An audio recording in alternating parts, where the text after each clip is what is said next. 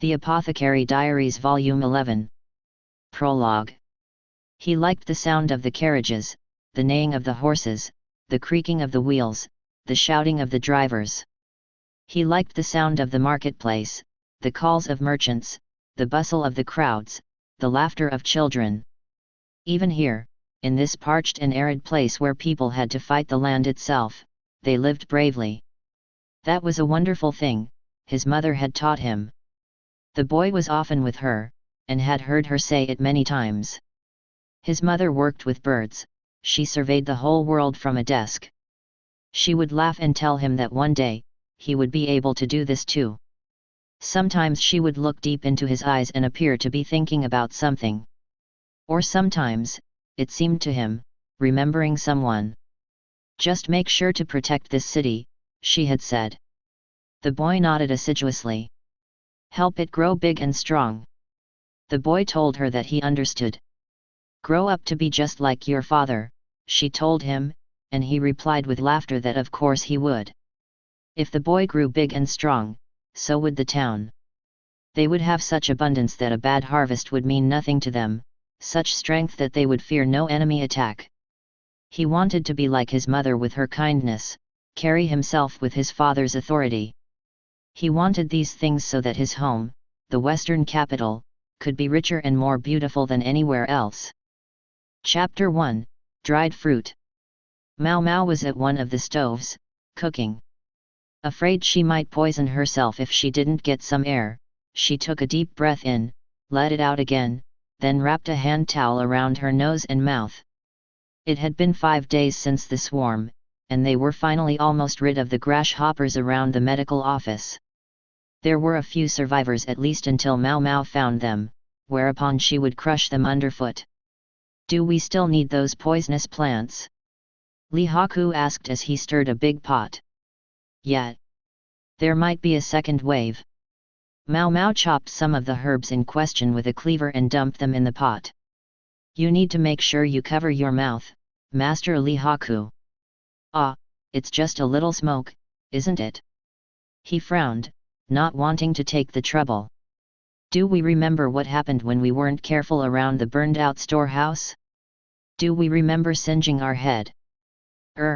Li Haku obediently covered his nose and mouth. "Miss Mao Mao! Miss Mao Mao!" Chao appeared, announced by her distinctive tip-tapping footsteps. She was carrying a large box. "I got the extra medicine and bandages you wanted." "Thank you," Mao Mao said, inspecting the contents of the box. "Is this all?" "Afraid so," Chao said with an apologetic look. Despite the box's size, there wasn't actually much in it. Certainly not nearly as much as Mao Mao had asked for. "Supplies are short everywhere. I think we'll just have to make do." "Yes, of course. You're right. The grasshoppers might be gone, but that didn't mean they could relax. People were on edge, and that sort of anxiety could lead to outbreaks of violence. Some people were hurt, and many more were in poor health. Medicine always seemed to be in short supply already with a contagion about, of course they wouldn't have enough." Mao Mao passed Chao a mortar and pestle, encouraging her to work too. Chao obligingly but resignedly rolled up her sleeves. "I don't think we'll run out of actual food. But there are other problems. The bugs hadn't gotten to all of the provisions in the grain silos, but there was a dearth of fruit and vegetables, meaning everyone would have an imbalanced diet for the foreseeable future. The real trouble is a few months from now. Supplies would need to be closely regulated until the next harvest. People could be complex and difficult. Just telling them that everything would be fine and to relax wouldn't do the trick. As soon as they realized there wouldn't be enough to go around, they would start hoarding. Soon there would be shortages, and then people would start to starve." Mao Mao said, "I'm sure our dear acting governor is well aware of all that. When you get right down to it, Master Gyakuo is a doer," Chao replied pointedly. "A doer?"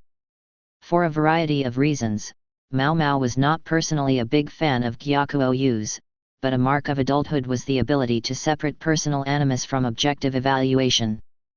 He sent provisions and distributed food around the western capital and the surrounding towns, wherever there wasn't enough to eat. Being quick to act, that's worth a lot. A swift initial response would do much to reassure the populace. Started sharing right away, huh? Generous. I thought the powerful were supposed to try to keep everything for themselves, Lihaku said, impressed. Right? But he sent carriages full of provisions, all carefully calculated based on the population and the extent of the damage to each area. Chiu never missed a thing, did she? She seemed to have checked all this out herself. Wait. Is that? Was it all the stuff Rikusen had been preparing for so long? He'd made plenty of reports to Gyakuou. If the ruler had leveraged those, it would all make sense.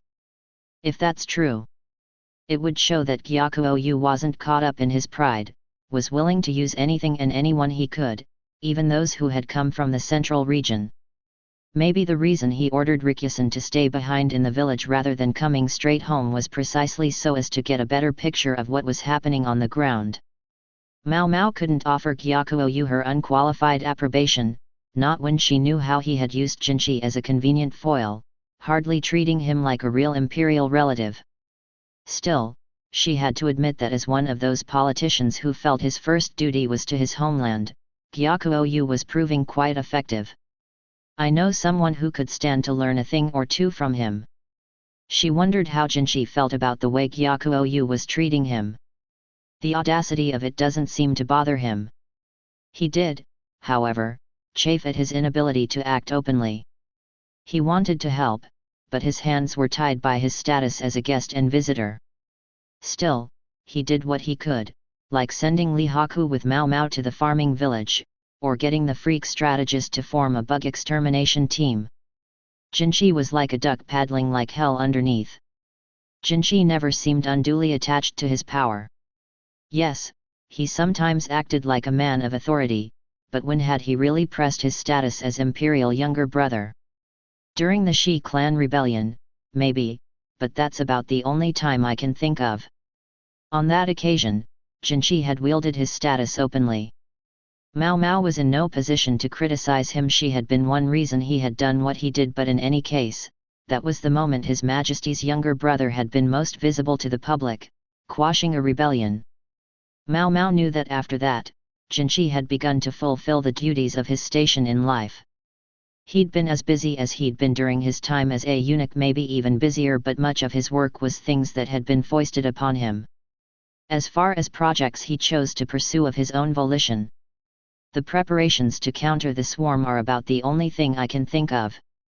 People said he was worrying too much, they said he was raising taxes unreasonably, ordinary people and bureaucrats alike had regarded him with disdain, but still he had done it. He should have made himself more visible. Like he was when he was a eunuch. Since returning to his position as imperial younger brother, Jinchi had hardly used his most potent weapon, his looks. Maybe he's holding back so he doesn't get flooded with suitors. Without the buffer of being a eunuch, and now with the added inducement of the power of being the emperor's younger brother, there would be no shortage of women who wished to become his queen.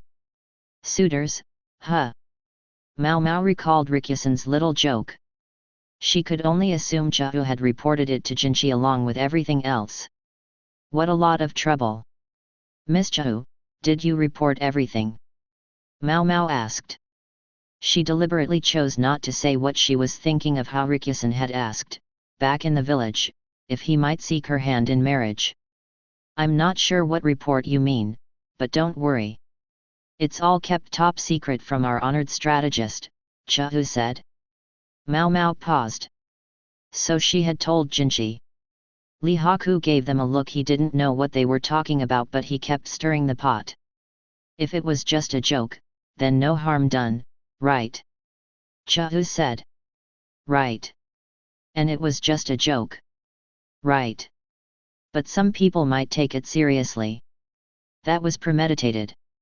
Chiu knew exactly what she was talking about. Mao Mao pictured Jinchi at his most troublesome. Boy, was she going to get an earful about this the next time they saw each other. Then again, maybe it would be all right. All done, young lady, said the quack doctor, showing her a big, flat dish filled with rows of pills. Each of the pills was about as large as a grain of rice and very consistent in size, showing that he had used a mold to make them. Mao Mao remembered when she had first met the quack she'd been shocked to discover he was producing the balls of medicine by hand, causing each one to be a slightly different size. Thank you very much. If you could deal with these next, please. Sure. Don't mind if I do. The quack was in fine spirits, although it was hard to tell which of them was the physician and which the assistant. Not to mention, somewhere along the line, Tianyu had disappeared. When Mao Mao went to find him to try to get him to help, she discovered him dissecting some former livestock at the cafeteria. In Isei province, adults were expected to be able to butcher animals, so a doctor who knew how to do the same didn't raise any eyebrows. Mao Mao even started to think that maybe Tianyu had become a doctor precisely because he liked dissecting things. This is practice. Wouldn't want to lose my edge, he said, dangling one of the animal's legs teasingly at Mao Mao. Being a prick, as usual. Dr. Yu and the others were busy treating the injured and sick in town. Everyone who had been posted at the main house and the administrative office had their hands full trying to deal with the aftermath of the plague. The freak strategist in particular was always short-staffed, so he appropriated a few people from the annex as reinforcements, leaving the place quieter than usual. Mao Mao took stock of the annex as she walked back to the medical office. A minimal handful of people had been left behind to guard Jinshi. The presence of lively souls like the quack and Chao made the place seem boisterous, but they were two of only a few voices to be heard around the annex. The bustling of the marketplace was absent, and there was no laughter of children playing. Occasionally, raised voices might be heard in a minor argument, but that was about all. Wish I could go out there and get a look at the city, Mao Mao thought. Unfortunately, this wasn't the time for a constitutional. Even if the weather was very nice. The quack doctor, too, gazed out the window as he squeezed the mold down. He was checking the position of the Sunday. I think it's about snack time, he mumbled longingly. Normally, snack time would see him off to the kitchen, somehow finagling himself some food. I'm not sure snack time is on the cards today either, Chao said with a sniff. They're filling up the storehouses and worried about staple foods. I think our little pleasures will have to wait. Sure, said the quack, who had been enduring life without snacks for several days now. If missing snack time is the worst of his troubles, he's pretty lucky, Mao Mao thought as she started mixing up some medicine. She was so focused on her concoction that she almost didn't notice evening falling. She was just cleaning up tools when someone knocked loudly on the office door. Who's there? Li Haku demanded. He opened the door to find a young woman, white as a sheet. One of the ladies in waiting, maybe. Where's the doctor? She asked.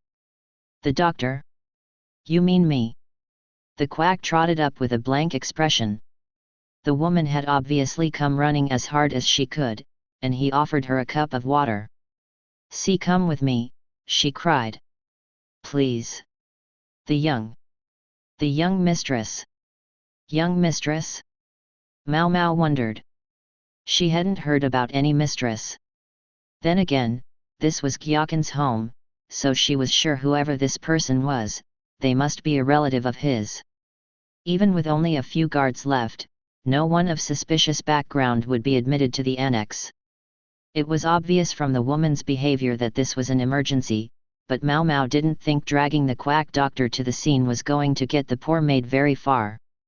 Knowing she couldn't allow one of Gyaken's own relatives to go unattended, Mao Mao raised her hand. If you'll pardon me. The master physician is here exclusively to tend to the Moon Prince. We can't let you just cart him off somewhere. Aren't there any other doctors in this house? It was the most roundabout way of refusing that she could think of. They're all out. Please. If someone doesn't help her, the young mistress. She'll. Figured. A special exception had been made for this annex because a member of the imperial family was in residence, but the other doctors, including Dr. Yu, were all pressed into service to treat the commoners in town. If even they had to go serve in the city, how much busier must the local physicians be? Could you at least tell us what's going on with your mistress? Mao Mao asked, making the woman drink the water the quack had brought her. She slugged it down in a single gulp, then slowly let out a breath. For starters, who is your mistress? Mao Mao hated how long this was going to take, but she had to start at the beginning. After a moment, the woman said, "She's Master Gyaken's granddaughter." "How old is she?" 8. "And her symptoms?"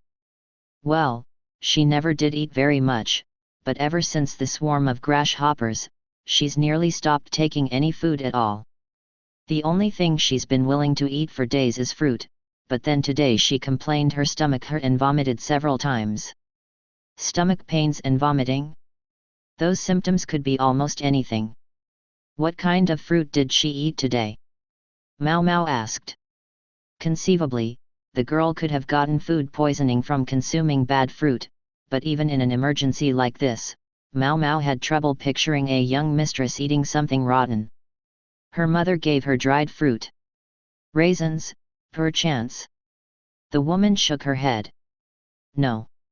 Something that had been brought from the capital. I didn't recognize it." "From the capital?" Mao Mao cocked her head. "Isei province produced more dried fruit than the capital did. What was there in Keihu province that they didn't have here?" "It had reddish-brown skin and looked like it had been dusted in white powder," the woman said. Mao Mao's eyes went wide. The lady-in-waiting seemed to be describing a dried persimmon. "All right. We'll see your mistress right away. Where is she?" Mao Mao scrambled to get tools and medicines from the office shelves, then shoved them into a bag. "Young lady! You can't just go running off on your own," the quack cried. "If we leave her, in the worst-case scenario, she might die." "Die?" The quack trembled visibly. Li Haku picked up Mao Mao's bag, while Chahu seemed to have vanished in the meantime. But I can't leave the office. I'll go." Mao Mao couldn't exactly be sure, but she was almost sure that the quack wouldn't be able to treat the girl. She figured she would have to deal with this herself, but then someone else spoke up. "Not by yourself you won't, Niang Niang. You're not even a doctor." Who should it be but the man with the indolent grin? Tianya was leaning against one of the posts in the medical office, a bag full of supplies already in his hand. "I'll go with you. At least I have the title of physician." He seemed to have gotten very interested in this case, but his presence made Mao Mao more anxious, not less. "You're coming with me." "No, Niang Niang. You're coming with me." Mao Mao stood in silence for a moment. He was right that according to the hierarchy, she was just there to help. And she had to admit that Tianya was better than the quack when it came to actual doctoring. "Miss Mao Mao, Miss Mao Mao." Chahu had reappeared in the meantime. "I reported to the Moon Prince." She worked quickly. "All right." "And what did he say?" Mao Mao asked. Even if she and Tianya were willing to go see the patient, they wouldn't be going anywhere without Jinchi's permission. The lady-in-waiting, too, watched Chahu intently. "He says you can go ahead and go. Just make sure that you discuss the treatment very thoroughly with the patient." Li Haku looked like he was getting ready to accompany them. He was ordering another soldier to look after the quack. Mao Mao turned to the worried servant and said, "Show us where we need to go." The lady-in-waiting guided them to a house near the annex. When they were ushered into the patient's room, they found a woman in her mid-20s by the bed. Mao Mao took her to be the child's mother. She quaked violently. The sharply delineated features of her face were the picture of a classic Western beauty. A young girl lay on the bed, her face bloodless. She resembled her mother, but something, maybe the way she was lying there, made her look thin and weak. Mao Mao and Tianyu asked Li Haku to wait at the door, then they went into the room. Chahu had wanted to come with them, but this time she'd had to stay home. "My daughter. Please, help my daughter." The mother looked like she hadn't even had time to brush her hair, it was stuck to her cheeks in messy strands. "Yes, ma'am," Tianyu said. He moved to pull the covers back from the patient, but the woman exclaimed, "What are you doing?" "I can't very well examine the patient if I can't see her," he said. He was right, as far as it went, but these high-born houses were much concerned about chastity. They resisted the idea of a man looking at a woman's body, even if the woman was a child of 8. It was clear from the expression on Tianyu's face that he had no interest whatsoever in a kid like this, but it was lost on her mother. Some people seemed to think doctors were all-powerful, that they could divine the patient's condition, whatever it was, just by taking a pulse. Mao Mao glanced at Tianyu. "All right," he said. "Would there be any issue if my assistant touches the patient?" "No, I suppose that would be all right." Mao Mao bowed, then rolled back the covers. She took a spoon from her bag of tools and checked the inside of the girl's mouth. She opened the patient's eyelids and looked at her eyes. "I'd like to open the patient's robe." "Would that be all right?" Mao Mao asked. She was speaking to the mother, but she glared at Tianyu, who held up his hands and turned around. Mao Mao undid the robe and felt the patient's abdomen. It was noticeably swollen. She slid her fingers across the skin, and when she found something that felt hard and round, she pressed gently. The girl groaned. What was that?" the mother said. "Gas is trapped in the stomach. There's a foreign object in her intestines that's preventing it from escaping." "Just like I thought." Mao Mao had guessed the moment the lady-in-waiting said the girl had eaten dried persimmons. A foreign object. The mother's eyes went wide. She seemed to be searching her memory for anything unusual that her daughter might have swallowed. "I was told she's eaten nothing but fruit for the last several days," Mao Mao said. "And today she had dried fruit, dried persimmons." "Yes. That's right. Even when she didn't seem to have an appetite, she would eat sweet things. Because of those awful grasshoppers, we haven't been able to get honey or fresh fruit, so I gave her some dried persimmons that we got as a gift." "You don't think they were poisoned, do you?" "No, it's not poison," Mao Mao said, gently rebuffing the mother as she tried to squeeze closer to her daughter. "Eating too many persimmons can cause stones in the stomach." "How many persimmons did she eat?" After a moment, the woman replied, 3. 3. Pretty good job for a little kid. But not enough to cause a gastrolith, Mao Mao suspected. Is it possible? Could 3 persimmons do that? Maybe they got caught in the fibers from the other fruit? She thought it through, trying to figure out if there was anything she was missing. A bead of sweat began to roll down the patient's forehead, and Mao Mao absently wiped it away with a cloth. Huh! Then she realized why the patient looked so haggard. Unlike her mother's bountiful head of hair, the child's hair was thin and scraggly, and it was turning white at the roots. White hair. It was said that a terrifying experience could turn the hair white, and there was no question that witnessing a huge swarm of grasshoppers would be a major shock for an 8-year-old child. Well, now was the time for action, not thinking. But how to explain to the mother? They couldn't just charge ahead. When there's a foreign object in the stomach, there are 3 main modes of treatment, Mao Mao began. Yes. Mao Mao looked at Tianyu. He was still turned around, but even with his back to her she could see him nod.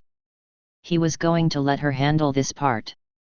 First, you can give the patient water to help move the object through the insides and eventually evacuate it. The mother nodded.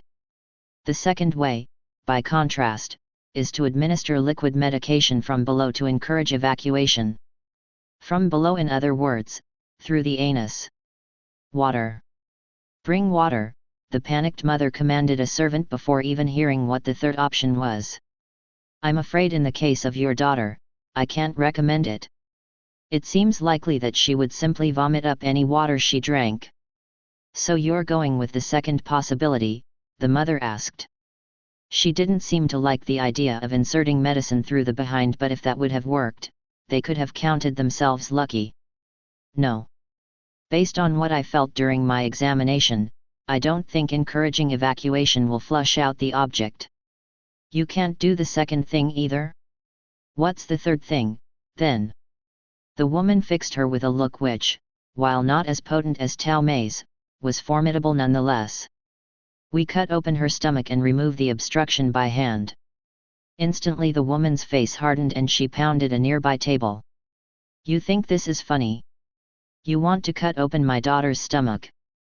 You won't lay a finger on her. The mother, naturally, refused the suggestion. She gave Mao Mao her most frightening look, eyes flashing. About what I expected. You're ordering us to attempt the first and second methods repeatedly in order to remove the obstruction. Mao Mao said. I am, and you'd better do it quickly. I'm afraid I can't do what you're asking in good conscience. The patient would most likely only die. If you absolutely must use those methods, you'll have to do it yourself. Mao Mao kept her voice calm and level. She felt for the young girl lying agonized on the bed, but she couldn't just administer a random treatment. If the girl died, there would be serious repercussions. If she ignored the mother and simply buelled ahead with a shocking treatment, however, she would get them thrown out. There was only one choice: she had to persuade the mother. I have to warn you, I don't think there's time to consult with another doctor. If possible, I want to do the surgery right here, right now. She looked at the mother, whose eyes darted to Tianyu. You're a real doctor, aren't you? What this assistant of yours is saying can't be right, can it? I concur with her opinion, Tianyu replied in his most serious tone. A simple gastrolith could be treated with one of the two methods she described. However, the swelling of the stomach in this case indicates an intestinal blockage. Your daughter needs immediate attention. He sounded far more official than he usually did, but Mao Mao found herself on edge just the same. She was worried that he might slip back into his typical offhand tone at any moment. If you cut into her belly, won't that mean she can no longer bear children? The mother asked. We won't touch the womb. The blockage is located far away from the reproductive organs, Mao Mao said, communicating the results of her exam. She was lucky that the physical examination had revealed the location of the problem. If they kept their heads and worked calmly, this would be a relatively easy surgery. At least, it would be for someone like Dr. Liu. This wasn't like attempting to remove lesions, or even extracting a shattered bone. Mao Mao tried to look steady, to reassure the mother. How much harm will you have to do? Whatever this thing is, it's not small, is it? The mother asked, looking at Mao Mao with anxiety all over her face. I'll make a 9-centimeter incision in the skin. Then I'll cut into the stomach, remove the blockage, and then sew everything up with thread. There will be a scar, but it should fade as she grows. Mao Mao couldn't guarantee that the scar would disappear, a dire thought for the daughter of a noble family like this one. 9 centimeters, the mother hesitated. But Mao Mao knew her daughter's life had to be more important to her. That's how long it will be if I do it. What does that mean? Mao Mao looked at Tianyu. If you allow the physician here to do the operation, I expect it would be less than half that length. Much as it kills me to say it. Tianyu was, in fact, a gifted surgeon, as Mao Mao knew from seeing him dissect animals and work with cadavers. She might spend years practicing before she got as good as he was. Just don't let it go to your head, you little. Dr. Liu had warned them repeatedly during the dissections, when they did a real surgery, it wasn't going to be on a corpse. They were going to have a living, breathing human in front of them. There would be no room for error, he warned them, and they must always seek better surgical techniques. They could not allow themselves to kill a patient because they were caught up in their pride. Instead, they must throw away self-importance and rely on anyone and everyone they could. So it was that Mao Mao said to the woman, a physician bears that title for a reason. If you want the best chance of saving your daughter, then don't ask a simple assistant like me to do this. You'd be better off trusting the doctor. The mother was silent for a long moment, hesitating. She looked at her suffering daughter, then narrowed her eyes and clenched her fist. Go ahead. Mao Mao let out a sigh of relief. We'll need hot water and clean bandages. And could you start a fire for us? Yes. If possible, we also need some ice, but if that's not available, whatever will most effectively cool the body. The mother called a servant and ordered them to prepare everything Mao Mao and Tianya would need for the surgery. While they waited, the two opened their bags of tools and took out surgical garments and white aprons, which they put on. As they got ready, Mao Mao told Tianya what she had observed during her examination of the patient, as well as what she suspected the blockage was. Seriously? You think it's? I can only speculate, but yes. She might lag behind him in dissection, but in terms of experience examining patients and assessing symptoms, Mao Mao was confident that she was ahead. She allowed herself a brief feeling of superiority at Tianya's surprise.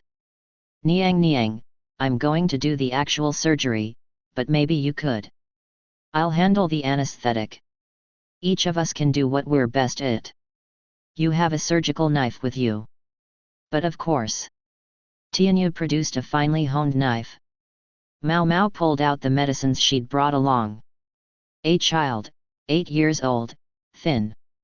Yes, they were going to be cutting open her belly, but of course they wanted to minimize the pain as much as possible.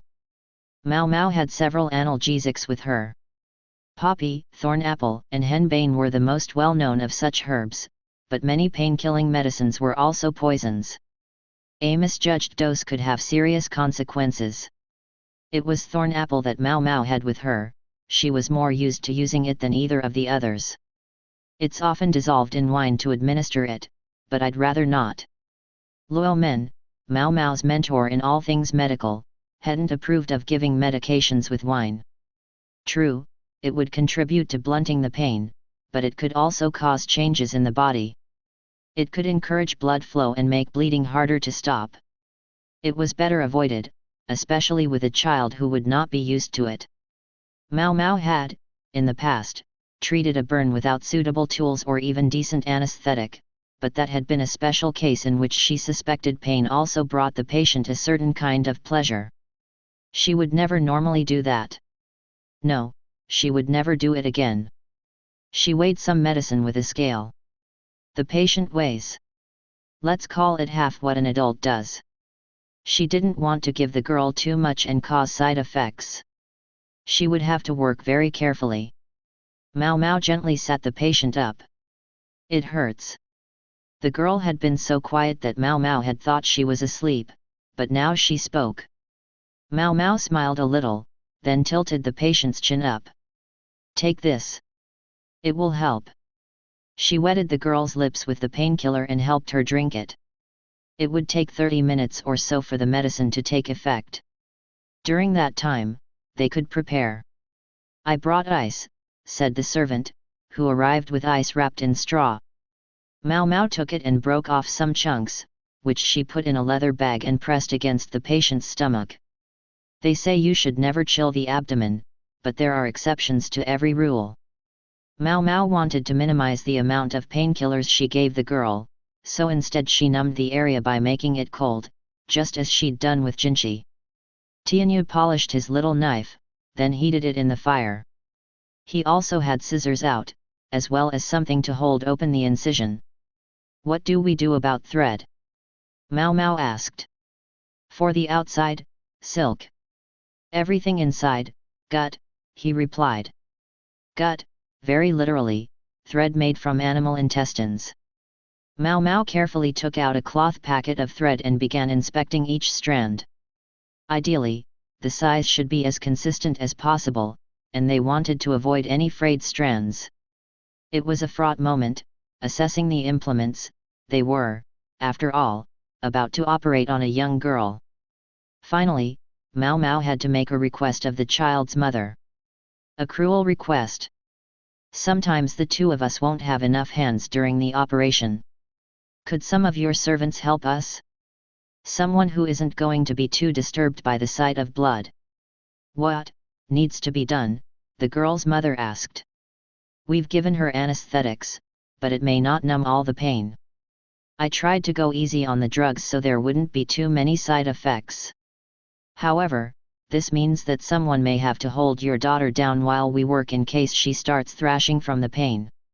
Is there any chance I could do it? Do you think you can retain your composure when you see your child in that much pain? Once we start the surgery, we won't be able to stop. Mao Mao gave the woman her most intense look. No matter how much the mother cared about her daughter, if she was going to get in the way, then Mao Mao needed her out of here. The mother, however, surprised Mao Mao with her acquiescence. All right, she said. Will 2 be enough? I thought for sure she would give me a hard time about it. The mother's face was pale, she must have been near her limit. A servant offered her water. The mother summoned 2 more servants, and Mao Mao instructed them to wash their hands, then dabbed their hands with alcohol.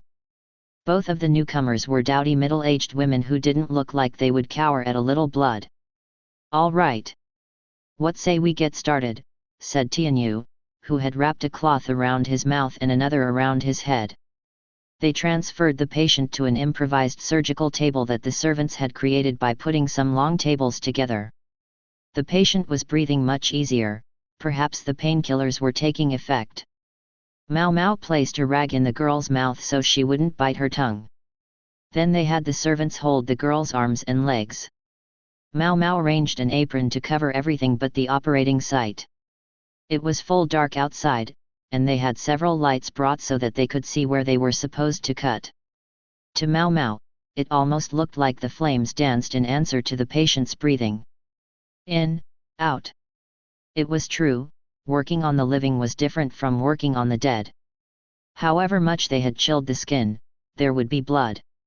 The blade of Tianyu's knife was as fine as a razor. Tools are an important part of doctoring, Mao Mao thought. Dr. Lu could exhort them as much as he liked to keep their ego out of it, it still annoyed Mao Mao that she wasn't as skilled as Tianyu. If she could get her hands on some tools that might help close the gap, then she wanted to. The patient was looking pretty out of it from the drugs, her perceptions successfully numbed. That came as a relief to Mao Mao, who wiped at the blood that poured forth as Tianyu worked.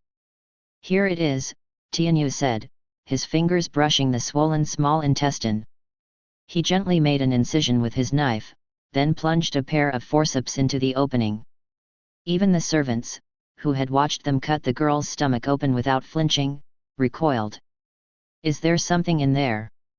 You called it, Niang Niang. With the forceps, Tianyu extracted a ball of undigested fruit fibers and a substantial quantity of hair that trailed from the intestine. Out and out it came as he pulled, dangling grotesquely. Mao Mao offered Tianyu a tray, and he dropped the hair and fiber lump into it. There was still hair in the intestines, so Tianyu went back in with the forceps. Mao Mao had her mouth and nose covered, but even so the smell was nauseating, an acrid mix of blood and alcohol and stomach juices. The servants turned away as best they could, but they kept hold of the girl's arms and legs, faithful to the end. I didn't think a gastrolith formed exclusively of persimmon pits would be enough to cause an intestinal blockage, Mao Mao said. The patient's lack of appetite could probably be explained by her habit of eating her own hair. It wasn't entirely uncommon some people ate things that weren't food as a response to stress. In this case, the girl had eaten more of her hair than usual because of the stress of the grasshopper plague, and exacerbated it with fibrous fruits and then persimmons. All of them together had formed the blockage. Tianyu decided he had extracted all the hair he could and set the forceps aside. There were probably still strands in there, but they weren't going to be able to get all of them. The rest could be addressed by drinking copious water and maybe taking some laxatives to help work them through. Mao Mao passed Tianyu the needle and thread. She used a hook to hold the incision open, making it easier to see the intestines, and wiped up the blood as it continued to flow. Each time Tianyu finished with a stitch, he swapped for the scissors and cut the thread. He stayed stooped over the patient as sweat poured down his brow. When she was sure they had tied the last knot, Mao Mao felt a wave of exhaustion. She wished they could just put the patient back in bed, but this wasn't over yet. She wiped down the surgical site, taking care not to press too hard. Tianyu had been the star of the surgery itself, but it would fall on Mao Mao to care for the patient now that the procedure was over. She'll need more painkillers for sure, and I should prepare some fever medication. Something to stop infection too, that will be crucial. And I have to explain to them what she should eat and how to care for her now that the operation is over. In other words, there was much to do. At the same time, Mao Mao wanted to ask the patient's mother a few questions. The servants who had been holding the girl down looked almost as spent as the doctors felt. The child had never fought, thankfully, but they were exhausted nonetheless. "Say, Niang Niang," said Tianyu, who had already scrambled out of his blood-soaked surgical garment. He took the forceps and picked up the object they had extracted. "Do gastric juices make hair change color?" The hairball was discolored in places, brownish. "Somewhat, maybe. Citrus juice can do it, after all." Mao Mao looked again at the patient's hair. It was thin because she'd been pulling it out and eating it. The roots were white. Mao Mao took the tray with the blockage on it and opened the door. "You're finished?" the girl's mother asked. She was there, her face devoid of color. She must have been waiting at the door the entire time. Li Haku was simply sitting in a chair, he was used to waiting around. "Yes, the surgery was a success," Mao Mao said. "Would you come inside so we can give you some instructions?" "Yes, of course." The mother and a servant entered. The servant was the one who had summoned Mao Mao and Tianyu. As she and her mistress entered, the other two servants, the ones who had held the girl down, left the room. "Who do you want to handle the instructions?" Mao Mao asked Tianyu. Sounds annoying. You do it. Each of us does what we're best at, right? Anyway, I get the feeling you've noticed something that was lost on me." As skilled a surgeon as he was, Tianyu was still Tianyu. Once the mother and her servant were inside, Mao Mao made sure the door was closed, then showed them the tray. "This is what was stuck in your daughter's intestines." The other two women cringed when they saw the undigested lump of fruit and hair. "Why didn't you tell us that your daughter has a habit of eating her own hair?" The mother couldn't quite meet Mao Mao's eyes. Mao Mao supplied her own answer. No highborn person could bear the idea of anyone knowing their daughter did something so uncouth, could they? Fine. She had half a mind to needle them about it a little more, but she would have to leave it at that. The issue was, they couldn't afford to have something like this happen again. Abnormal behaviors like eating one's own hair are frequently caused by stress. "Has anything happened to your daughter that might account for that?" "No," the woman said slowly. "No, I've only brought her up in the way that any mother would." "Liar." Mao Mao picked up the lump with the forceps. The light and dark hairs formed a mottled pattern. "Your daughter's hair is naturally auburn, isn't it? You've been dyeing it black, that's the source of the stress. Or am I wrong?" The mother flinched, she pursed her lips and one eye began to twitch. Her lady-in-waiting looked at the ground. "If we don't resolve the cause, this will only happen again. How many times do you want your daughter's stomach to be cut open?" "It's not like I enjoy doing it," the mother said softly. "But the girl has light brown hair, and her father and we both have black hair. Even two parents with black hair can produce a child with brown hair. It must happen fairly often here in Isei province. There's enough foreign blood going around." After a long moment the woman said, "My father won't see it that way." Her father? That would be Gyakuo. What did he have to do with this? "My father hates all foreign blood. Isei province is part of Li, so he believes it should be ruled by a black-haired lines. I always thought the same thing. Until his own daughter gave birth to a grandchild with light hair. My father was distraught by his granddaughter. I had heard, though, that an infant's hair color can grow darker with age, so I told him she would have black hair eventually. But she never did. So the white roots weren't from hair that had gone white with fear, but because the mother hadn't had time to re-dye her daughter's hair during the swarm.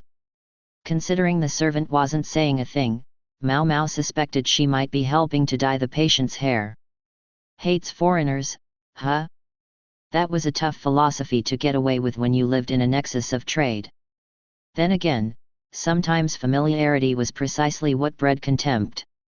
Mao Mao thought of her red-haired empress. Gyakuyo and her half-brother might both be Gyakun's children, but the family wasn't monolithic, as this story showed. If she won't stop eating her hair, then I suggest shaving her head until she calms down, said Mao Mao. It seemed like the quickest way. Shave her head. What is she, a nun? If you let it keep growing, she'll just have baldish patches, and will that look better? Besides, if she continues to damage the roots, eventually the hair will stop growing at all. As she talked, Mao Mao began taking medicines out of her bag. Anti-infective agents, antipyretics, painkillers. At the moment, seeing her safely through the hours and days after her surgery is more important. I'm going to give you detailed instructions. If you feel you don't understand them, I can write down the important points. She needs someone to keep an eye on her post-surgical progress. It doesn't have to be me and this physician if you don't like us, but make sure you get some doctor to look at her. I do have to warn you that even if the surgery was a success, she could take a turn for the worse if she doesn't get proper treatment after. If the wound opened or got infected, for example, there would be trouble. For now she's still numb, so she's calm, but as the painkillers wear off, it's going to start hurting. Don't let her touch the surgical site. The pain may keep her awake and she may run a fever. I have medicines here for both those possibilities that you can use as necessary. There was a moment as the woman absorbed all this, then she said, I understand. Her lip quivered as she approached the bed where her daughter slept. She brushed her thin hair, the faintest hint of relief on her face. Finally Tianyu spoke up. I kept the incision to half as long as my assistant said. And it was true, he had cut barely half of what Mao Mao had threatened. What was more, the stitches were as delicate as the incision. If all went well, the scar would be virtually invisible. Mao Mao couldn't suppress a flash of annoyance even as she wrote down her instructions. Wonder if she'll really follow these. She had her doubts, but she was very, very eager to get this over with and leave. Chapter 2, The Strategist Strikes. No sooner had they returned to the annex than they were summoned to Jinchi's chambers. Like it couldn't wait till tomorrow. It was the middle of the night. Everyone but the guard on duty was sound asleep. The air was cold and worse, Mao Mao hadn't eaten dinner. She was desperate to be done with this. When she reached Jinchi's room, she discovered his desk riddled with abandoned drafts of numerous letters. Suiren or Taomei might have picked them up, had they been there. The fact they were still lying around showed that the ladies-in-waiting must really have their hands full. Mao Mao was clearly not the only one staying up late to work. For a moment, she thought there was no one in the room, but then she happened to see Barrio peering out from behind a curtain. For a second, a charge went through the air between them, like two feral cats bumping into each other, and then Barrio vanished back behind his curtain without a word. Something else, however, peeked out from behind the curtain in his stead, a duck with a black spot on her bill. Without Bassin around, Barrio must be taking care of her. He wasn't much for human company, but maybe a duck was all right. I feel like there's a real risk of her being eaten by Miss Chihu. Apparently her husband's protection was enough to save the duck from the wife's cleaver. Oh, Mao Mao, you're here, said Suiren, who appeared from a back room. Mao Mao turned to her as if nothing out of the ordinary were going on. Yes, ma'am. I went to do a medical examination on Master Gyakuoyu's granddaughter. I think Miss Chihu told you about it. Tianyu the physician was with me, he's at the medical office now.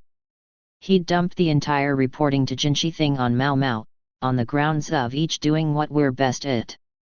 When she thought of him sitting down to dinner late, but still earlier than her, she privately vowed to serve him another cup of swarsha tea. For now, she gave Suiren a brief rundown. "I'll go call the Moon Prince," the other woman said. Before she went, she collected the discarded letters and put them in a basket. "That's an awful lot of false starts," Mao Mao remarked. "He's just been writing letters to anyone he thinks he can count on.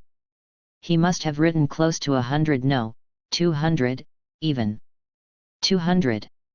From what Mao Mao could see of the attempted letters, each one began with the sort of fulsome, vacuous description of the season expected of a message from a member of the imperial family. Yes, there was probably a more or less prescribed way to write such things, but even so, writing every single one of those letters by hand would have been enough to give a person tendinitis. Maybe I should get a wet compress ready. Unfortunately, she'd come armed only with her usual bandages and balm. Judging by the number of drafts lying around, Jinshi must have been corresponding not only with the most prominent bureaucrats, but the regional rulers as well. It's great that he's actually doing his job and all, but won't begging everyone in sight for help sort of take away from his gravitas? Mao Mao's question provoked a sigh from Suiren. She seemed to agree that those who lived above the clouds shouldn't be quite so quick to send letters to those who lived below them. Do you suppose that's the sort of thing that would bother the Moon Prince? No. No, I don't. This was a man who had spent 6 years pretending to be a eunuch, a position that had given him a thorough familiarity with the slings and arrows of public opinion.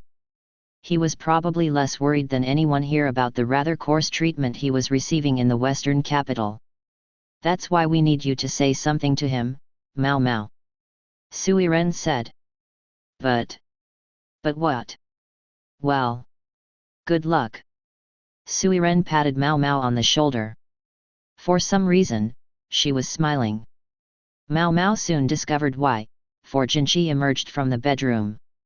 Chahu and Gao Shun were with him, and from the moment Mao Mao saw the grin on Chahu's face and the way Gao Shun was pressing a hand to his forehead, she had a bad feeling about this. Jinshi did not look like he was in a very good mood. "Chahu told me everything," he said. "I gather you enjoyed yourself at the farming village." "Huh. Haven't seen him in this kind of mood for a while," Mao Mao thought. She wasn't very happy with Chahu for squealing on her. "You and this man Rikusan, it sounds like you're awfully close," Jinshi continued. Pretty much what she'd expected. "I'm not sure I'd say that, sir," Mao Mao replied. "Oh? Is that so?" "Yes? Yes. Yes, it's so." Mao Mao glared at him. Chahu stuck her tongue out and playfully bopped herself on the forehead. Gao Shun looked at his daughter-in-law as if lost for words. "All right. I'm angry. What did you say to him?" Yes, Mao Mao understood that Chahu had only been doing her job. But knowing that only took her so far. "Then why were you so intent on going with him specifically to that village?" "Because I know one carriage is cheaper than 2. Besides, I thought it might be useful if we could share information with each other." Mao Mao's reasoning didn't seem to satisfy Jinshi. "Can I go back now? I answered the summons because I assumed you wanted to know about the surgery, but considering the hour, maybe all this could wait till tomorrow." She'd intended to check Jinshi's injury as well, but it looked like the thing to do was get out of here. The matter of Gyakuoyu's granddaughter could wait too. A high wall, however, appeared in front of Mao Mao. Thum! Jinshi had risen from his seat and was standing smack in front of her. "Yes, sir?" she asked. Jinshi continued to look less than pleased. "It has come to my attention that this man with whom you claim not to be especially close recently proposed marriage to you. At least he was to the point. I'm given to understand that it was a joke, sir. Does one say such things in jest? Perhaps it was a social nicety, like the hair stick Master Li Haku gave me at the garden party." She recalled Jinshi had been likewise petulant on that occasion. Mao Mao, for her part, had faith that there would be no problem if she was upfront and honest. Jinchi fell silent. He looked like he very much wanted to say something, but despite all appearances to the contrary he was a busy man with much to do. In a bid to change the subject, Mao Mao decided to make the report she had come here expecting to make. The surgery on Master Gyakuoyu's granddaughter was a success. However, I'd like to continue doing periodic exams to check the progress of her recovery. I assume that will be all right. Ah, yes. I've already been in touch with Sir Gyakuoyu. He tells me you may do as you see fit. I see, sir. Didn't grandfathers usually dote on their granddaughters? Gyakuoyu's answer seemed so disinterested. Perhaps it only sounded that way because she was hearing it through Jinchi. So he hates foreign blood, does he? Mao Mao thought, recalling what Gyakuoyu's daughter had told her. And what was the trouble with the patient? Jinchi asked, sitting in a chair. Mao Mao let out a deep mental breath and resolved to avoid the subject of Rikusen in the future if at all possible. It was an intestinal blockage. A foreign object stuck in her innards, which we removed in a surgical procedure. The actual surgery was handled by Tianyu, that new physician. I served as his assistant. Oh! Here I would have guessed you would be champing at the bit to do it yourself. I would have been willing. It was, after all, a rare opportunity to gain surgical experience with a relatively safe procedure, and Mao Mao was as eager as anyone to take advantage of it. However, the simple fact is that Tianyu far outstrips me in surgical skill. There's a surprise. Jinchi almost looked a little disappointed, as if he wished Mao Mao had performed the surgery. The last thing I want is anyone complaining about my surgical treatment. Maybe it was too late with Jinchi. He knew about Mao Mao's extensive, personal experience with poisons, and was also aware that she had once lopped off a man's arm in the name of saving his life. So what was this blockage? Jinchi asked. Trust me, sir, you'd rather not know. Tell me it wasn't grasshoppers. Mao Mao saw him blanch a little. She shook her head. No, it wasn't. The blockage was a lump of fruit and hair. Hair? Jinchi looked perplexed, and Chahu and Gao Shun also glanced at Mao Mao, curious. She gave them the summary. This included mentioning Gyakuoyu's distaste for foreigners, but that seemed to come as no shock to Jinchi. He simply said, he hates foreigners, does he? Do you have someone in mind, sir? Mao Mao asked. Yes, he murmured, then intertwined his fingers and narrowed his eyes. Are you aware of the relationship between Empress Gyakuyo and Sir Gyakuoyu? Vaguely. Some time ago, there had been a commotion when the Empress had lost a hair stick. Hakuyu, a lady-in-waiting who was quite close with the Empress, had said a few things that came back to Mao Mao now. This is about the matter of Empress Gyakuyo's ladies-in-waiting, isn't it? She asked. That's right. When I was in the central region, the Empress seemed to get along perfectly well with her brother. Only seemed to, sir. Mao Mao gave him a puzzled look. I mean, I assumed because during her time in the rear palace, she often got letters from her brother. That was true, as far as it went in that Gyakuoyu is not her only brother. Ah! Gyakuoyu and Gyakuyo were far enough apart in age to be father and daughter. It would be no surprise if there were other siblings between them. Once I realized that, I saw that there had been signs, even back when I was in charge of the rear palace.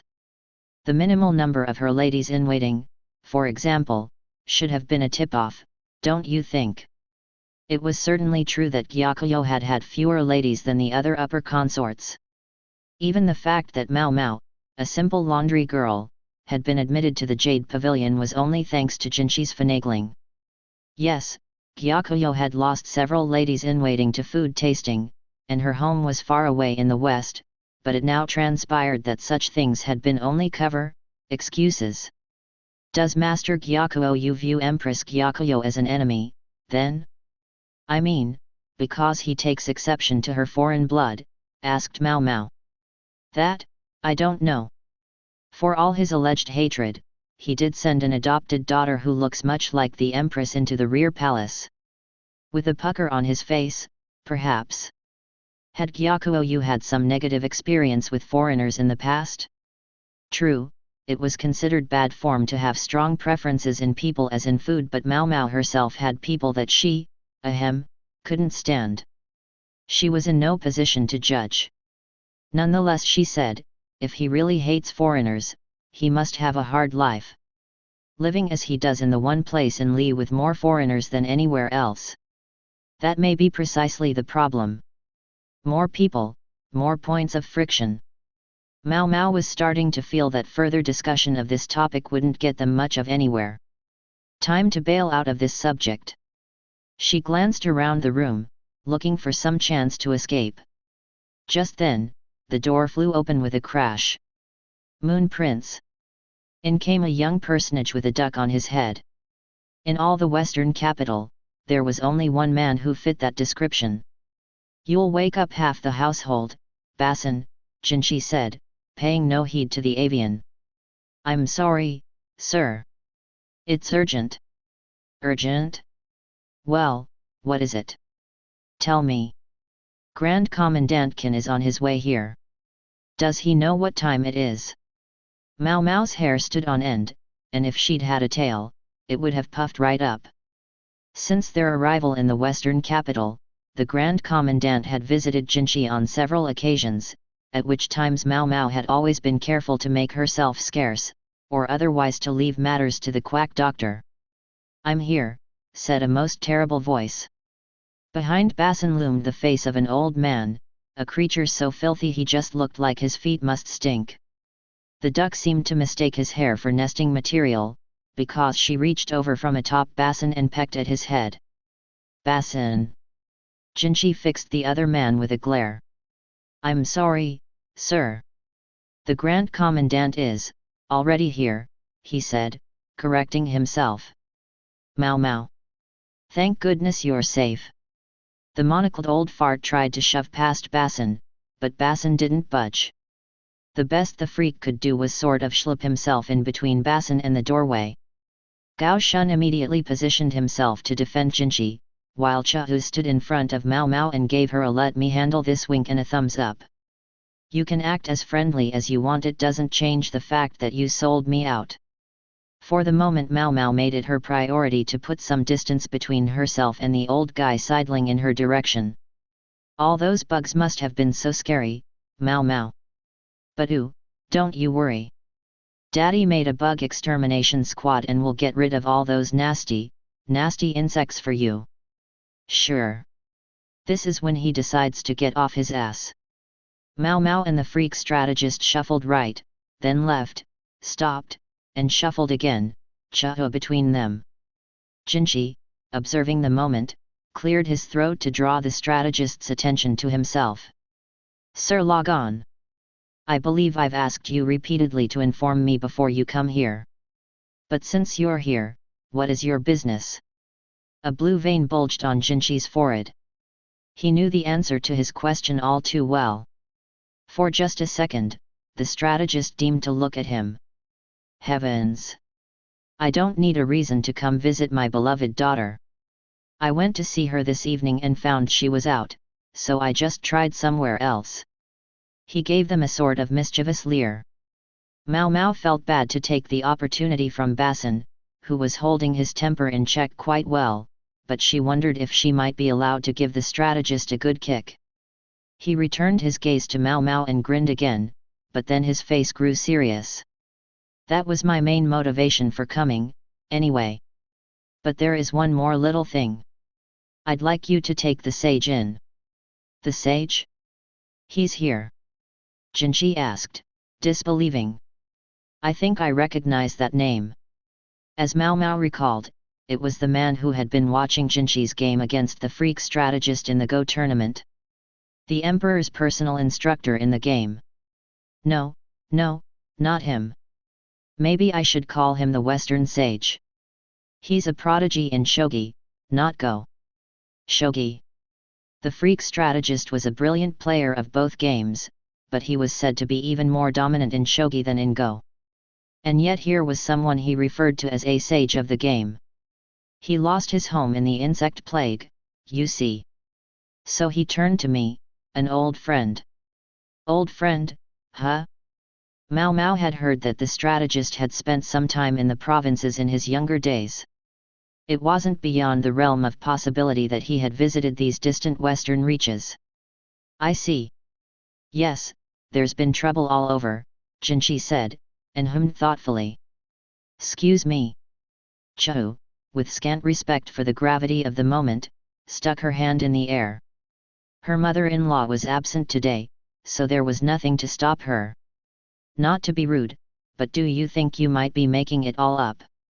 Rude, yes, it was, but Mao Mao agreed with the question. This was, after all, the freak strategist, a man who couldn't remember people's faces to save his life. If someone came along impersonating an old acquaintance, how would he know the difference? I doubt it. There aren't that many gold generals running around, although I do want to try to be certain. A gold general. Luo Men had told Mao Mao that the strategist often spoke of people in terms of shogi pieces, but the average listener would probably have no idea what he was talking about. So perhaps we could have a game of shogi here, just to be sure, the strategist suggested. His idea was met with a moment of silence. Mao Mao wasn't sure how it followed that there should be a game here and now, but the aide trailing behind the Grand Commandant was carrying a splendid shogi board. The strategist himself evidently considered the game a foregone conclusion. I reiterate. Do you know what time it is? Jinshi said. Oh, please. If he's the real thing, you might gain some useful information yourself, Moon Prince. The freak gave Jinshi one of his unctuous smiles. Jinshi glanced at Mao Mao. She tried to respond with a don't-do-it gesture, but from the moment the strategist had found her, there had been no escape. Better to let him waste his time playing his game, then and anyway, she wondered at his ominous remark. All right. I'll provide a place for you to play shogi. However, the game will wait until tomorrow. That's very kind of you, thank you indeed, the strategist said. It was hard to tell whether he was genuinely grateful or not. Mao Mao tried to ignore the freak, who was smiling to himself. Instead she rubbed her grumbling belly and hoped she could eat dinner soon. Chapter 3, Big Lin. The next day, Chahu all but dragged Mao Mao to a big room somewhere in the annex. It had been strung with mosquito netting, and there was a thick carpet on the ground. Very Anon-esque, Mao Mao thought. There were no tables, just a couple of low-set chairs. Tea and snacks had been set out on the carpet, not the finest stuff, the swarm had curtailed such luxuries. But beggars could not be choosers. In the center of the room was a shogi board. Staring intently at it was one filthy old fart Mao Mao recognized, and another she didn't. The first fart was, of course, the freak strategist, but the second? Must be his shogi partner. She'd heard the man was more than 80 years old. He must have been imposing in his day, but now he was hunched and his body shook visibly. A sturdy cane lay to his right, while behind him a middle-aged man, seemingly his caretaker, looked on with worry. I brought her. Chahu said with an enthusiastic raise of her hand. Mao Mao had, naturally, resisted the idea of coming here, but Chahu had dragged her. Li Haku even accompanied them as her bodyguard. The freak strategist looked up from the board. Mao. Mao he began, but he was interrupted by what sounded like something striking a pillow. It was the cane, which had been pounded firmly into the carpet, so hard that Mao Mao feared it might have broken had it not been for the thick rug. We are in the middle of a game, the other man bellowed, the force of his pronouncement shocking in light of his doddering appearance. Then he picked up one of his pieces and moved it forward, snapping it down with a perfect click. The monocled freak narrowed his eyes and refocused on the board, sparing Mao Mao only a wave of his hand. Ooh, that was a nice move, said Chahu, who was at least pretending to pay attention. If you say so. It's lost on me. You know what's going on there, Miss Chou? Li Haku asked with a friendly laugh. Oh, it just seemed like the thing to say. You know, what with the way he smacked that piece down. She didn't have any idea what the move meant, she'd just said what felt right to her. As usual. Now, come on, Miss Mao Mao. Let's get some of that tea. Miss Chou needs it if she's going to have her snack. Mao Mao and the others sat on the carpet. Summer in the western capital was warmer than in the central region, but at least it wasn't as humid. The mosquito netting was, in fact, grasshopper netting, as some of the bugs were still around. You can feel the money, Mao Mao thought, running her fingers through the carpet. It was cool like silk but soft like wool, and had a delicately woven pattern as well as embroidery. Even the netting was made of silk gauze, which shifted and shimmered with each passing breeze. Mao Mao sat in one of the low chairs and took a bun, a fried mandarin roll topped with condensed milk added. I guess it doesn't matter how fancy the carpet is. You can still get crumbs on it. The strategist was stuffing his face as he played, consuming the snacks with such gusto that his long-suffering aide struggled to keep them supplied. Ansu. You can do it. Chao called to him. Ansu? Is that his name? Mao Mao hadn't heard it before. She'd never really had a reason to, and even if she had, she probably would have forgotten it. It seemed likely she'd see more of Ansu in the future, though, so she would have to try to remember. Haha. OL Ansu. It's not easy being him, is it? Said Li Haku, not sounding terribly concerned. As a fellow soldier, he seemed to recognize the man. When Ansu saw Mao Mao, he commanded a nearby servant to prepare enough snacks to make up the shortfall. He was obviously used to this. Once he had deposited a sufficient quantity of sweets in front of the strategist, he came over to Mao Mao. I'm terribly sorry. I know he's always dropping in on you. He bowed to her, profoundly apologetic. The angle of his bow was flawless. Clearly, this wasn't the first time he'd had to say sorry on the strategist's behalf. This is good material, here. The old madam would have killed for someone who could apologize like that. Ansu wasn't young enough to be called a young man anymore, yet he knew how to be humble without looking pathetic or incompetent. Exactly the kind of person one needed when placating irate customers after some inexperienced courtesan had upset them. The real complainers, the ones who couldn't be satisfied by a heartfelt apology, could always be thrown out on their ears by the men servants. I wonder if he'd be interested in a new line of work. I could introduce him.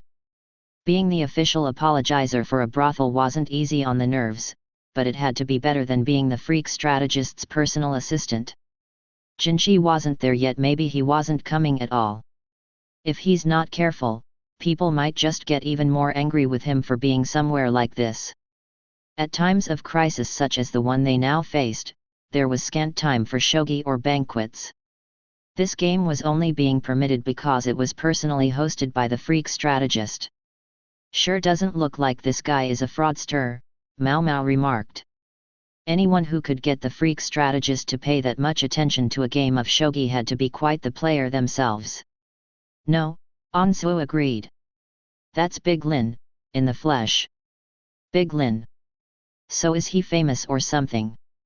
Back in the day, they say shogi players came from far and wide to play against him, even from the central region. He was that strong. If he hadn't fallen on hard times, he'd probably be even more well-known now. What happened? Mao Mao asked, her interest piqued by the remark. Oh. Ahem. Well, since I'm sure I'd end up explaining it to you sooner or later, might as well get it out of the way. It's related to that useful information that Master Logon mentioned. Ansu kept his voice down, mindful of the surly old man. Big Lin was once a bureaucrat of some renown. He's quite thoroughly versed in the history of the western capital. I could believe it, Mao Mao said.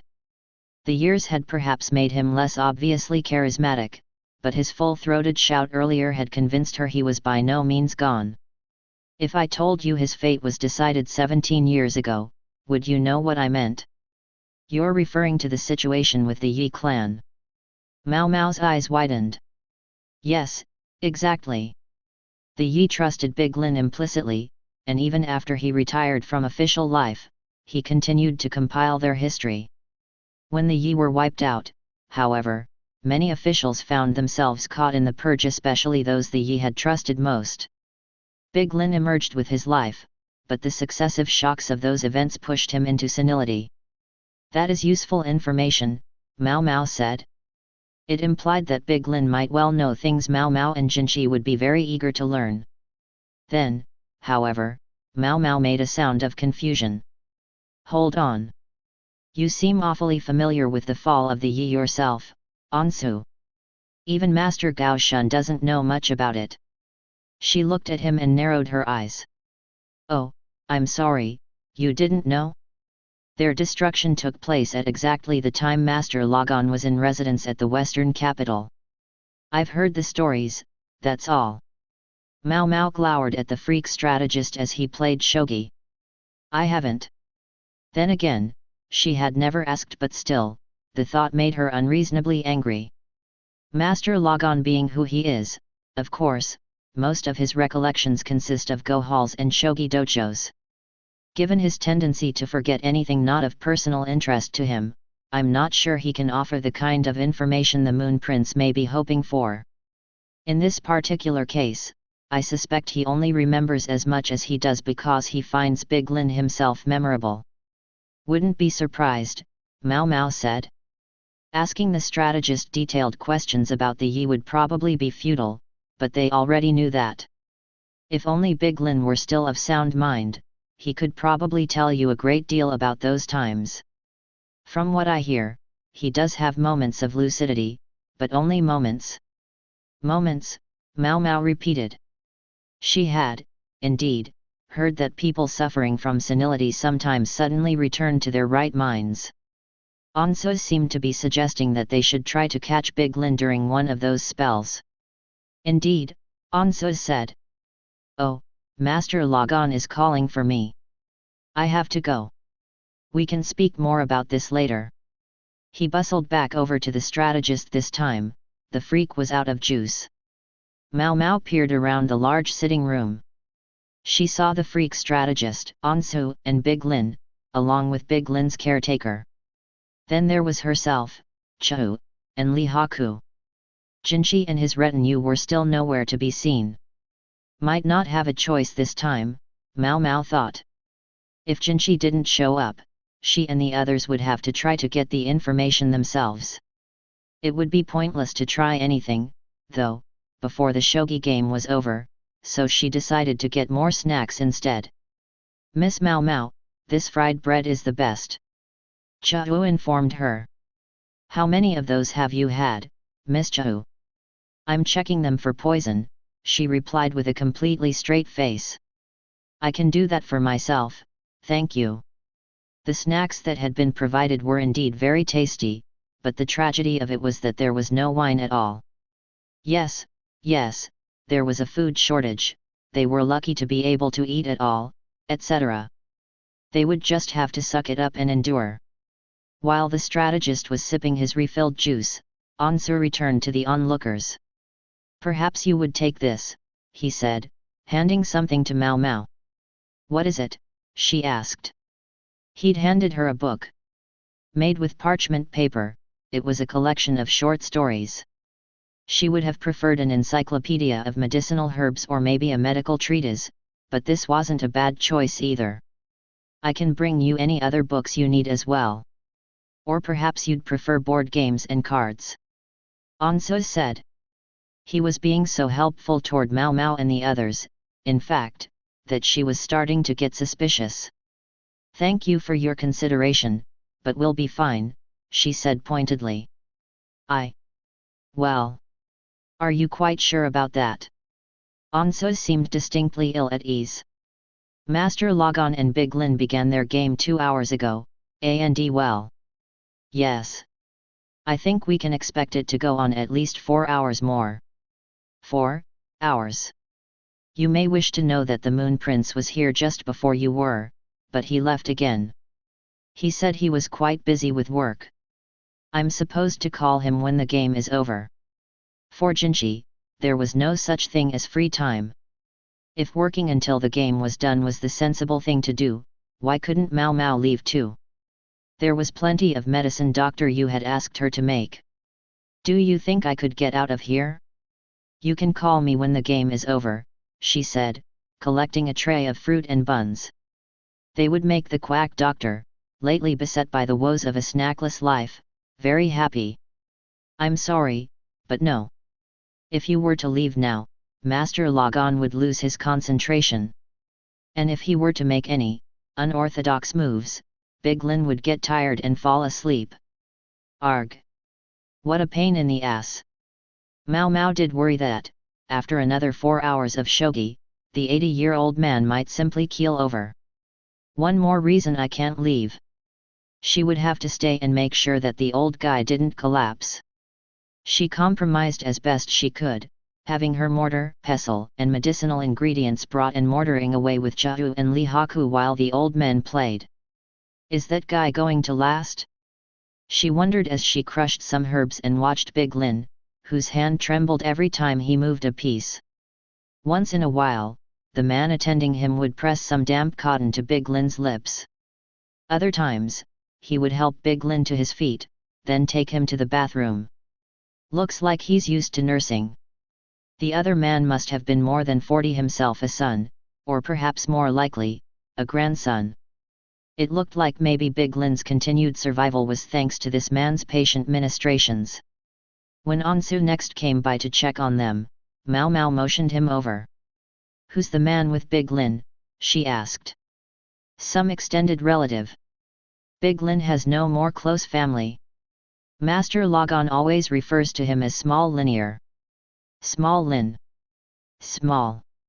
That could certainly refer to a child, but just as often it meant someone who was small-hearted, a jerk.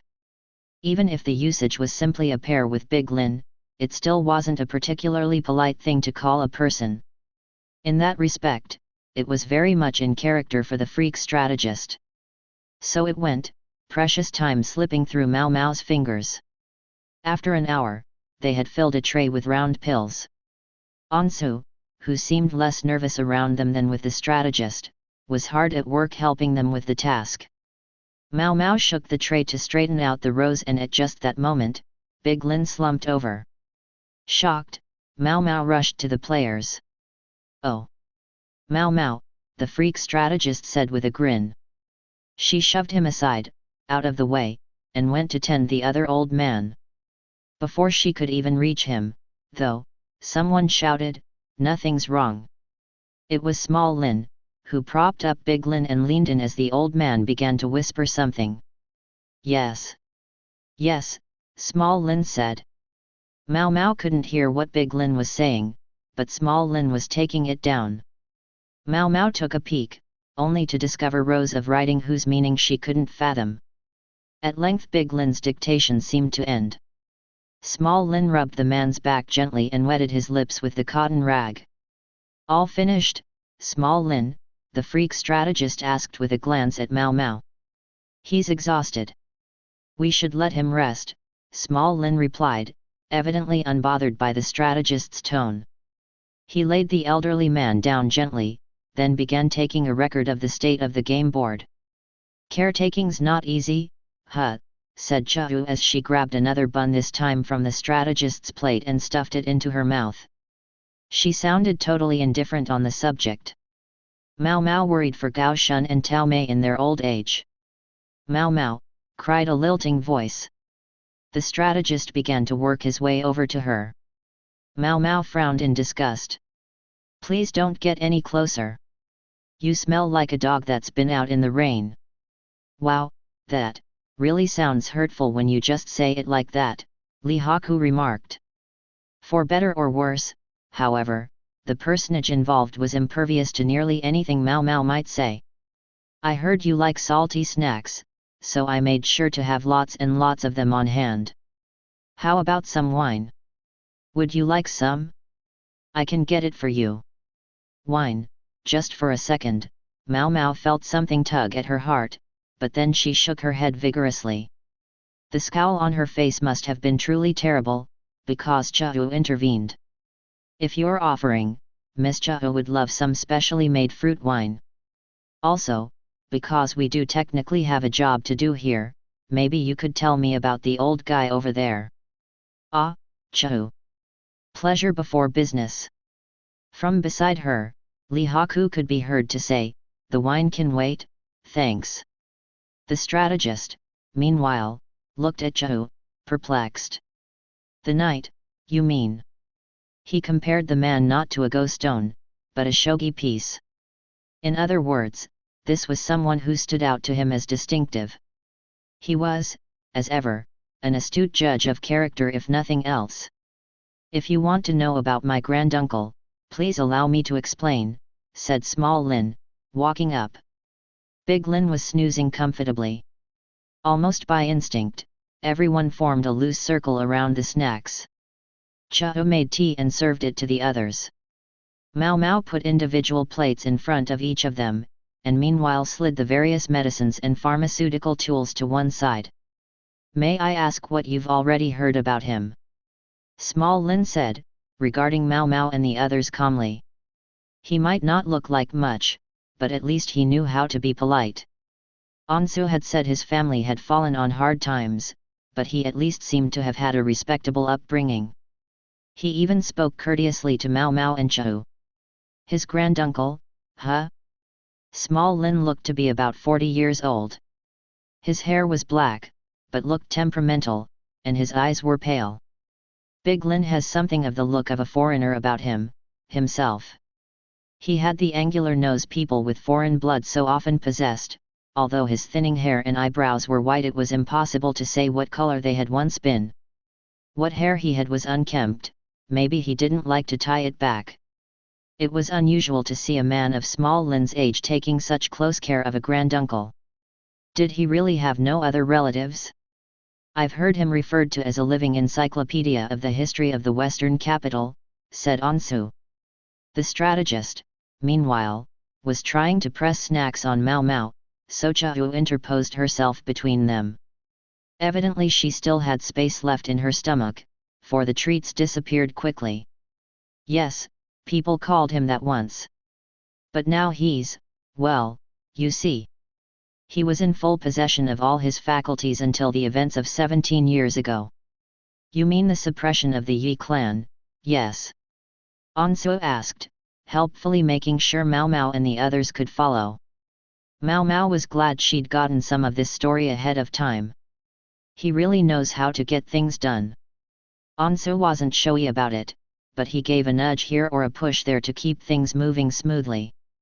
He had obviously not been long in the service of a superior who only knew how to upset orders and thwart plans. Yes, that's right. During the campaign, he was attacked and hit in just the wrong spot. Small Lin lifted some of Big Lin's thinning hair to reveal a prominent scar. At the time, my granduncle had been charged with compiling a history of the Western capital. When the Yi were subdued, however, he too was taken to be a rebel. Perhaps we can count ourselves lucky that at least the rest of his family escaped punishment. A wrinkle formed in Small Lin's brow, a sign of how hard it was for him to recount these things. Suppression is a very lofty-sounding word, but it was no more than a rampage. My granduncle was arrested, and they burned not only the history he had compiled, but all the books and scrolls upon which he based his work. When he finally came back to us months later, he was, like this.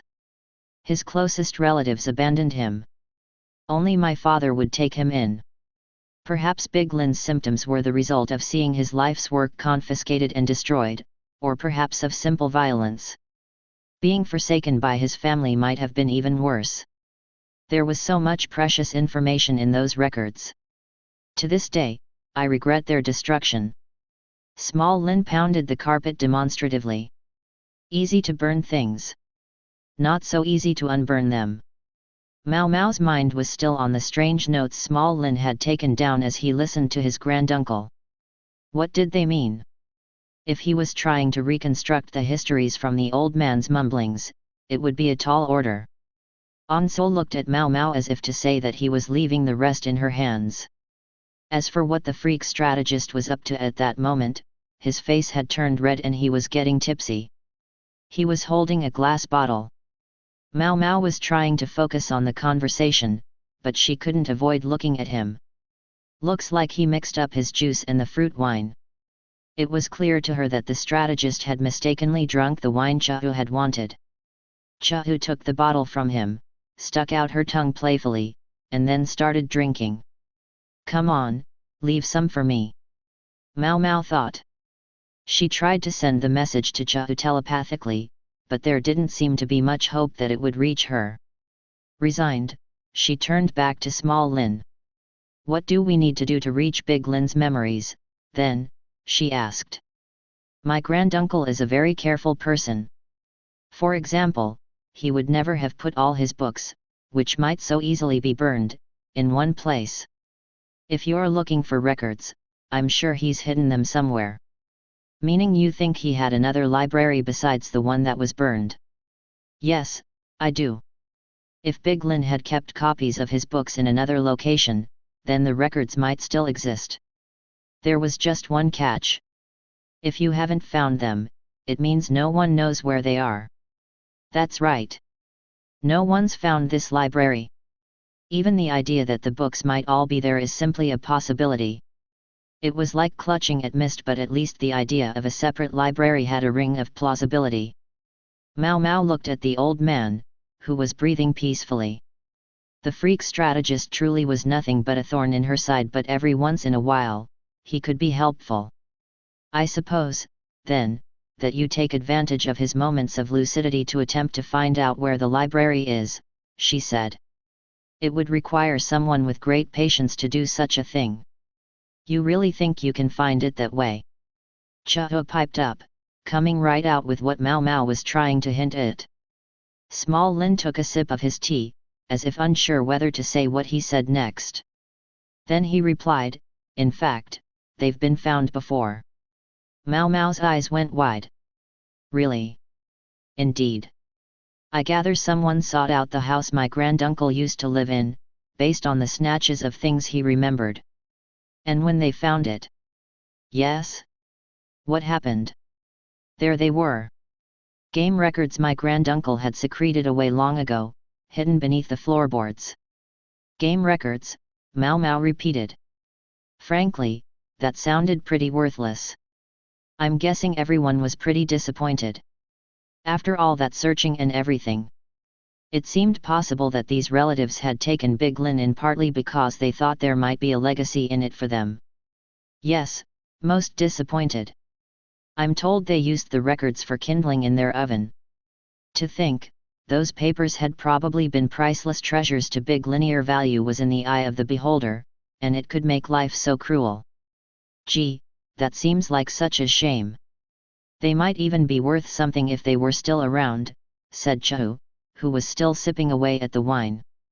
Seriously, she could at least leave a cup's worth.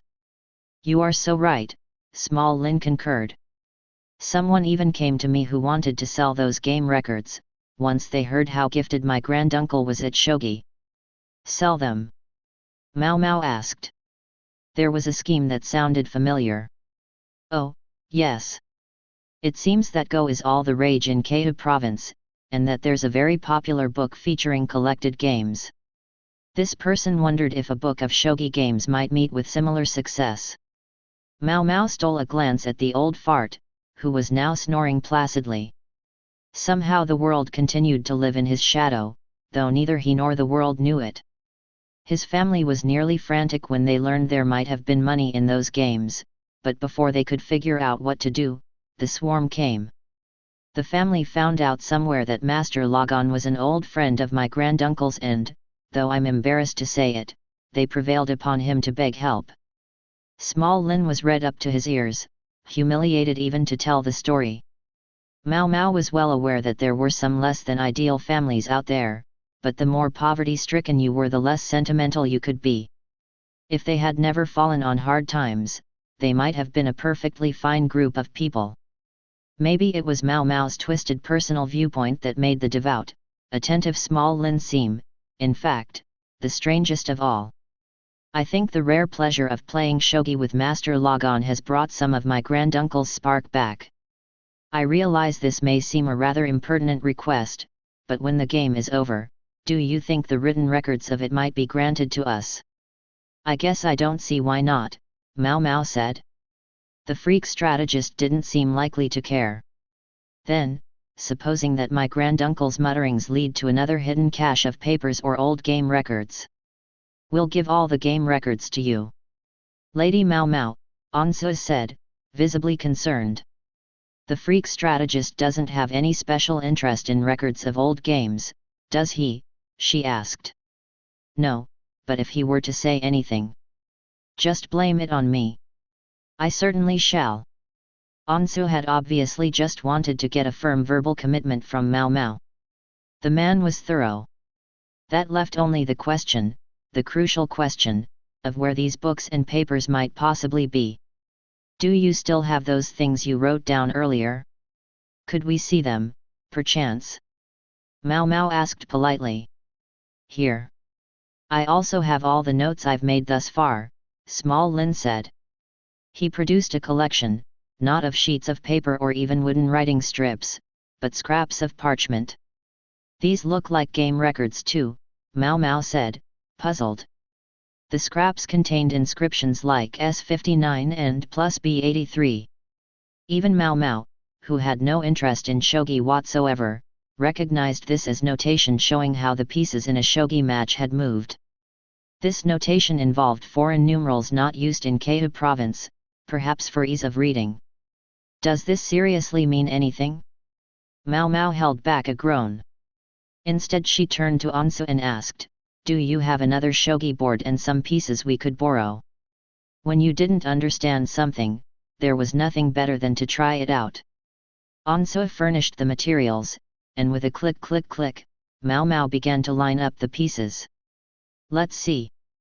S59 would be, she tried to put the pieces where the notes indicated, but increasingly she suspected it was a futile endeavor.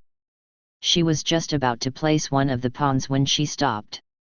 Now, that's funny, Chao interjected, looking at the board. It says that pawn should move to row 2. Huh. Even I know that's an illegal move. Now Li Haku was getting in on the act. And there are 3 dragons too. That's not normal. Maybe not all of these notes relate to the same game, Ansu said, peering at the board. I wonder if this would make more sense to me if I knew more about shogi. You aren't well versed in the game, sir? Mao Mao asked. I know how to play, more or less, but please remember whom I serve under. I'm not eager to turn a pastime into yet another job. Ansu had a dead look in his eyes. Boy, I feel that. Li Haku said, not looking much better. Why's that, Master Li Haku? You don't serve directly under the strategist. In fact, I don't think you have much to do with him at all, do you? Mao Mao asked. Li Haku was a soldier, true enough, but he saw far less of the freak strategist than Ansu did. Instead of answering, Li Haku said, look at this outline. Doesn't it remind you of a map of the capital? The capital. A city set in a perfect grid, with the throne at the top. It's right there. Ah. I think I see what you mean. In short, Li Haku couldn't look at a Go board without seeing the capital. This being a shogi setup, it's not exactly the same, but still. She understood what he was getting at. As a soldier who spent much of his time guarding the royal city, he saw a lot of maps of the place. Let's start by lining up all the pieces from the notes, Mao Mao said. There followed a series of clicks as she put the pieces in place, but they turned out to be distinctly clustered in one part of the board. Does this look like a shogi game to you? Not much of one, Small Lin said. He seemed to be the most shogi-capable person left awake, with Big Lin and the strategist both off in dreamland. It wasn't clear how much Chao knew about the game, so Mao Mao would discount her opinion. If it's not a shogi game, what do you think it is? Mao Mao asked, raising her hand in a gesture of total defeat. Yeah, the king piece is really flying around everywhere, Li Haku said. Miss Chao had the same thought. That jade general really gets around. Mao Mao agreed with her companions. The jade general, which normally moved one slow square at a time, had worked its way all the way to the center of the board. Jade, Mao Mao murmured, gazing at the board. Gyaku. The king, the opposing leader, sat smack in the center on the northern side of the board. A number of other pieces likewise seemed oddly out of position. Master Li Haku, Mao Mao said. Yet, if you were to picture this shogi board as the capital, how would it look to you? She turned the board so he could see it. I guess this king piece would have to represent the throne. Which would mean, he gestured at the clusters of pieces. These places where the pieces are all bunched up would have to be the market or the merchant district, or maybe a residential area. What about the Jade General, then?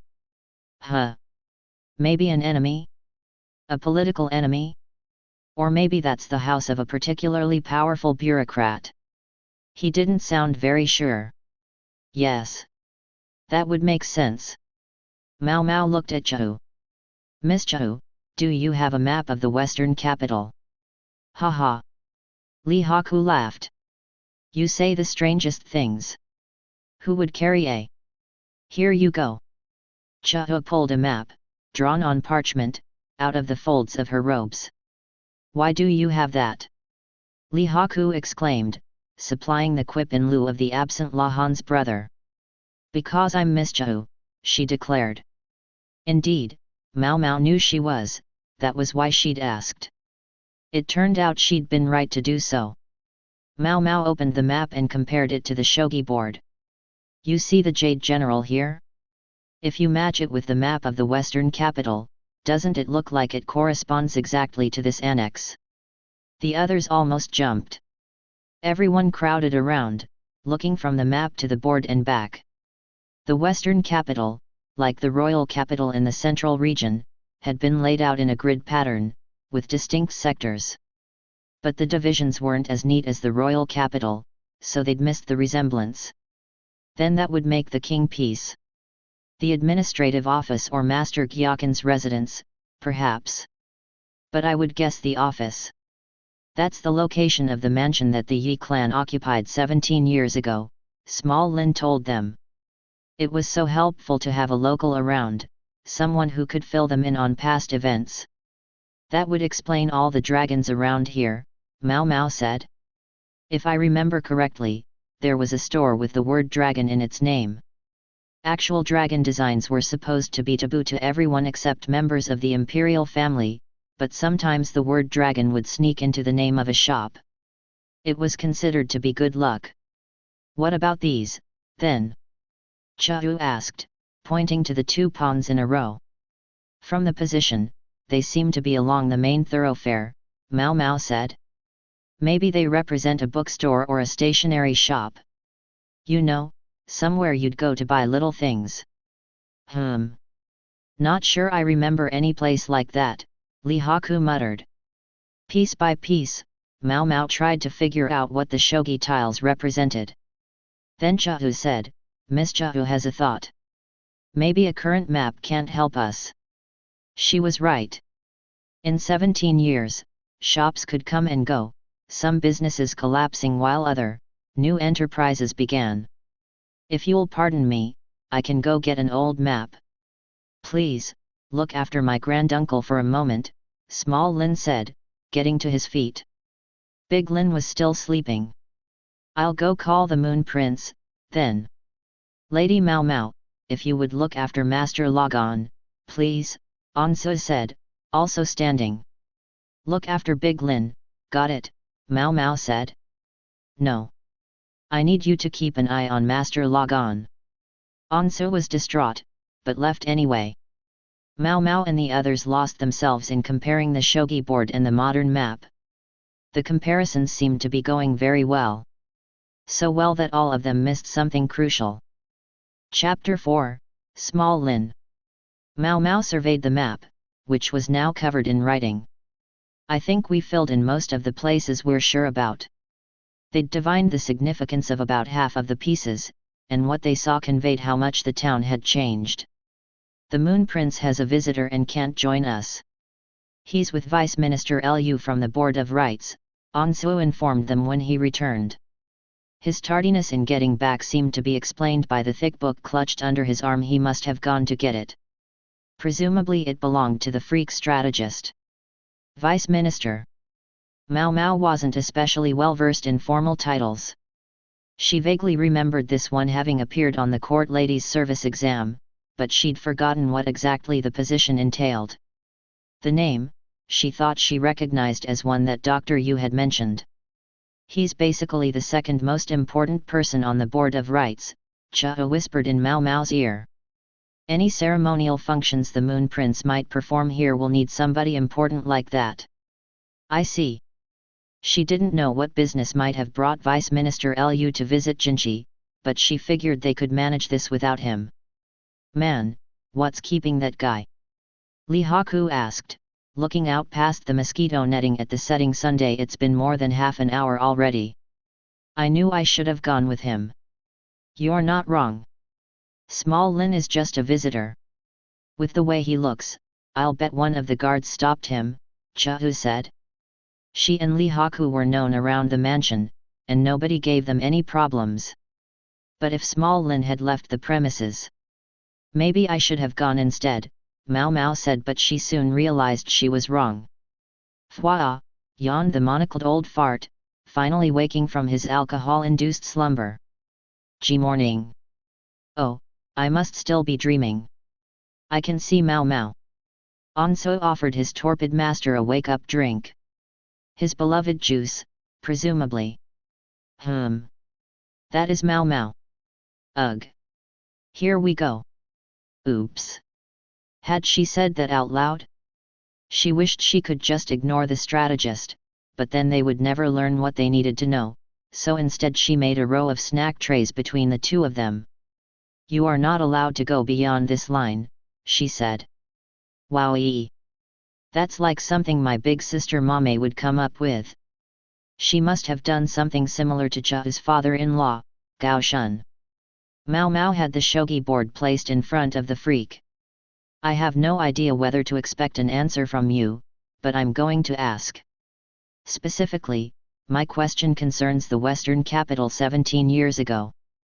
If this is the Yi clan mansion, and this building diagonally down from it is Master Gyaken's residence, do you know what the other pieces would signify?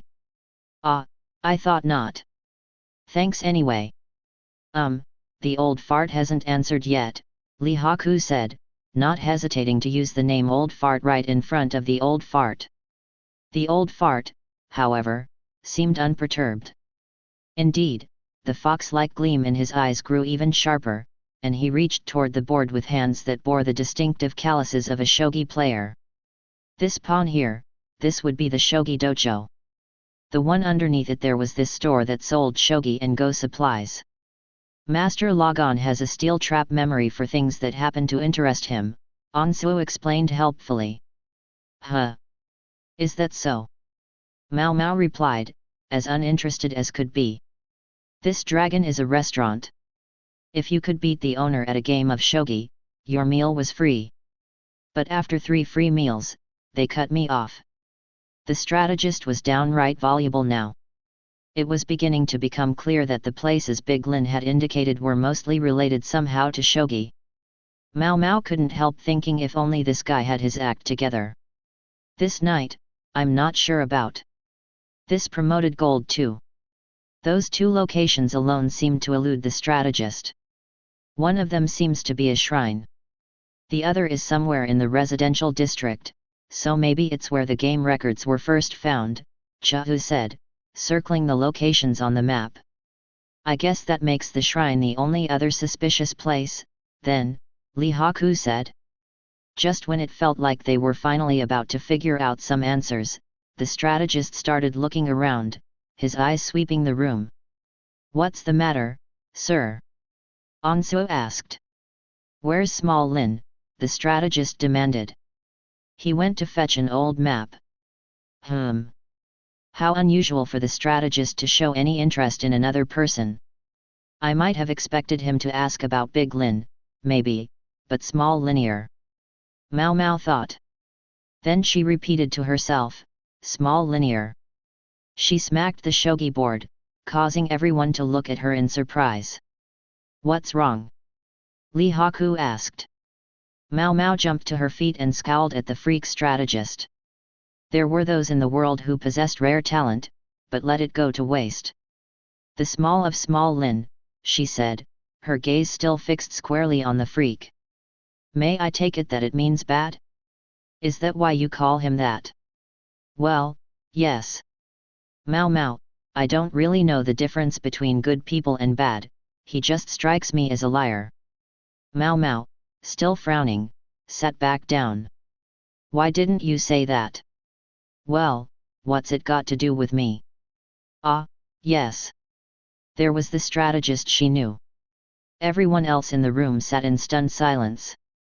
Then a hesitant voice came from the entrance. Ahem. Pardon me for interrupting when you're in conference.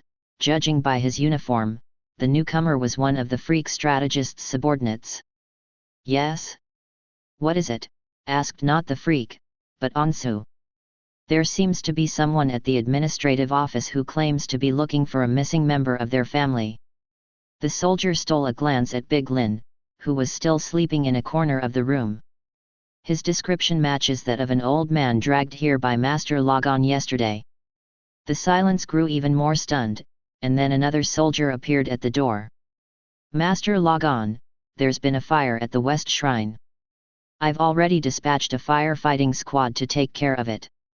The freak's subordinates really were all highly capable people. They didn't even need their boss to tell them to do what was appropriate and necessary. The missing family member was Big Lin. The burning shrine was the one they had just concluded would be worth investigating. It was almost satisfying, in its own perverse way, to have been so thoroughly played. Nobody knew who had set these events in motion. At the moment, all they knew was that whoever it was, they seemed to be 2 steps ahead. They relocated their conference to Jinshi's chambers, where the 3 of them Mao Mao, Chou, and Li Haku now knelt meekly. They'd thought the freak strategist might follow them, but Big Lin had woken up from his nap, so the shogi game had resumed. I can only offer my humblest apologies, Mao Mao said. She and the others had their heads pressed to the ground in abject apology, and Chou was even dressed in a white robe as if prepared to disembowel herself at any moment. Chou. There will be no need for that, Jinshi said. With evident relief, Chou promptly changed back. In short, Small Lin didn't exist. There was a man who claimed to be a relative of Big Lin's, but he was a different person, someone who didn't look all that much like Small Lin. Small Lin kidnapped Big Lin during the insect swarm, then took advantage of the fact that Big Lin isn't coherent to pose as a relative to try to get close to the freak strategist. He'd certainly pulled the wool over Mao Mao's, and everyone else's, eyes. He was such a diligent caretaker to Big Lin that he looked like he'd been doing it for a long time. What was worse, he seemed to be aware of the strategist's ability to see through lies, and he knew that as long as the old fart had a worthy opponent to play shogi with, he would focus on that instead of on Small Lin's deception. If he hadn't known about the special qualities that creature possessed, then he had been extraordinarily lucky, and if he had, then he was a master tactician himself. Big Lin was now with his real family. The man who had come asking after him had been accompanied by a young woman, his wife or daughter, perhaps, who was Big Lin's actual nurse.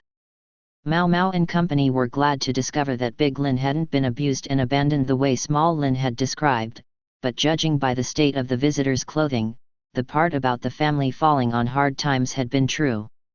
They were with Big Lin now, keeping an eye on him as he played shogi. Mao Mao was frustrated. She knew that having the freak strategist around would only see them veering off topic at every opportunity. She intended to explain the situation to Jinshi, thoroughly and completely, and only then bring in the strategist to get his story. If the old fart would have just told us, she thought, but there was no predicting what he'd do. She wasn't even sure what it was that had tipped him off that Small Lin was a villain. He had done a superb job of looking completely harmless. He took such convincing care of Big Lin. I wonder if he actually does have nursing experience. Otherwise, it would be hard to explain how he had deceived all of them so completely. If it was just a performance, it was a very good one. Even Chao had been taken in, not something Mao Mao would have expected, even if someone managed to trick herself and Li Haku. He even fooled you, Chao? Jinchi asked. Yes, and I'm so embarrassed. In my family home, a little beating wouldn't be enough to make up for a screw-up like this. She mimed copious weeping. Is Chao's family that ruthless? Mao Mao wondered. She'd assumed it must have been a very laissez-faire place to produce a free spirit like Chao, but that was all it had been. An assumption. What's done is done, Jinchi said. But please, describe this person to me. You didn't see him, Master Jinchi? Mao Mao asked. Only a glimpse of his face. I had a visitor and had to come straight back to my room. Fair enough, the Emperor's younger brother wouldn't normally stand around and chat with a random commoner. But you're done entertaining now, sir. Yes. When I mentioned that Sir Logon was about, the man looked slightly ill and went home. Apparently Sir Logon and Vice Minister Lu don't entirely get along. The Vice Minister was advising me on what we should do about the ceremonies we had planned for this visit. Is there anyone who does get along with the old fart? Who really knew how to cope with the monocled freak? I want to know everything about this man. How he acted, what he was like, Jinchi said, not to Mao Mao, but to Chao. Yes, sir. He was a completely and totally normal man. His facial features suggested a hint of foreign blood, but otherwise, he had no distinguishing characteristics at all. Maybe it would help if I described him as being a lot like Lahan's brother. Mao Mao thought that actually made sense. No wonder this guy had been able to blend in so readily. He wasn't given to outbursts like Lahan's brother was, but he shared the other man's ability to just go about his business, never really standing out. And they had the exact same quality of put-upon-ness. One thing about them really stands out, Mao Mao said. Oh yes, for sure, Chao said. Then they chorused, the way you can't seem to remember their faces. I will try, though. Chao said. I'll see if I can do a likeness. She immediately produced a brush and started painting, and soon had a portrait that captured Small Lin's salient characteristic of having no real salient characteristics. Mao Mao assumed the portrait would be shown to Big Lin's family. All right. And what kind of man do you think he was? You can give me your personal opinions, I'll take anything. This time, Jinchi's gaze took in Mao Mao and Li Haku as well. If I may, then, sir, Li Haku said. I mostly agree with Miss Chao. This guy was totally ordinary. But he also seemed to really know what he was doing with Big Linear. He was accustomed to his role, you mean? Was his performance really that good? It was more than that. It's like, I'm not sure most people would know how to work that well with an old guy. You don't usually think of men taking care of their elderly relatives anyway, right? It's usually their wife or sister. Mao Mao nodded. In Li, men stood above women in the social hierarchy. The impulse only seemed stronger here in Isei province, where women or brides were frequently viewed as nothing more than tools. Witness the fact that it wasn't the man who'd come looking for Big Lin who was caring for him, but the woman he'd brought with him. And what do you think, Mao Mao? I agree with the others. However, if he has indeed been searching for Big Lin's old letters and papers the way we are, then I think we can assume he's been doing it far longer than we have. Either Small Lin himself, or perhaps a compatriot, had been staking out Big Lin. Yes, that would be reasonable, said Jinchi. He didn't seem to be actively searching for the cash so much as keeping watch to see if anyone else would find it. It seemed like an awfully roundabout way to get what he claimed to want. If nobody found the papers, fine. Small Lin just didn't want them discovered. Do you think it's safe to assume that there was something so damaging in those materials that he wanted to eliminate them, even if it carried a considerable risk? Mao Mao asked. To the point of deliberately making contact with Sir Logon. When you can't predict what someone is going to do, when they finally do act, it can be earth-shattering. Jinchi nodded quickly. Logon did have a gift for jinxing things. So whatever it is, he doesn't want it to be found. Secret accounts, maybe? No, wait. What would that have to do with the compiling of a history? I wonder what could be worth that kind of risk, Li Haku said. Maybe it has to do with the Yi Rebellion, Chahu suggested. If he doesn't want it to be found, then I think it's safe to figure that whatever's in there isn't something he wants to know, but something he already knows, said Mao Mao. If he went out of his way to burn the library, it must really be something he doesn't want getting out. Mao Mao found herself pondering why Small Lin might have deliberately set fire to the books. Hadn't he considered the possibility that the destruction might not be complete if Mao Mao and the others came right away? What if he only pretended to burn them? If the books were burned, their pursuers might give up, but they might also try desperately to decode any remaining fragments of text. There were no guarantees that fire would consume everything, after all. What if he only absconded with what he needed? What was it that Small Lin needed, then? Mao Mao thought about it so hard that her head started to spin. Her thoughts were interrupted when the door flew open. Mao Mao. I wouldn't. Yeah, great. If only he'd warned them about Small Lin like a normal person would have. But no, it was no use being angry. The freak strategist had told her that he hadn't said anything about Small Lin being a bad guy because no one had asked him. Well, she would try asking him a few things, then. How did you know that man was a charlatan? Because watching him was like watching an interesting play. Mao Mao stopped. No, she still had no idea what anything he said meant. What would Logon know about watching a play? The performers would all look like ghost stones to him. Everyone on the stage is lying, but some of the performers are better at it than others. The more natural the falsehoods are, the more interesting the play is, the strategist said. The more natural, the more interesting. It made a certain kind of sense to her. A play was something fundamentally untrue, and the actors people who specialized in delivering these untruths to the audience. The better liars they were, the better performers they made, and the more engaging the drama was. The idea that someone might be a liar and a villain because watching them gave the sense of watching a good stage play was the sort of conclusion only the freak strategist could have come up with. Ah! Yeah, that sort of makes sense, Chahu said as it clicked for her. Maybe it made sense because she, like the strategist, lived by her intuition. Does it? Maybe you could explain it to me, Mao Mao said. Yes, of course, Miss Chahu's explanation incoming. This was someone who wasn't playing a part, they'd become that part. You see it sometimes, among con artists and spies. Spies? Oh yes. Some agents even marry a local so that they won't be suspected when they enter another country. But that's spouse, you see them every single day. The spy has to be a true husband or wife to them. They can't just act like it, they have to be it. The only thing is that there's something more important to them than their partner. Some spies might even have kids. As long as no one finds out what they are, their family will never know the difference. Talk about ignorance being bliss. Chahu's description was awfully full of concrete details, though. It almost seemed to suggest, no.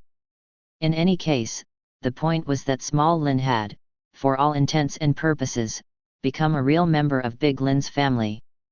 Say, Mao Mao, why don't we have dinner together, the freak strategist said.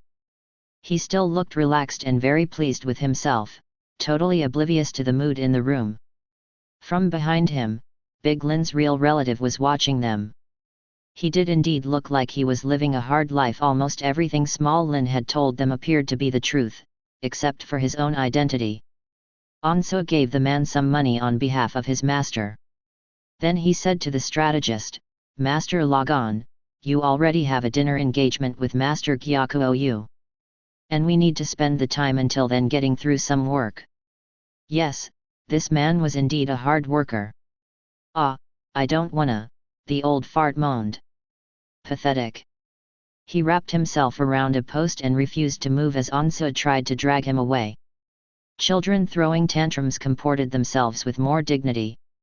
Miss Mao Mao, a word from you would be helpful here. Tell him have fun, or something. I don't want to, Miss Chou. Would you rather he stay here, Miss Mao Mao? Mao Mao scowled and managed to choke out have fun in the quietest possible voice. The strategist's face lit up. I will have fun. Mao Mao watched Onsu begin to lead him away. Just one more question, she said before he was out of earshot. Yes? What is it? You can ask your daddy anything. She really wanted to smash that monocle, but she forced herself to ignore the urge. How does Master Gyakuou look to you? She felt like the answer to this one question held the key to everything. Even Jinchi swallowed heavily, wondering what the strategist would say. But what he said was, Gyakuou. Who's that? The man you're having dinner with tonight. The one who keeps you swimming in fruit juice. Mao Mao said. Ah. Him, the freak said, clapping his hands. I think he must have wanted to be an actor. He seems like he's smack on his way to becoming a hero. Huh. Mao Mao started to feel like she was wasting her time with this line of questioning. A hero in this case was a male stage role, usually a warrior or sometimes a chivalrous gambler. Mao Mao only found herself with even more questions than before. She started to feel the mental equivalent of indigestion. It didn't help when Chahu said, Miss Mao Mao, maybe it's about time you let yourself get a little closer to Master Lagan.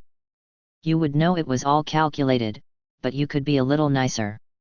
I think the moment either of us got any closer than we already are, he'd never leave me alone, and then neither of us would get any work done.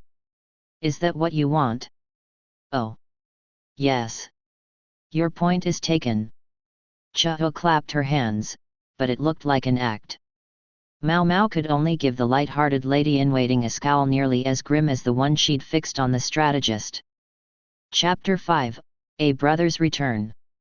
It had been 10 days since the first wave of the insect plague when a dark shadow appeared in the sky again. So they're back. Mao Mao had just returned from checking on the girl on whom she'd performed surgery. The child was stable, but this new swarm couldn't have come at a worse time for her. Mao Mao hurried back to the annex and locked the medical office. The people at the estate had already received word via messenger that what appeared to be a grasshopper swarm had been spotted. They were more ready than they had been the last time. Heek! Bugs again, moaned the quack doctor, who was curled up in a corner. Mao Mao tossed a jacket at him. Master physician, those bugs won't wait for us. You need to get ready. What will we do? For starters, you should put on thick clothing that will survive some gnawing. Then lock every window you can lock. After that, I want you to plug any gaps in our building with mud or clay to keep the grasshoppers from getting in that way. Mao Mao pointed outside. There was no time. This was so urgent that they would need even the quack doctor to be on the alert. Mud? Are you sure we should be getting this nice house dirty? I have plenty of oil paper. We can use that. Don't waste it. The place is going to get dirty when those bugs show up anyway. No point worrying about it. The quack shuffled outside and started scooping dirt from the garden into a bucket. The duck appeared from who knew where and started squawking threats at the sky. What do you want me to do? Asked Li Haku, who had already wrapped a cloth around his face. Mao Mao glanced in the back of the medical office. I think we still have some seed potatoes left in the storage room. Spread some of these chemicals around the area to keep the bugs from getting at them. As there was still no sign of Lahan's brother, it fell to Mao Mao to keep the potatoes safe. She clenched her fist, she was damned if she was going to let the likes of some insects have them. Ooh!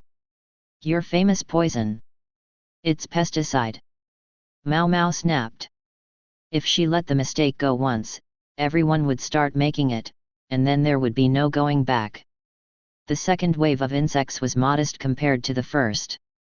In just a few hours the grasshoppers had left again, and none had penetrated the carefully secured medical office or storeroom. The people of the western capital were already on edge mentally and physically, however, and this new swarm was more than enough to rob them of any composure they might have regained after the last episode. With each day that went by, they found themselves further drained of what little wherewithal they had left. Day 13. Another case of arson. Someone was trying to steal food. The culprit was soon apprehended, but the merchant's entire store burned down. Day 14. Not enough doctors. Doctor Yu appropriated Tianyu and he hasn't come back.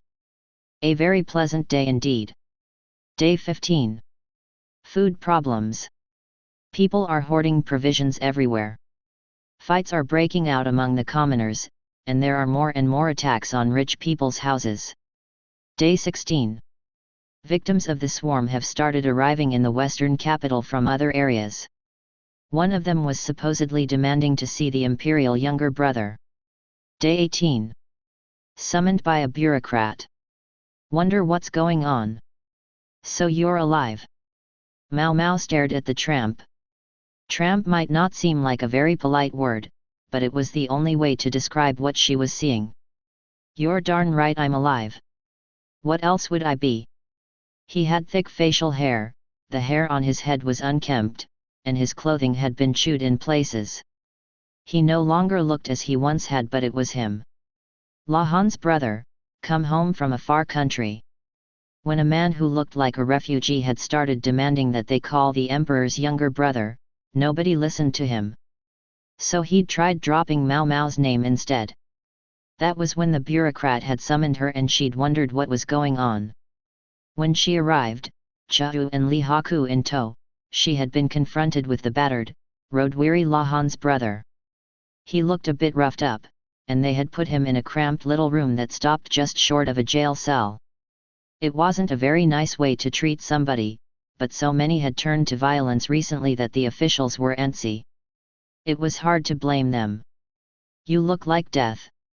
Chahu exclaimed. Well, excuse me. It wasn't exactly a personal choice. Lahan's brother said. Fine, fine. Kind-hearted Miss Chahu will get you a change of clothes right away. Thank you, Mau Mau said. While Chahu was getting the clothes, she hoped she could ask Lahan's brother about what was going on. I'm glad you're safe. Everyone was worried about you, she said. Oh, yeah. Very worried, Li Haku said politely. The reality was, no one had been that worried. Lahan's brother seemed weirdly hard to kill. But Mau Mau couldn't say that to him. And she definitely wouldn't tell him that he'd been the butt of more than one joke during his absence. Gods take this swarm. It came way earlier than I expected. I tried to warn you, I tried. As angry as Lahan's brother was, he failed to be intimidating. Mau Mau could just imagine his younger brother Lahan passing him off with a yes, yes anytime Lahan's brother got upset. Yes. We got your report, and the Moon Prince said everything afterward went according to plan. That's a professional for you, I believe he said. Professional, my ugh. I thought for sure I was going to die. And then I almost did die. Maybe I'm dead right now. He must have been awfully tired, judging by the 1,000-yard stare on his face. Don't worry. I can assure you, you're alive, Mau Mau said, giving him a gentle pat to prove he was really there. And pretty thoroughly chewed up around the head region, Li Haku said, running a comb through the man's bedraggled hair. It wasn't really a bodyguard's place, but he must have felt bad for Lahan's brother. Unfortunately, Li Haku was a bit big and more than a little strong, and Lahan's brother looked agonized by his ministrations. At this rate, his head was going to be as barren as a grasshopper-ravaged field. Yo! Ow! Stop that! Lahan's brother snapped. He usually came across as very much the eldest son that he was, but today there was something of the sullen child about him. Mao Mao was brushing the dust off his clothes when she noticed something firm at his back. "What's this?" she asked. "Ah! I'm glad you asked." Lahan's brother took off his overrobe, which was little more than rags anyway, to reveal a bundle of actual rags strapped to his back. He opened the little bundle to reveal several bags. Mao Mao looked inside one of them. "Wheat. Looks like it," Li Haku said. Mao Mao and Li Haku looked at each other. It was perfectly ordinary, unremarkable grains of wheat. "Yes, it's wheat," Lahan's brother confirmed. "Okay, but why is it wheat?" Yes, she knew how eager he had been to save the wheat from the grasshoppers, but to bring so much of it home, never letting it out of his sight? What was the reason? "I'm glad you asked that too," Lahan's brother said, and then he began to go back to the past. Clearly taking the first step on a long and winding road that would explain everything. "Just the gist, please," Mao Mao said before he could begin. "Are you sure?" "I'm sure." Sadly, she didn't have time for Lahan's brother's saga of wheat and potatoes. "Bah! Fine, have it your way." This was just before the swarm arrived. Lahan's brother told them about a certain village he'd been in, a place that grew a lot of wheat. The village headman, Lahan's brother said, had come to him for advice. He said that one particular family, you see, they always had bigger harvests than everyone else. "Oh. He asked me to check this place out, see if they were doing anything different with their fields or how they raised the wheat. The people at the house always swore to the headman that they weren't doing anything special and they had no secrets to tell him. He was hoping someone with connections to the capital region might be able to get them to cough something up. It turned out, however, that the people of this household weren't doing anything special, nor did their field get much more sunlight than any other, or anything like that. You start each wheat crop with seeds from the previous harvest and it turned out that this was special wheat." "Special how?" Mao Mao gave the wheat a close look, but it didn't seem unusual to her. "Clothes are here," Chao announced as she entered. Lahan's brother flung off his ratty old cloak and started changing on the spot. "Wow! That's some figure you have," Chao interjected. "Don't stare. I can't change with you staring at me," Lahan's brother said, shooing her away. "She's right, you're built. You could be a soldier with muscles like those," Li Haku said. "A soldier? You think so?" Lahan's brother didn't seem displeased by the suggestion. It must have been very refreshing to him after being treated as a farmer for so long. "I'm sorry, could we get back on subject?" Mao Mao said. She was sorry to be a wet blanket, but they didn't have time for this. "Fine," Lahan's brother muttered, though he didn't sound very happy about it. "When I compared their wheat to the rest of the village's crop, I found it was lower, closer to the ground. Presumably, as they used the same seeds over and over in their fields, the wheat started growing lower and gradually there was more of it. If I hadn't happened to be there at harvest time, I would never have figured it out." "What difference does being low make?" Mao Mao asked. Chao, meanwhile, was getting caught up by Li Haku, since she had missed the beginning of the conversation. "Taller crops, not just wheat, this goes for rice too, are more prone to being buffeted by the wind, which can knock them over and break the stems. Then the plant rots, and that's it. Being closer to the ground, the stalks are more stable and better able to put out ears." "Huh?" Mao Mao said. So by sheer coincidence, this family had stumbled across lower growing wheat, then continued using it for years and years. "There's one other thing, although this is just my guess," Lahan's brother said. He was looking a bit more respectable in fresh clothing, and with a hair tie to secure his disheveled hair.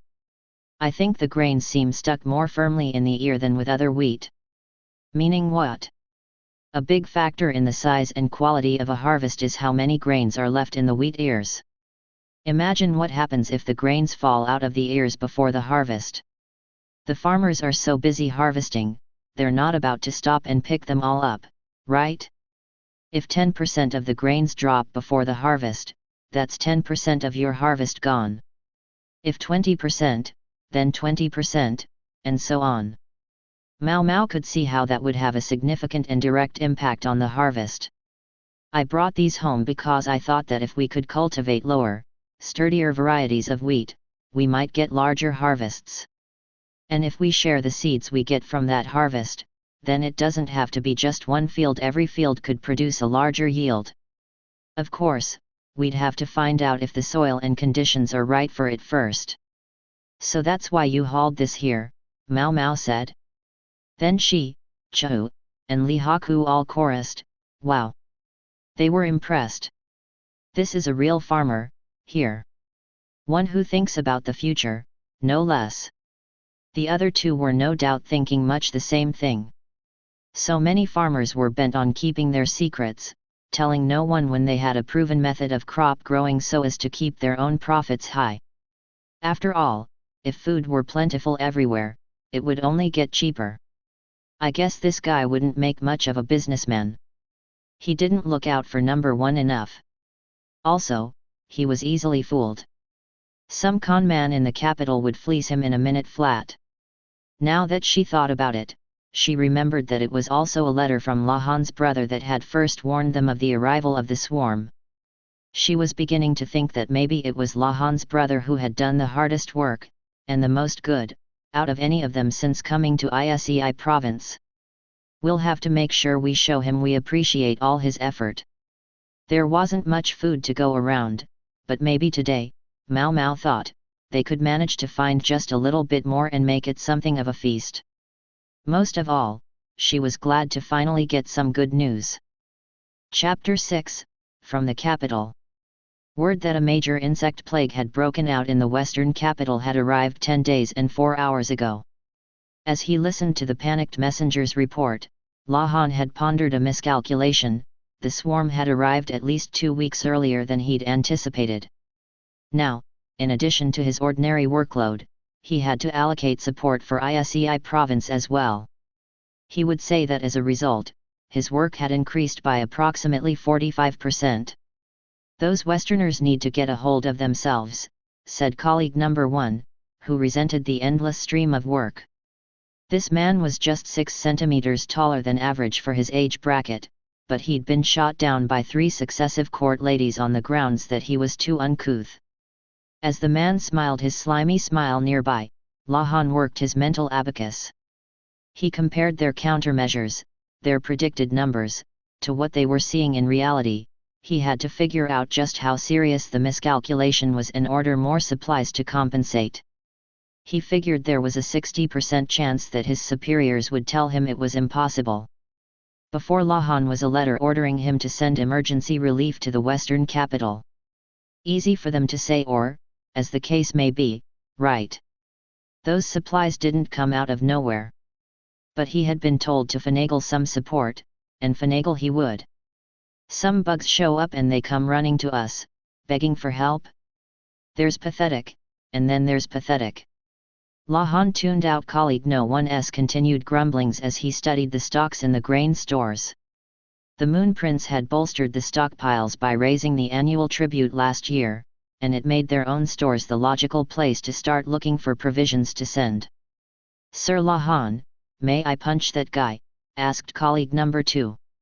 Colleague number 1 was not aware, perhaps, that number 2 came from Isei province.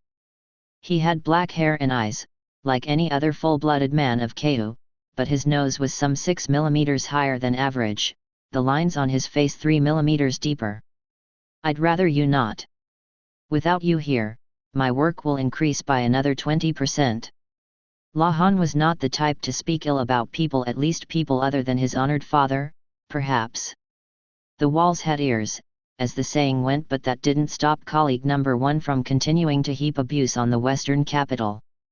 Lahan straightened his papers, then clapped number 1 on the shoulder and smiled. If that's the way you feel, I'll take all the paperwork relating to the insect swarm off your hands. In exchange, handle these for me. Say what? Colleague number 1 looked at Lahan in disbelief. The job Lahan handed him was related to a particular, high-ranking bureaucrat number 1 was looking to buddy up to. Specifically, he was the father of the next lady this colleague had in his sights. After being relentlessly teased at the last banquet about his 3 consecutive romantic failures, he was getting desperate. Yeah, okay, fine. But you owe me one, colleague number 1 said. Lahan kept his peace, he only continued smiling. Owe him, indeed. As a matter of fact, he'd corrected colleague No. 1's slipshod paperwork on 49 separate occasions in the past. In his mind, the ledger now read 48. Colleague number 1 went out looking very pleased, although Lahan wasn't sure why. The particular official in question was notorious for churning through staff. Lahan had never known one of his adjuncts to last longer than 3 months before the man drove him out, and he was sure number 1 didn't have it in him to hold out even that long. Lahan would be surprised if he hadn't quit in 6 days. Why 6? Because every 6th day was colleague No. 1's day off. Lahan himself had been driven out by that particular official, but the man's face hadn't shifted by any values that indicated he was truly angry. He had shouted and yelled, yes, but his voice had been steady, without the tremors that indicated unchecked emotion. Above all, Lahan was more than confident that there had been no flaws in his work. The man was perfectly welcome to be upset, but Lahan knew the official himself was the cause of his own problems, so he had spent 3 easy months not particularly worrying about it. Now the man was a useful connection who could give him tickets to the plays at 2 silver per ticket. Are you sure about that? Letting him go? He may not be the greatest guy around, but he's our second fastest worker after you, Lahan, said colleague number 3. He served directly under Lahan, although he was 2 years older than his bespectacled boss. He was trying to sound respectful, but Lahan was well aware that number 3 had no love for colleague number 1. Fast he may be, but accurate is another matter. Speaking as the one who has to correct his careless calculations, I'm better off without him. Besides, I'm tired of babysitting someone whose work is directly impacted by his own personal motivation. We're only going to have more jobs dealing with the Western capital from now on. If he decides he doesn't care and his efficiency decreases by 30%, it will drag everyone else's morale down with it. Lahan put some other papers in front of colleague number 2. I'm sorry, but there's a job I need to do.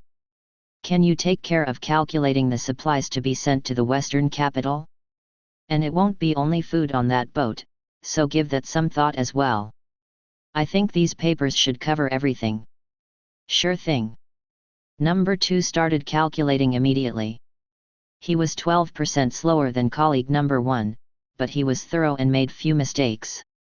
Moreover, knowing that he was helping his beloved homeland would increase his efficiency by 30%, Lahan suspected, not to mention make him more than willing to do overtime.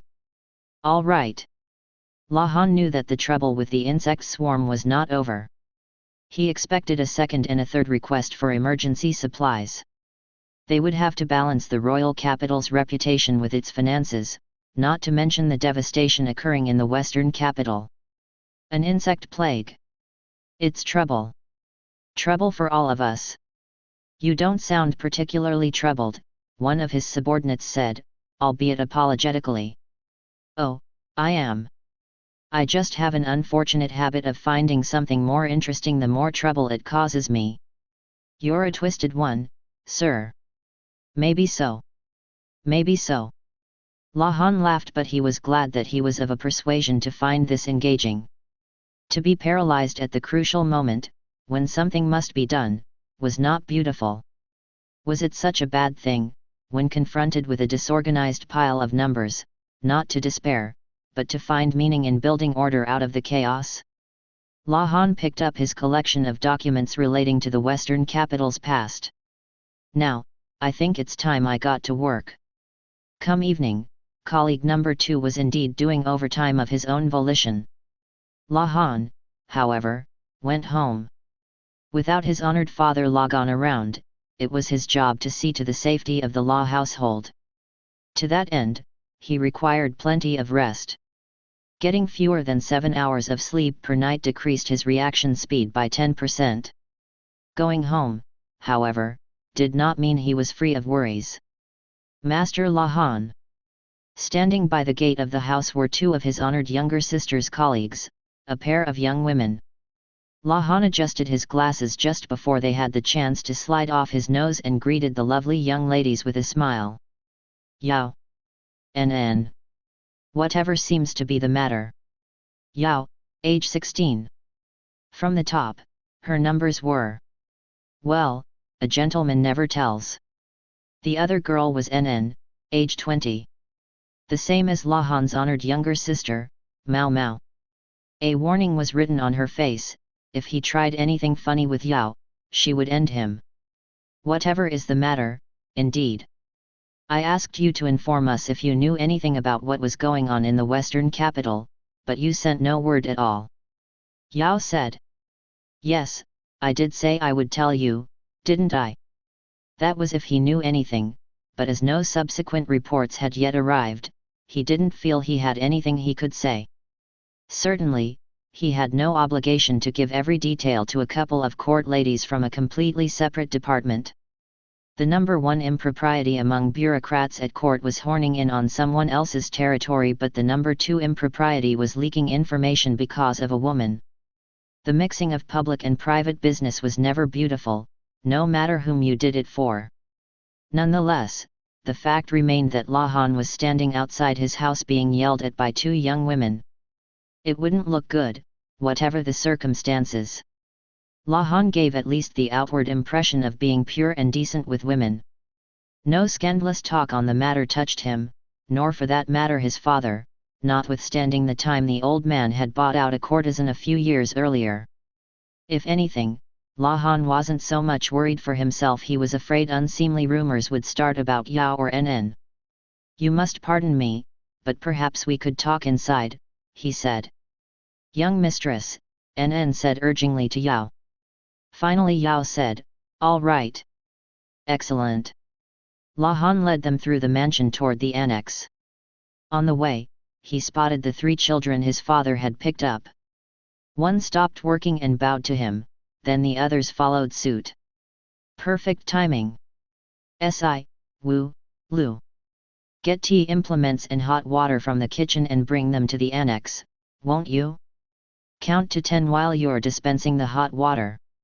Use the cart to bring it over, we can't have you burning yourselves. Yes, sir, said Si, whose name meant 4, as the others meant 5 and 6, respectively. The other 2 just nodded vacantly. Lahan's honored father couldn't remember names particularly well, so he called the children by successive numbers. Mostly Lahan used their actual names, but these 3 had come from an environment where the numbers were preferable to their real names. C's predecessors Yi and Air 1 and 2 had become soldiers, while San 3 proved adept with sums and had stayed on at the house as help. Lahan had San purchasing trade goods and keeping an eye on the markets, and expected that in due course the child would become his right hand. It was thanks to San that things were running smoothly even with Lagan away and Lahan busy with extra work because of the swarm. Lahan showed his visitors to the annex and asked if she could help with anything, but he politely declined and told them to sit and read a book for a few minutes.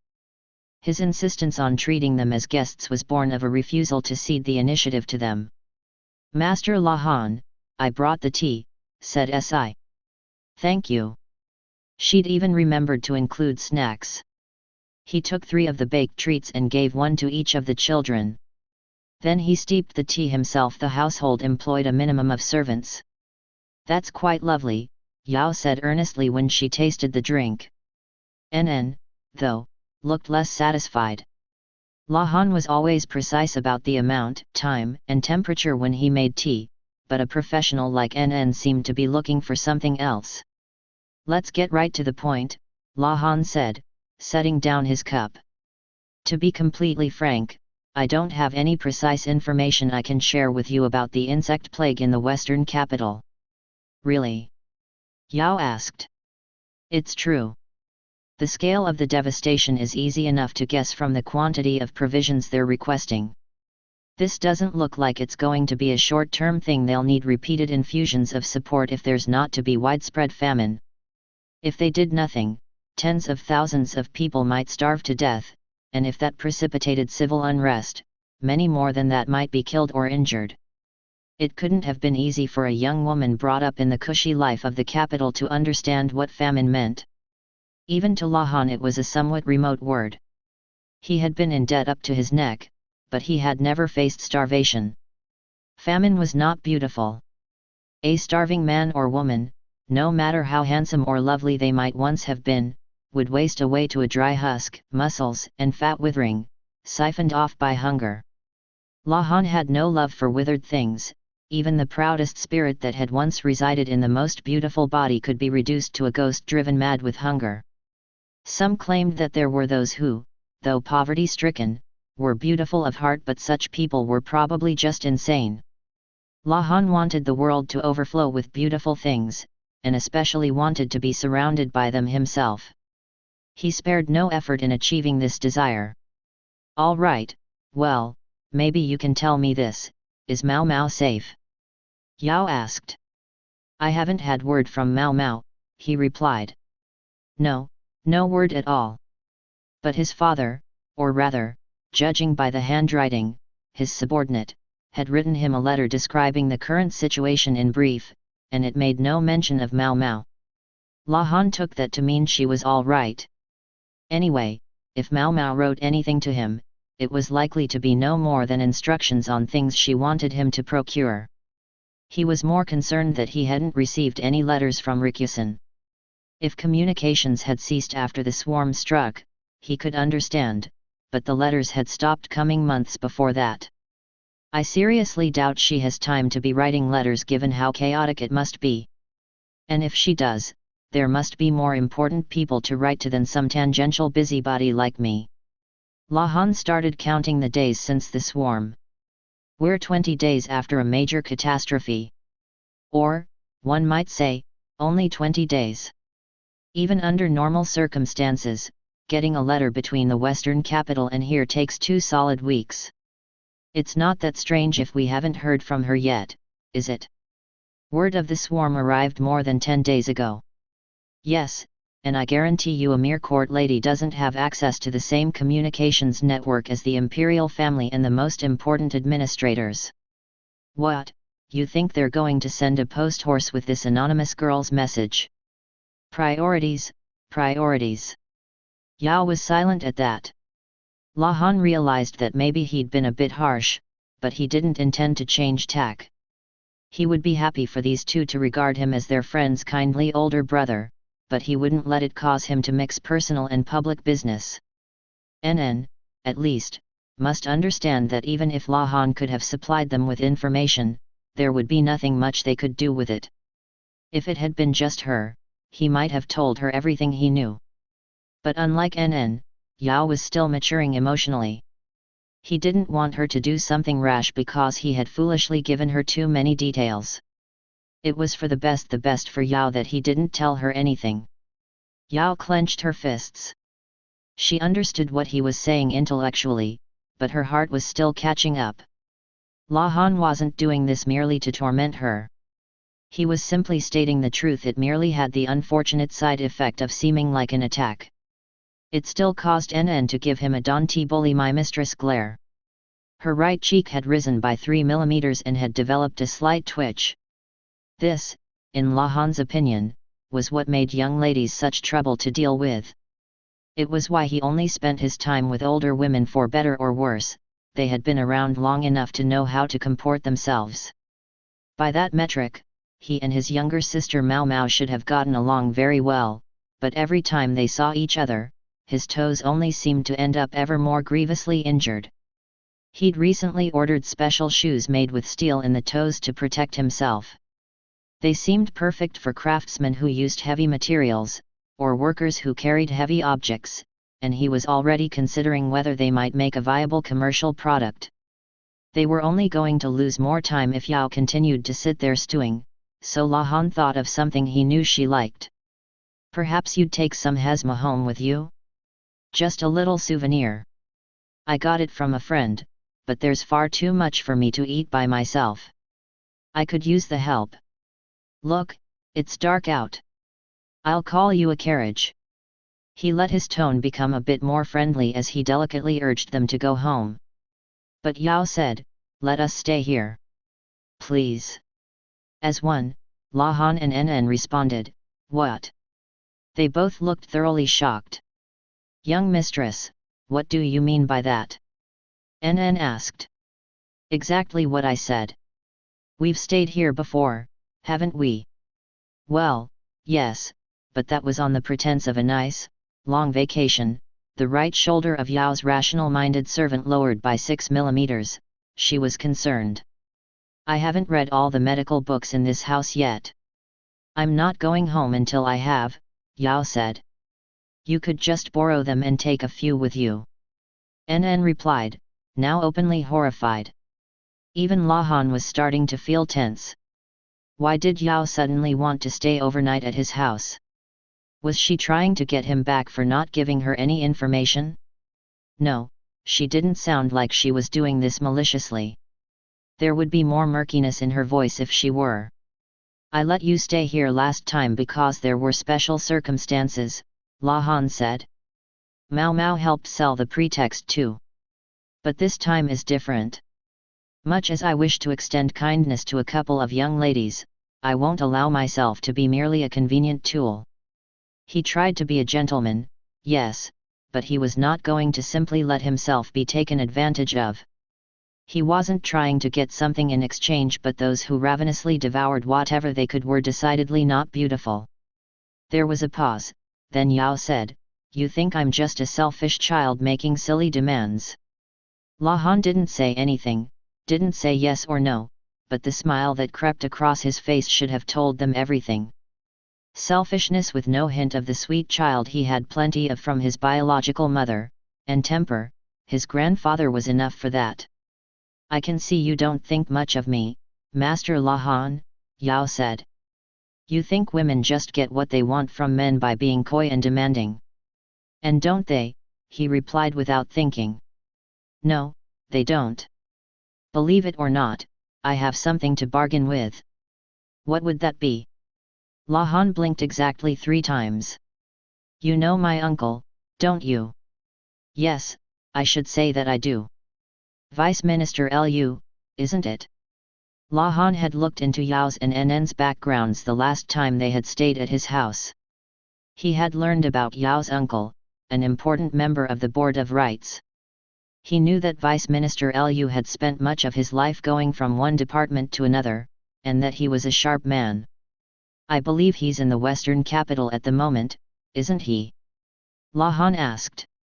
The Board of Rights was in charge of religious observances and diplomacy, and the Moon Prince would need someone with him in the Western capital to help conduct religious ceremonies. No mid-level functionary would do, it had to be a high-ranking member of the board. Do you know why my uncle was obliged to go to the Western capital? Yao asked. In order to help the Moon Prince conduct any necessary observances there, I presume. Not to mention that it would be helpful, in a land as close to our borders as Isei province, to have someone knowledgeable about diplomacy along. Both those things are true. But what if I told you that he went for the same reason as Dr. Yu? That would tell me nothing. Lahan had no acquaintance with Dr. Yu, so he didn't know what connection he might share with Vice Minister Lu. The only thing he knew about the good doctor was that he was among those who had gone to the Western capital. My uncle lived in the Western capital once, when he was younger. He only returned here to assume the family headship when my father died, Yao said. Lahan was careful not to let his expression shift. As a way of getting his attention, it wasn't bad, not bad at all. Yao wanted him to realize that her connection with her uncle allowed her to know something important that he didn't. Lahan was Lagan's adopted son, and outwardly he was a member of no particular political faction. With an eye on the future, though, he could very much see himself becoming a backer of the emperor's younger brother. If there was information to be had that would be of benefit to the Moon Prince, Lahan was very interested in acquiring it. But he would have to probe the matter a little more. I grant you have a blood relation with Vice Minister Lu, but so what? I can't imagine a man as important as the Vice Minister would simply let crucial matters of state slip to anyone, even his niece.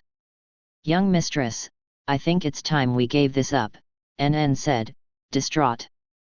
Much as she adored her young mistress, she could see that Lahan was right. Yao, however, ignored her.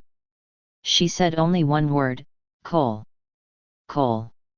Lahan repeated, trying to contextualize it, figure out exactly what significance the word held.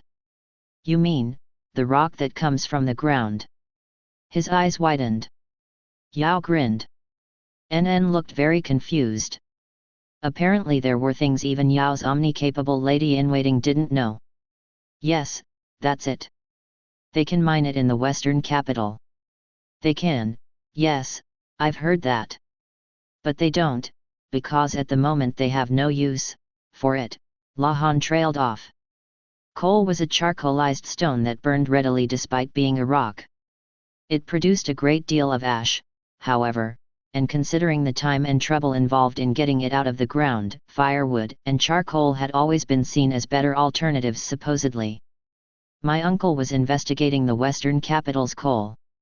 Yes, he is a capable man, but even the most brilliant minister might slip up in a moment of weakness. Say, for example, when his dead brother's daughter had been weeping her eyes out, and he had finally comforted her and gotten her to sleep. He might speak of such a thing, never knowing that she was listening. Yao chuckled and looked at Lahan triumphantly. In other words, you were sleepy, your memory's hazy. Such information would hardly be credible, Lahan replied. That brought Yao up short. NN, meanwhile, raised her hand. Master Lahan, she said. She drew in her chin by 3 centimeters, and the way she couldn't decide where to look betrayed her hesitation.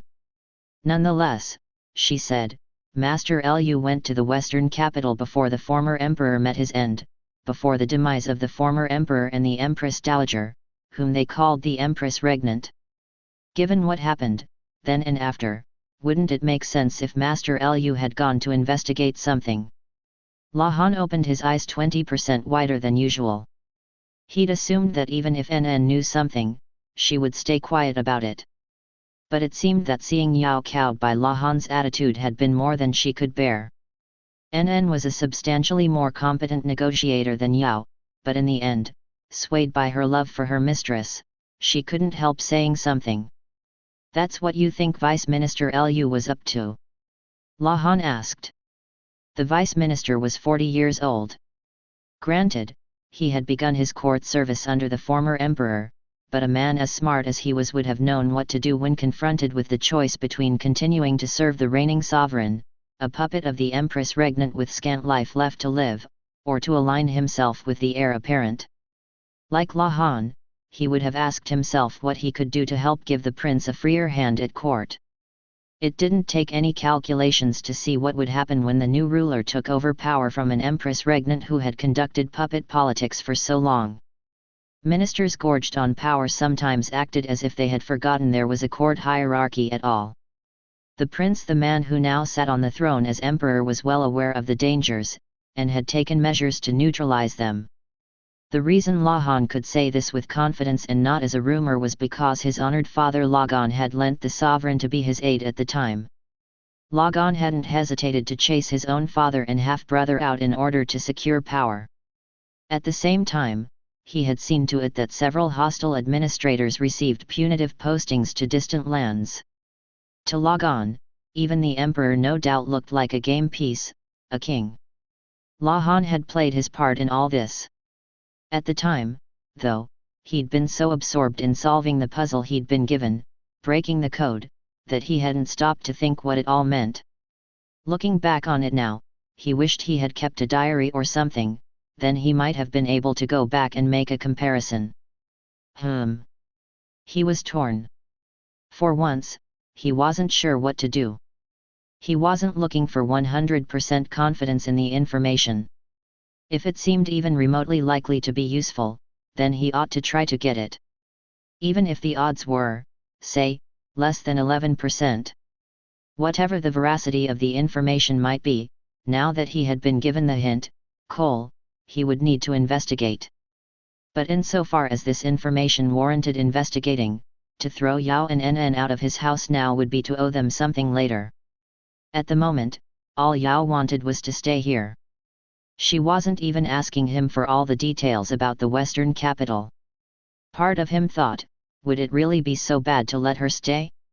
Yet at the same time, he harbored an anxiety he couldn't give a name to. It was just a feeling, something too faint yet to quantify in numbers. And Lahan decided to ignore it. Very well. If this annex suits you, you may stay here. However, that's all that I'm offering.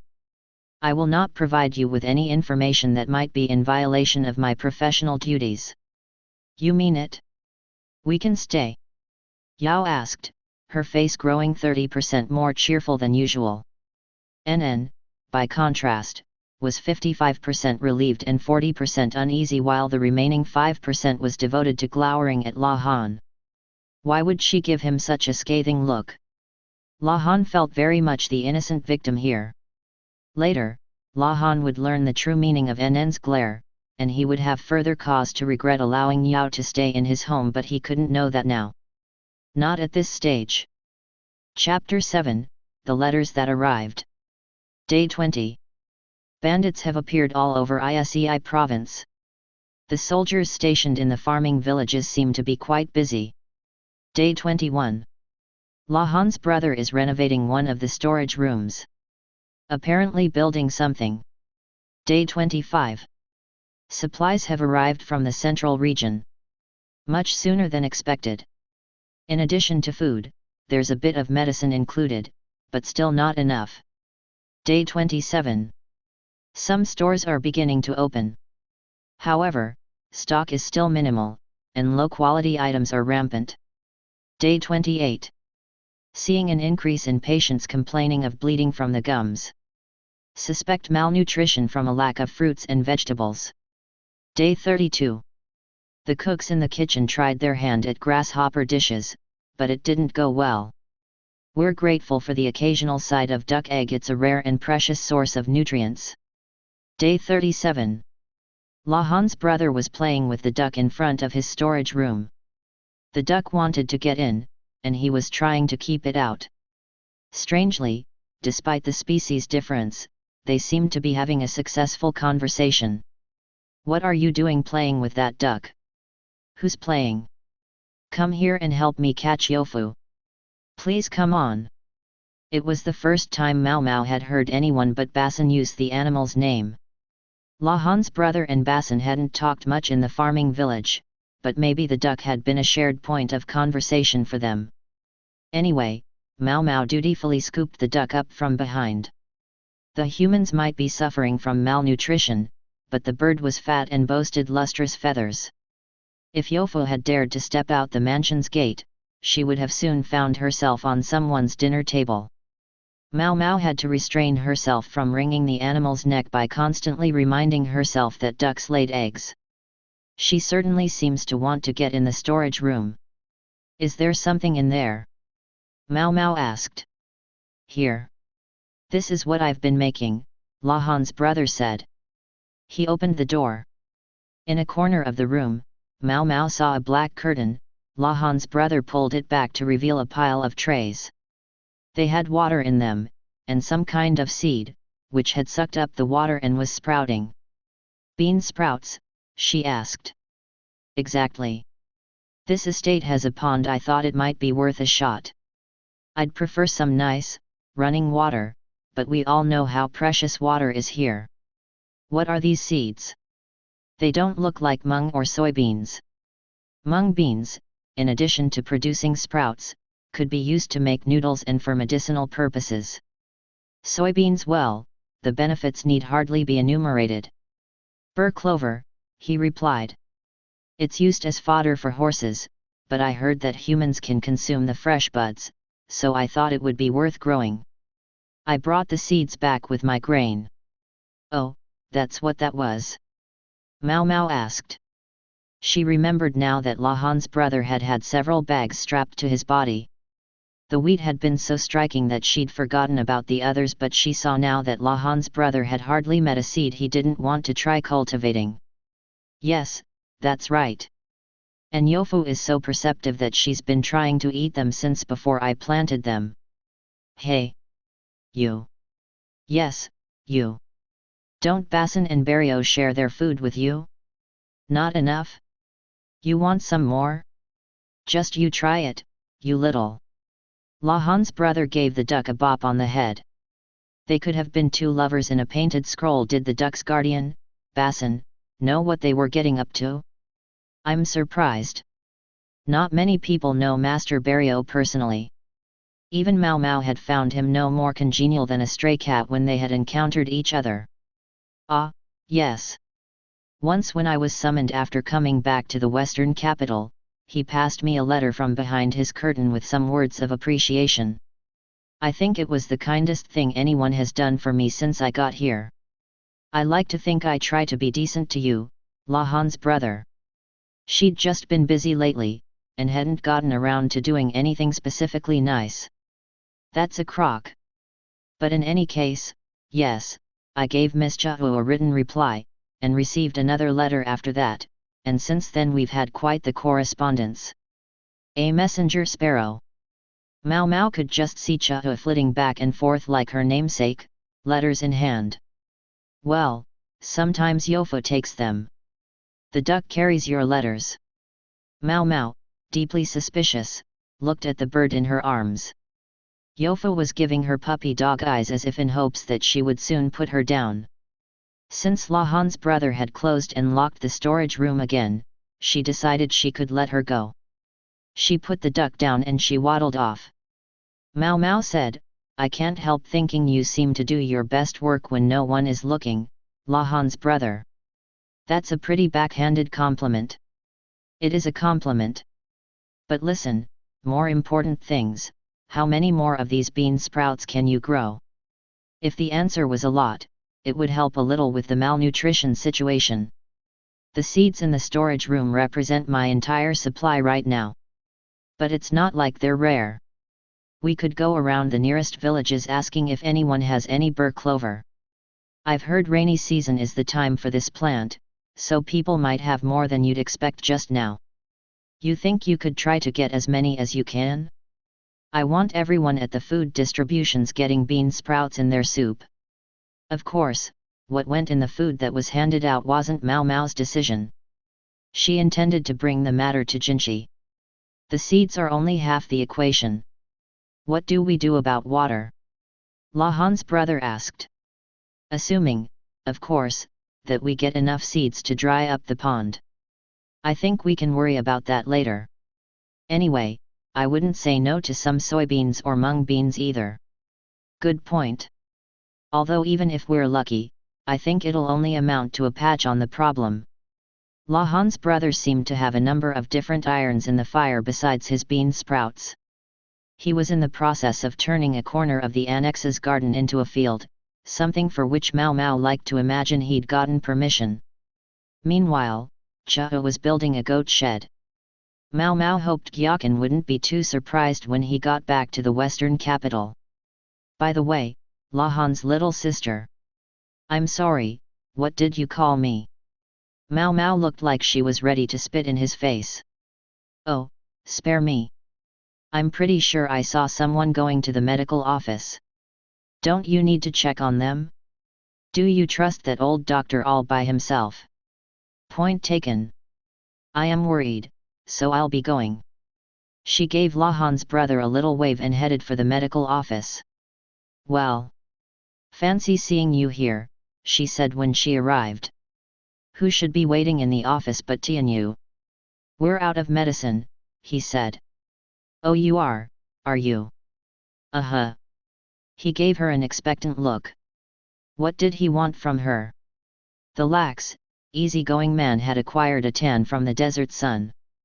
Dr. Yu had clearly been putting him to work. What exactly are you out of? Mao Mao asked, eyeing the medicine cabinet. Styptics, antiseptics, and salves. Also cold medicine, antipyretics, diarrhea cures, and any drugs to help a headache. Is there anything you do have? Mao Mao scowled. It seemed like just yesterday they had resupplied. Not really. We've had a lot of cases of the runs in particular. Maybe there's a sketchy restaurant in town. And the headache cures. Well, let's say I think our superior needs them these days. They only had 2 superiors, Dr. Yu and another physician. Somehow, Mao Mao suspected the man in question was the latter. Stomach medication might be better. Not that we have any of that, Mao Mao said. She meant it as a joke, but circumstances were getting less and less funny. This is the last of our medicine. Well, make some more. Please. We don't have ingredients. Mao Mao and her companions were making as much medicine as they could, even Li Haku and Chao were being pressed into service. Use substitutes, then. We're almost out of them. Seriously? Doesn't that impact the quality? Well, we can't have everything, can we? Of course Mao Mao would have preferred to supply only the best medicine, but they didn't have what they didn't have. The medicinal herbs aren't as good around here as they are in the central region, she said. Part of it was the climate. The region around the western capital had its own endemic plant life, including some with medicinal applications, but Mao Mao, who had spent her entire life in the central region, didn't really know how to use them. This area was a nexus of trade and communication with other countries, and supposedly there was nothing that couldn't be obtained in the western capital. I just wish they would prioritize medicine in those supply shipments they send. Maybe they figured that food had to come first and that medicine could wait. Or maybe the supplies just weren't reaching Mao Mao at the medical office. Huh, Tianyu grunted. At this rate, I wonder if we'll ever get back to the royal capital. Who knows? You think Luo Men will be okay, said the quack doctor, who had appeared without Mao Mao quite noticing him. Right. Pops. Luo Men was serving in the rear palace in lieu of the quack, so she hoped that he would be fine. If anything, she thought the quack should be more concerned about himself. They'd known that the expedition to the western capital would be a longer one, but as Tianyu said, at the moment there was truly no end in sight. Mao Mao thought that maybe Jinchi, at least, ought to go back to the imperial seat, but he showed no sign of leaving. He might have rejected the idea himself, knowing him. Things in the western capital at that moment were, quite frankly, bad. Yes, they had known what was coming, and that made it ever so slightly better, but they were facing down a natural disaster. Insect plagues have supposedly been known to destroy countries before. Maybe there had been smaller swarms in the past here, but one as big as this? It must have been decades since such a thing had happened. Maybe 50 years. Jinchi had requested support from the central region, and his presence at least ensured that it was easier to get than it would have been otherwise. They might even send a little more than they would have otherwise, as long as he was there. From where Mao Mao was standing, Jinchi and the Emperor didn't seem to be at odds. Even if I still have some questions about the incident that got him sent here. Presumably, there had simply been no one else to go. I suppose the honored imperial younger brother is still in his honored room doing his honored work, Tianyu said with no small trace of sarcasm. There's nothing else for him to do, the quack doctor piped up. The Moon Prince can't leave the mansion, it's dangerous. Yeah, I get that, but it's not a good look, Tianyu said. What do you mean? Soldiers are being sent hither and yon, while he just gives the orders, wolfing down his food in his nice, safe room they say. Who says? One of the lower-ranking soldiers I overheard having his potato congee. Oh, my. The quack put his hands to his mouth and frowned in distress. Then again, here Tianyu turned to the counter-argument. Another soldier asked him, so who do you think got you those potatoes? Huh. In short, there were soldiers who doubted Jinchi's motives, but there were others who understood the position he was in. Still, if there were soldiers, even if it wasn't all of them who had doubts about Jinchi, what must it be like among the common people? Tianyu supplied the answer. The governor around here sure knows how to make himself popular, he said. Technically, he was referring to the acting governor Gyakuo. How to make himself popular, the quack echoed. You mean he helps with handing out the food himself? He doesn't go that far, but the people like him. It's local soldiers who are passing out the grub, so people automatically assume it was their beloved governor who got it to them. And the soldiers don't make any secret when they go out to stop people from making trouble within the capital limits, at least. Well, now, that is something, said the quack, who had begun to prepare tea. There were no more tea leaves, though, so he was brewing dried dandelion leaves. Something, sure. Even if it does all seem like a bit of a performance. Tianyu seemed to be deliberately talking Gyakuo up. Actor talk again, huh? Mao Mao thought. The freak strategist had said something similar about the man.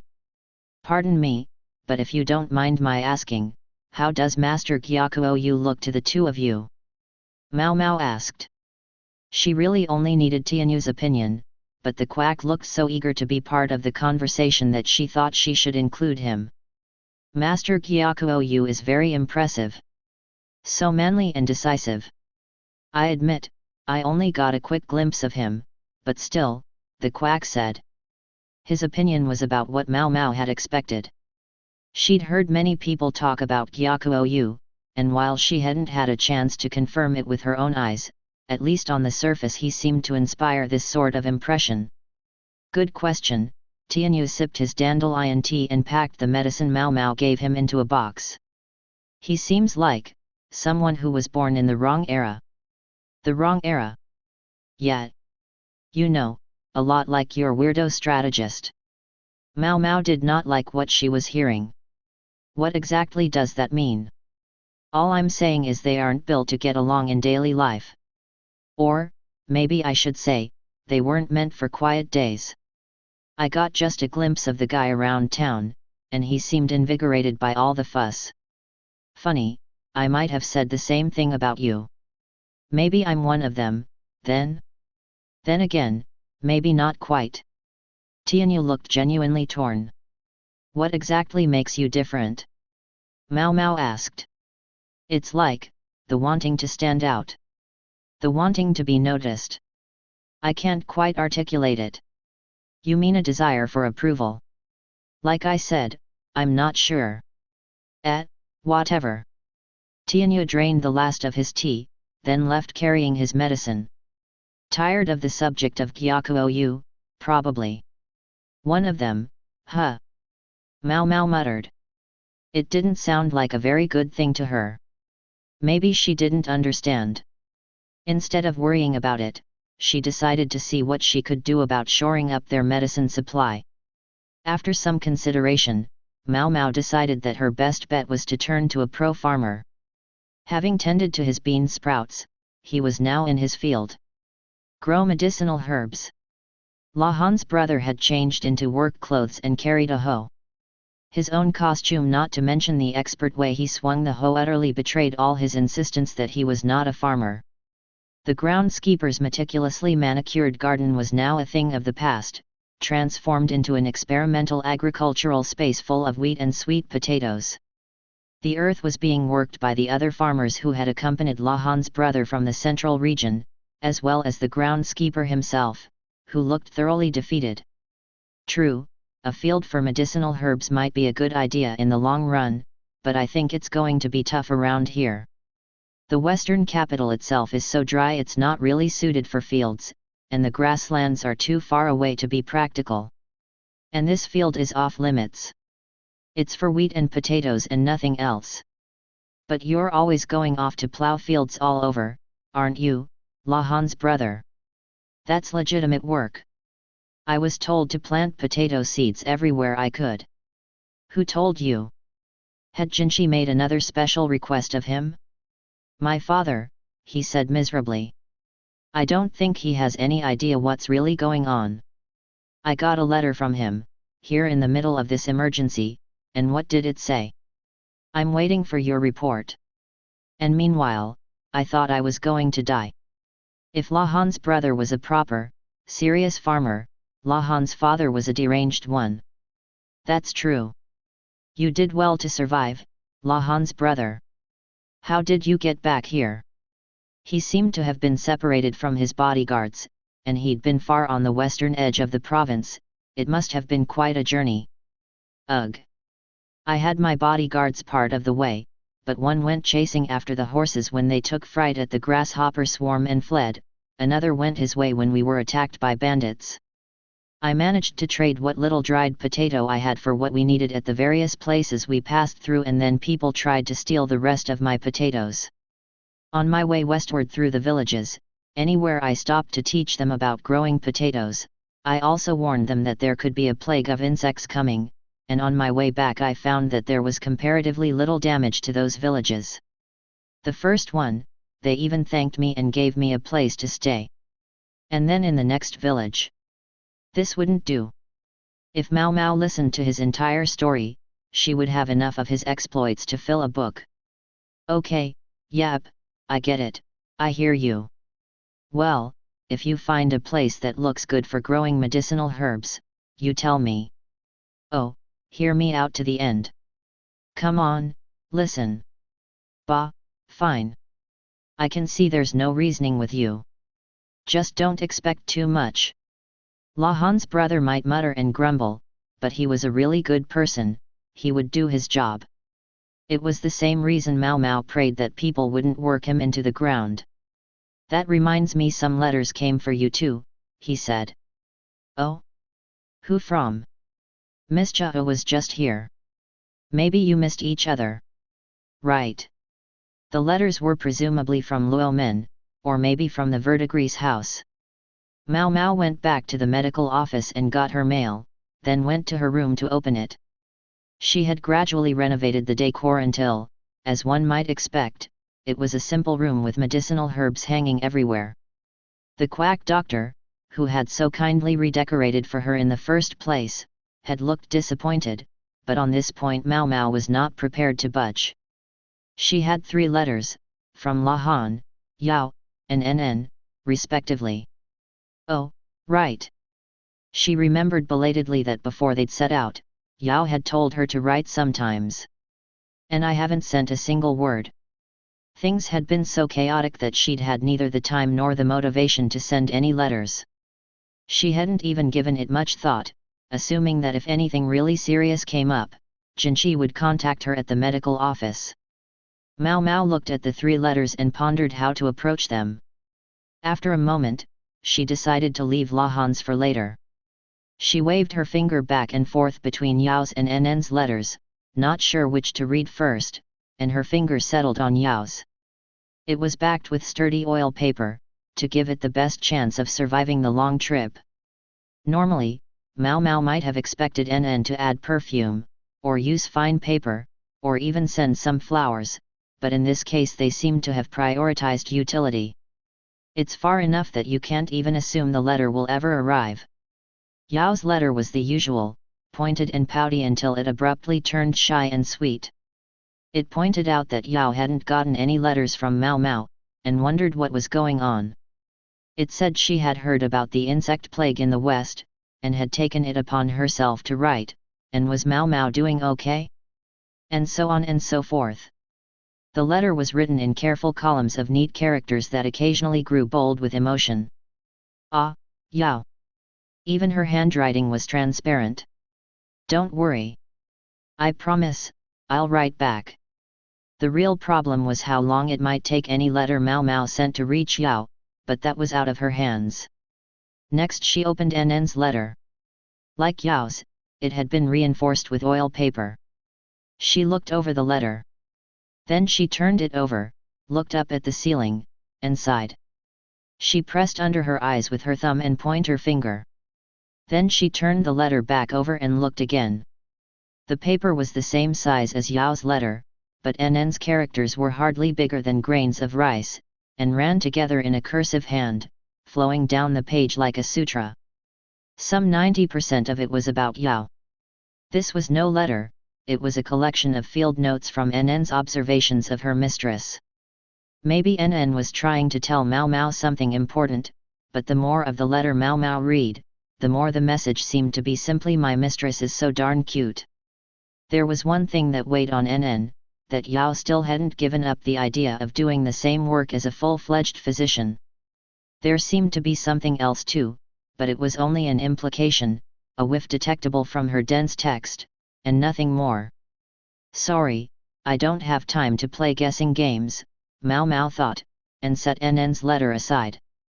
All right, time for the last one. She was surprised to receive a letter from La Han. Wouldn't it be better for him to contact Jinshi? Surely he realized that with Mao Mao, there was the distinct possibility that she would throw the letter away without ever reading it. In any case, it had reached her safely, and for the sake of those who had helped it do so, she decided to open it. La Han's letter, too, was backed with oil paper, like the others.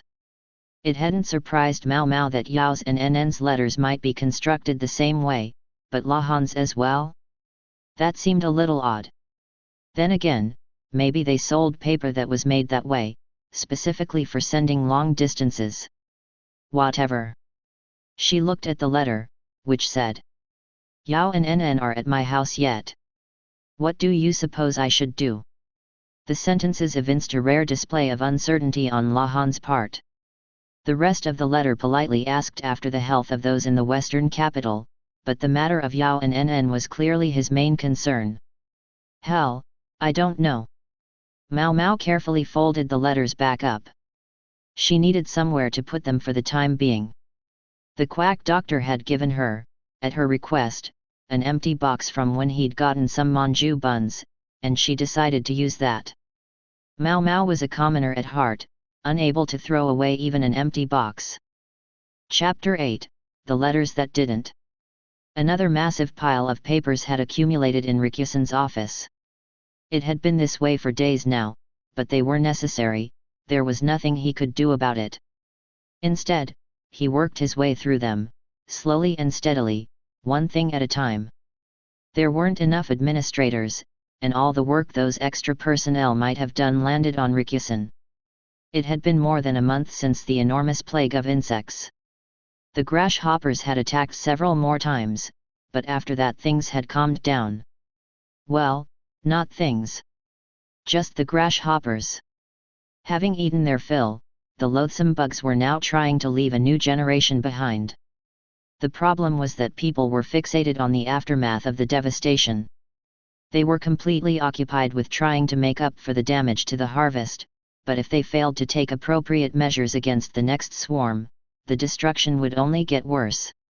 Rikusen could feel a headache coming on as he confronted all the damage reports and requests for emergency provisions. He wished he had the power to save all the people, but he was, ultimately, a mid-level functionary. There was only so much he could do. He would have to assess the damage to each region and send support commensurate with the locality's population. If he miscalculated, it might cause more looting or even result in further death from starvation. Rikusen wanted to tear his hair out. When considering how much to distribute, he also had to check the records and requests against their stores of provisions. It wasn't that he couldn't do the math, but this was a heavy and wide-ranging responsibility that weighed on him. This would be a lot easier if Sir Lahan were here, he muttered. A job like this would have been a walk in the park for him. He could have held an abacus in one hand and done most of the calculating in his head. He would have been able to look at the numbers purely as numbers and determine the fairest distribution. Speaking of Lahan, it had been a long time since Rikusen had gotten any letters from him. The last one had come maybe 2 months before the swarm. Rikusen had written to Lahan a couple of times after the event. He knew the other man was never averse to information of this variety. He would have expected a prompt reply. He realized that communications were not as reliable as they had been before the swarm, but could 2 separate letters fail to arrive? Or had someone discovered what was hidden in the letters he had been sending to Lahan and the Moon Prince? Rikusen stopped an official who was just about to leave. "There haven't been any letters addressed to me, have there?" he asked. "No, Master Rikusen, I'm afraid not," the official said flatly. This man was one Rikusen had seen much of ever since being sent to the western capital. He'd brought letters to the others a number of times, so if he said there was no mail for Rikusen, he probably meant it. Was it only Rikusen who found that strange? Lahan being who he was, there was no way he didn't know about the plague of insects that had swept Isei province. Moreover, he was a man with his share of curiosity. He certainly should have written to Rikusen sometime in the last month to try to sound him out about what was going on. Were things really that busy in the capital? Wait, had Lahan written to anyone else recently? A thought of the young woman Lahan referred to as his little sister flashed through Rikusen's mind. He considered asking her if she'd heard anything from him, but then thought better of it. It would be best if he kept his distance from Mao Mao. He knew she would keep her distance from him, that she would have to. That would be better for both of them. That was why Rikusen had made the joking offer of marriage.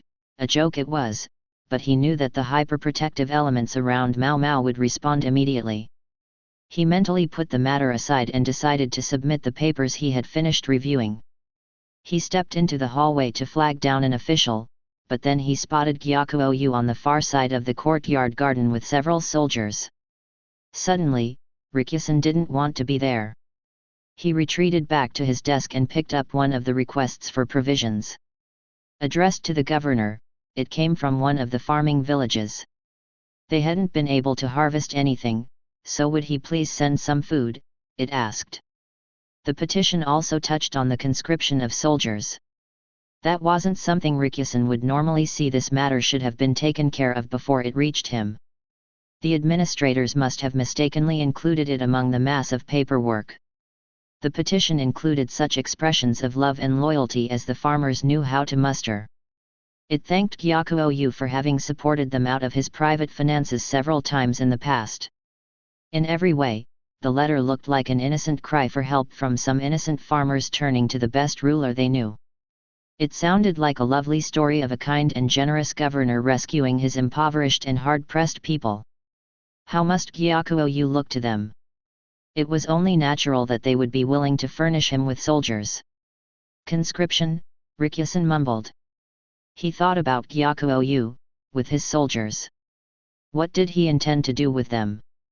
Yes, the people were restless after the major disaster that had just occurred, but did he really need to raise more troops in order to suppress them?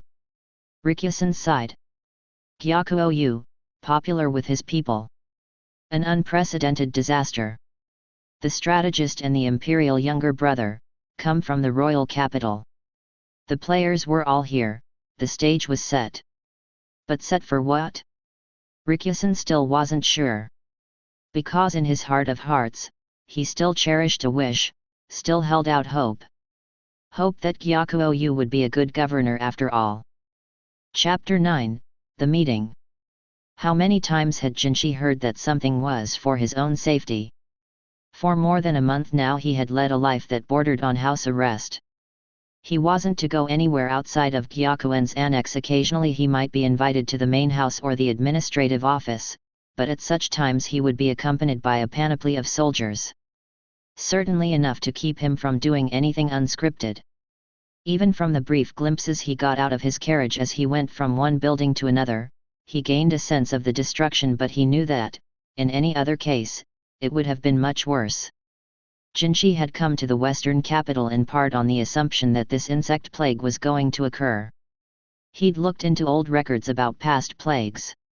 They described entire crops annihilated, people so desperately hungry that they resorted to cannibalism. It was no exaggeration when people said that a plague of insects could destroy an entire country.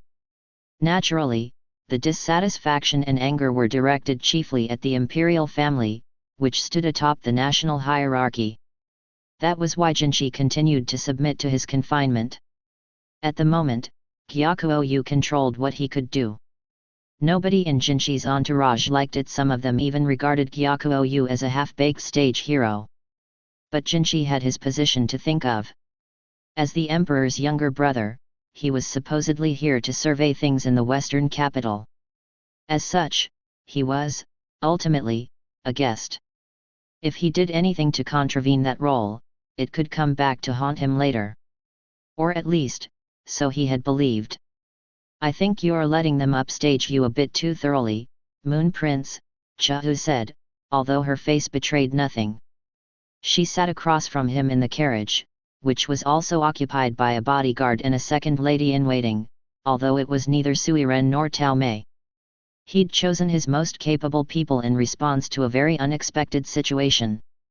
In this case, Gao Shun accompanied him as his bodyguard. That would normally be Basin's role, but Basin would not have meshed well with the person they were going to meet. Basin was angrier than anyone at the way Jinshi had been treated in the western capital. He might be physically strong, but right now Jinshi needed someone who could keep their emotions in check. At this rate, people are going to think a helpless princeling bumbled in from the royal capital just to play a supporting part to Master Gyakuo-yu. With a dexterous flick, several small pieces of jade appeared between Chahu's fingers. Her hand worked busily, more emerged, then a few disappeared. "I know," Jinshi said. That was precisely why he was on his way to the administrative office. Yes, Jinshi was there as a guest, but he liked to think he had done all he could for the western capital. He'd offered them provisions that he had brought specifically for that purpose, and they had promptly been distributed.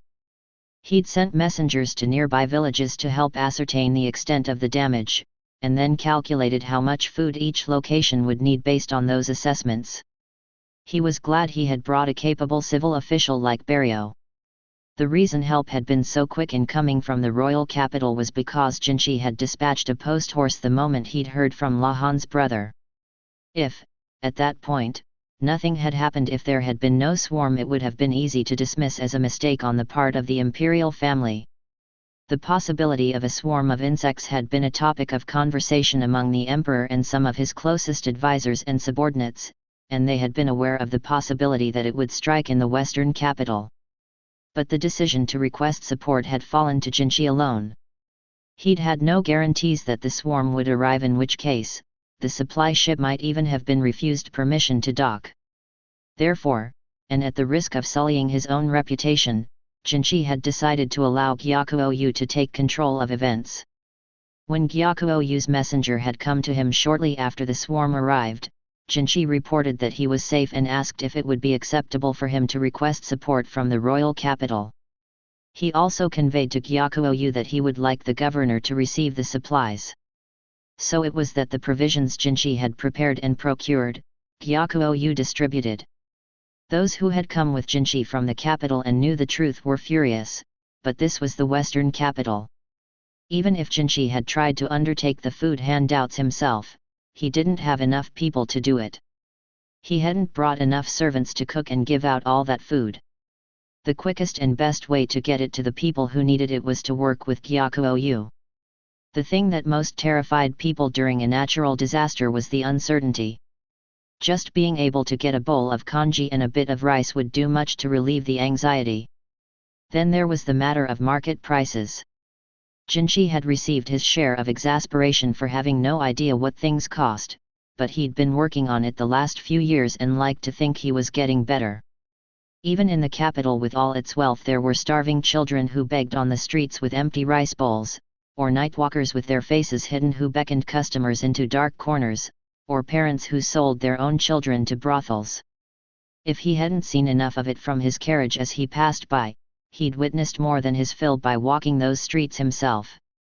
Jinshi had worn fine silk all his life, had always had clear soup to drink every night and congee without any fillers. Even now, he was at no risk of starving, unlike everyone else in the western capital. Why? What was it all for? He would do best to throw away foolish pride. If Gyakuo-yu wanted to stand in the limelight, then let him. Better for Jinshi to let himself be used like a tool than to stubbornly, selfishly refuse to help. In fact, perhaps it was Jinshi who was doing the using. Let the emperor's younger brother be useless. Who cared if the people mocked him? Far better he be someone no one would desire to manipulate. What would Basin think of all this? He'd be mad with rage, perhaps, but, unable to strike Jinchi in his anger, he would destroy anything else in the room that wasn't nailed down. Jinchi, for his part, rather liked the name Jinchi. Even if it was an identity he'd concocted to fool the eunuchs and the ladies in the emperor's garden. He preferred Jinchi, a name people could say, to Kaziwijutsu, which none could speak. Even if he knew that making himself approachable and easy to talk to was a pointless exercise. Time passed as he ruminated, until he found himself at his destination, the administrative office. We're here. Chao looked outside and grinned. Jinchi deliberately adjusted his mindset. Approachable he might be, but they were not going to take him for a fool. He was shown to a room with a round table. Gyakuo and Logon were already seated. Logon, apparently with time to kill, was working Go problems. In a corner of the room waited bureaucrats with papers of some kind. Gao Shun and Chahu traded a look. This didn't feel like the last time they had met Gyakuo, or the time before that. They were especially curious about Logon. It wasn't always possible to predict how the fickle genius would behave, and that made it even harder to guess why he was at this table. My apologies for summoning you here, Gyakuo said, rising to his feet. Already, Jinchi knew it had been the right choice not to bring Basin. To have been sitting at all when a member of the imperial family entered the room could be considered a sign of disrespect. On that note, Logon showed no sign of looking up from his Go problems. What might I do for you? Jinchi asked. If this is about the insect swarm, I've brought some materials relating to the matter. Gao Shun produced the papers. They concerned some preliminary calculations about the food handouts that Jinchi and his people had made. They also described research into hardy crops that were quick to go from planting to harvest, food that might help provide famine relief if the provisions proved insufficient.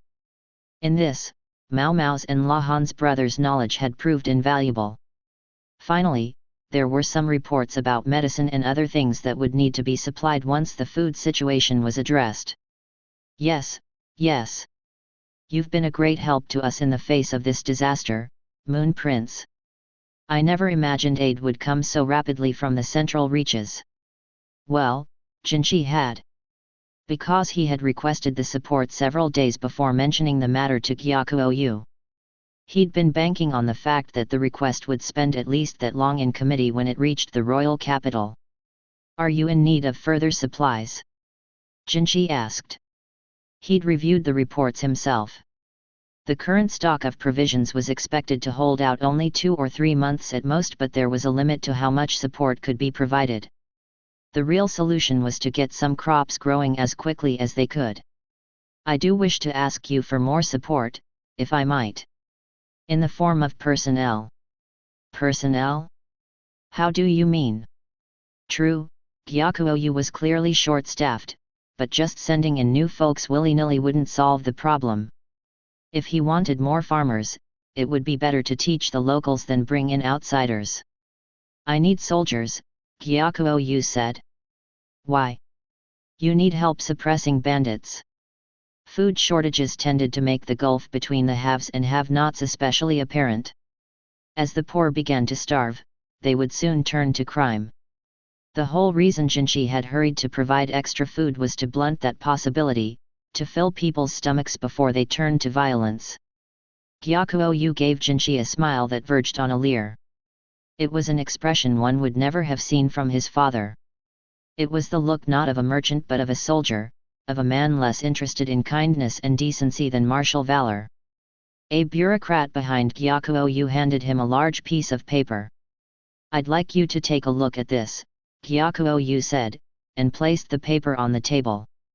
It was a map of Isei province, with several areas circled in ink. Some of the circles were black and some were red, with more red circles the farther one went to the west. Logon said thoughtfully, looking up from his Go problems. Bandit attacks. Precisely.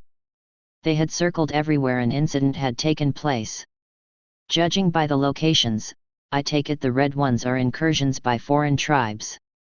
Your mind is every bit as sharp as they say, sir. Gyakuo-yu looked at Logon, visibly pleased.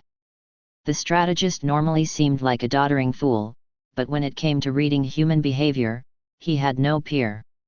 So the red circles were attacks believed to have been perpetrated by foreigners.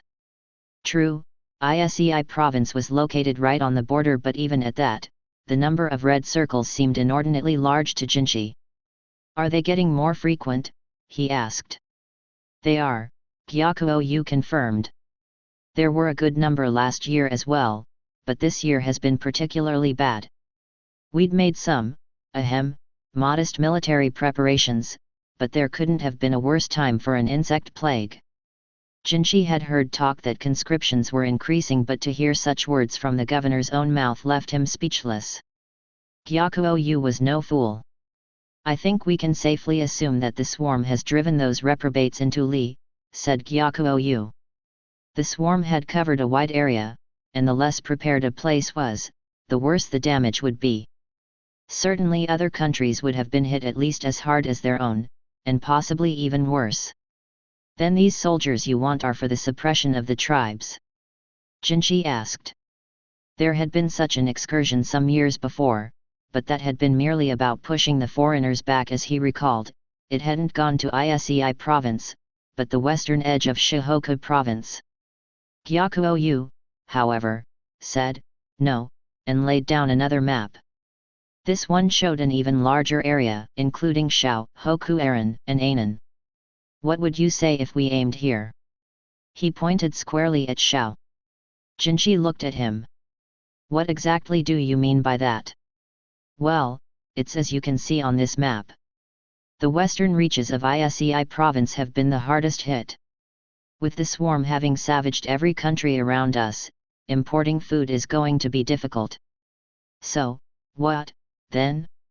Do we try to transport provisions overland? It would likely be impossible to transport enough food, and if attacks from the tribes weren't enough, an invasion by a foreign country was also a real possibility. Isei province's hard-won food would be stolen. What's the quickest way to get provisions to this western area?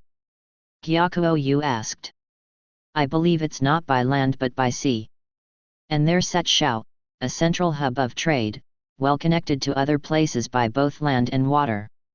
Yes, having free use of Shao's harbors would certainly make it much easier to ensure a stable supply of food. Shao, however, would exact a heavy fee for the use of its harbors. Not to mention the likelihood that many of them were already dedicated to shoring up Shao's own internal supply problems in the wake of the plague. You're suggesting we start a war for this? Jinshi kept his voice as level as he could. He had been more than ready to cede center stage to Gyakuo-yu, to let him be in charge, but this was beyond the pale. In order to put food in his people's mouths, he was proposing thievery. It would make him no different from the bandits he despised. Oh? You're against the idea? I seem to recall it is you yourself, Moon Prince, who has the greatest grievance against Shao. The ripest reason to go to war. Gyakuo-yu oozed confidence. Jinshi knew what he was referring to, the Shaonessa Shrine Maiden. He'd allowed her to die last year, and it had left Shao with leverage over him. Jinshi suspected, however, that Gyakuo-yu did not know that the Shrine Maiden was in fact alive, and secretly taking refuge in Li. It was another Shaonessa woman who killed the Shrine Maiden, Gyakuo-yu said. I grant she had been admitted to the rear palace as a consort, but surely Li can't be held accountable for everything a woman from a foreign country might do. Certainly, Li had come off the worst in the opinion of the wider world, and the imperial family in particular had been embarrassed. Shao used the murder of their shrine maiden to try to blackmail our country. More than reason enough to go to war, I would say. But you wouldn't, imperial younger brother. Depending on the era, a reason to go to war could be nearly anything. After all, simply besmirching the ruling family could get an entire clan wiped out. Now Gyakuo-yu turned to the strategist. What do you think, Sir Logon? Logon once again stopped working his Go problems and studied the map intently. He wore the same look with which he would appraise a board game. He reached out to his aide, who gave him a bag. There were shogi pieces inside. I don't know about your reasons or excuses. All I know is how to win at shogi, Logon said, and then he started arranging the pieces on the map. The aide gave Jinchi an apologetic look. There was no malice in Logon, but neither was there virtue. So long as something didn't harm him or his family, he paid it no mind. If there was a chance to participate in an interesting game, however that, he wouldn't miss. Jinchi saw now why Gyakuou had included Logon in this conference. To the strategist, war was just a combination of his favorite games. It was a shogi match using human pieces, and a game of Go in which you captured real territory.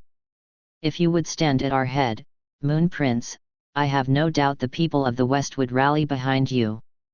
This, then, was what Gyakuou was really aiming at with Jinchi. Don't you think that the people wish to behold you not merely as a visitor, but as a leader? There was one thing that Gyakuou seemed to have misunderstood. He believed Jinchi was eager for people to see him in his true guise. He was trying to flatter Jinchi's pride as part of the imperial family. If you should step forth, I would support you wholeheartedly. I would be your right hand. Gyakuou said, his gaze piercing.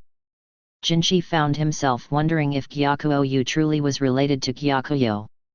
She, too, could be strong-willed, but she was nothing like this. Jinchi could see it in Gyakuou's eyes. He wanted war. He was eager for it. I may summon soldiers, but people live here. Yes, they do. Our western lands are home to many loyal hearts. They may be merely farmers, but if the need were to arise, a great many of them would lend you their strength. Imagine you leading us and Sir Logon formulating our strategy. And finally, though I grant our power be modest, the Yu clan would stand to aid you. The Yu clan.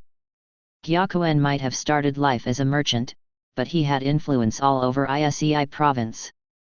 His current power might even surpass that of the Yi, who had been destroyed 17 years before. Jinchi narrowed his eyes. Tell me. Does Sir Gyakuen know about this plan? There was the slightest twitch of Gyakuou's eyebrow. My father has long spoken of what we might gain if we could extend our reach into Shao's territory. So he doesn't know. And yet the whole clan of you would stand by me. Jinchi, drawing on his experiences in that den of women, the rear palace, remained resolutely calm. Compared to the lies women told, men's braggadocio was rough, their facades easy to poke holes in. AC route, he said. Yes, the benefits would be great. It does make one wish for Shao's harbors, doesn't it? But it would come at too high a price. What of the other countries with which Shao shares a land border? They might cease to send trade goods. And then there's the question of attacking a nation that has made itself studiously neutral, as Shao has. Would we not be seen as barbarians who refused to respect the agreements? Sir Gyakuen, I feel sure, would weigh all these things carefully in his calculations. Gyakuen, as we've said, was a merchant at heart, and he knew better than to fixate on the profit right in front of his eyes. He would be sure to ask what he would sacrifice to gain it. Even if his son had written to him seeking his advice on this matter, Jinchi was confident that Gyakuen would have told him that it was too soon for such a move. Jinchi thought he caught a flicker in Gyakou's eyes at the mention of his father's name.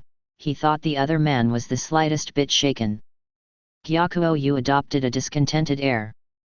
Jinchi, meanwhile, refused to let his expression soften. The emperor's younger brother he might be, but he knew that even so, Gyakouou would view him as a young upstart, hardly half his own age. Perhaps he thought he could overwhelm Jinchi with sheer presence. He could not. I'm here as a representative of the central region, but I am also His Majesty's eyes, and it would not be fitting for the eyes to take it upon themselves to command. The words His Majesty sent a shiver through the bureaucrats waiting nearby. All of them hailed from the western capital, meaning that they were Gyakou's allies, and presumably viewed Jinchi as little more than an insouciant child. There was audible muttering when the child pushed back against their own master. Gao Shun gave Jinchi the faintest of smiles. Perhaps he had a bit less heartburn now. Chuo could spare them the raised thumb, though. Gyakuo would not be put off so easily. You say, then, that as the Emperor's eyes, you cannot make decisions on your own. Yes, definitely the right choice to leave Basin behind. He would have risen to this obvious provocation and only made things worse. I say this because I have decided. Have you determined that an attack upon Shao would do more good than harm?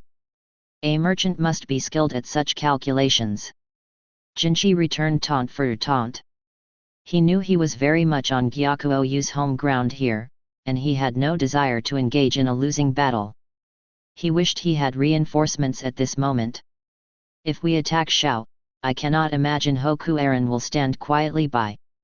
That ragtag confederation of barbarians skulking in the north? What have we to fear from them? Fair enough.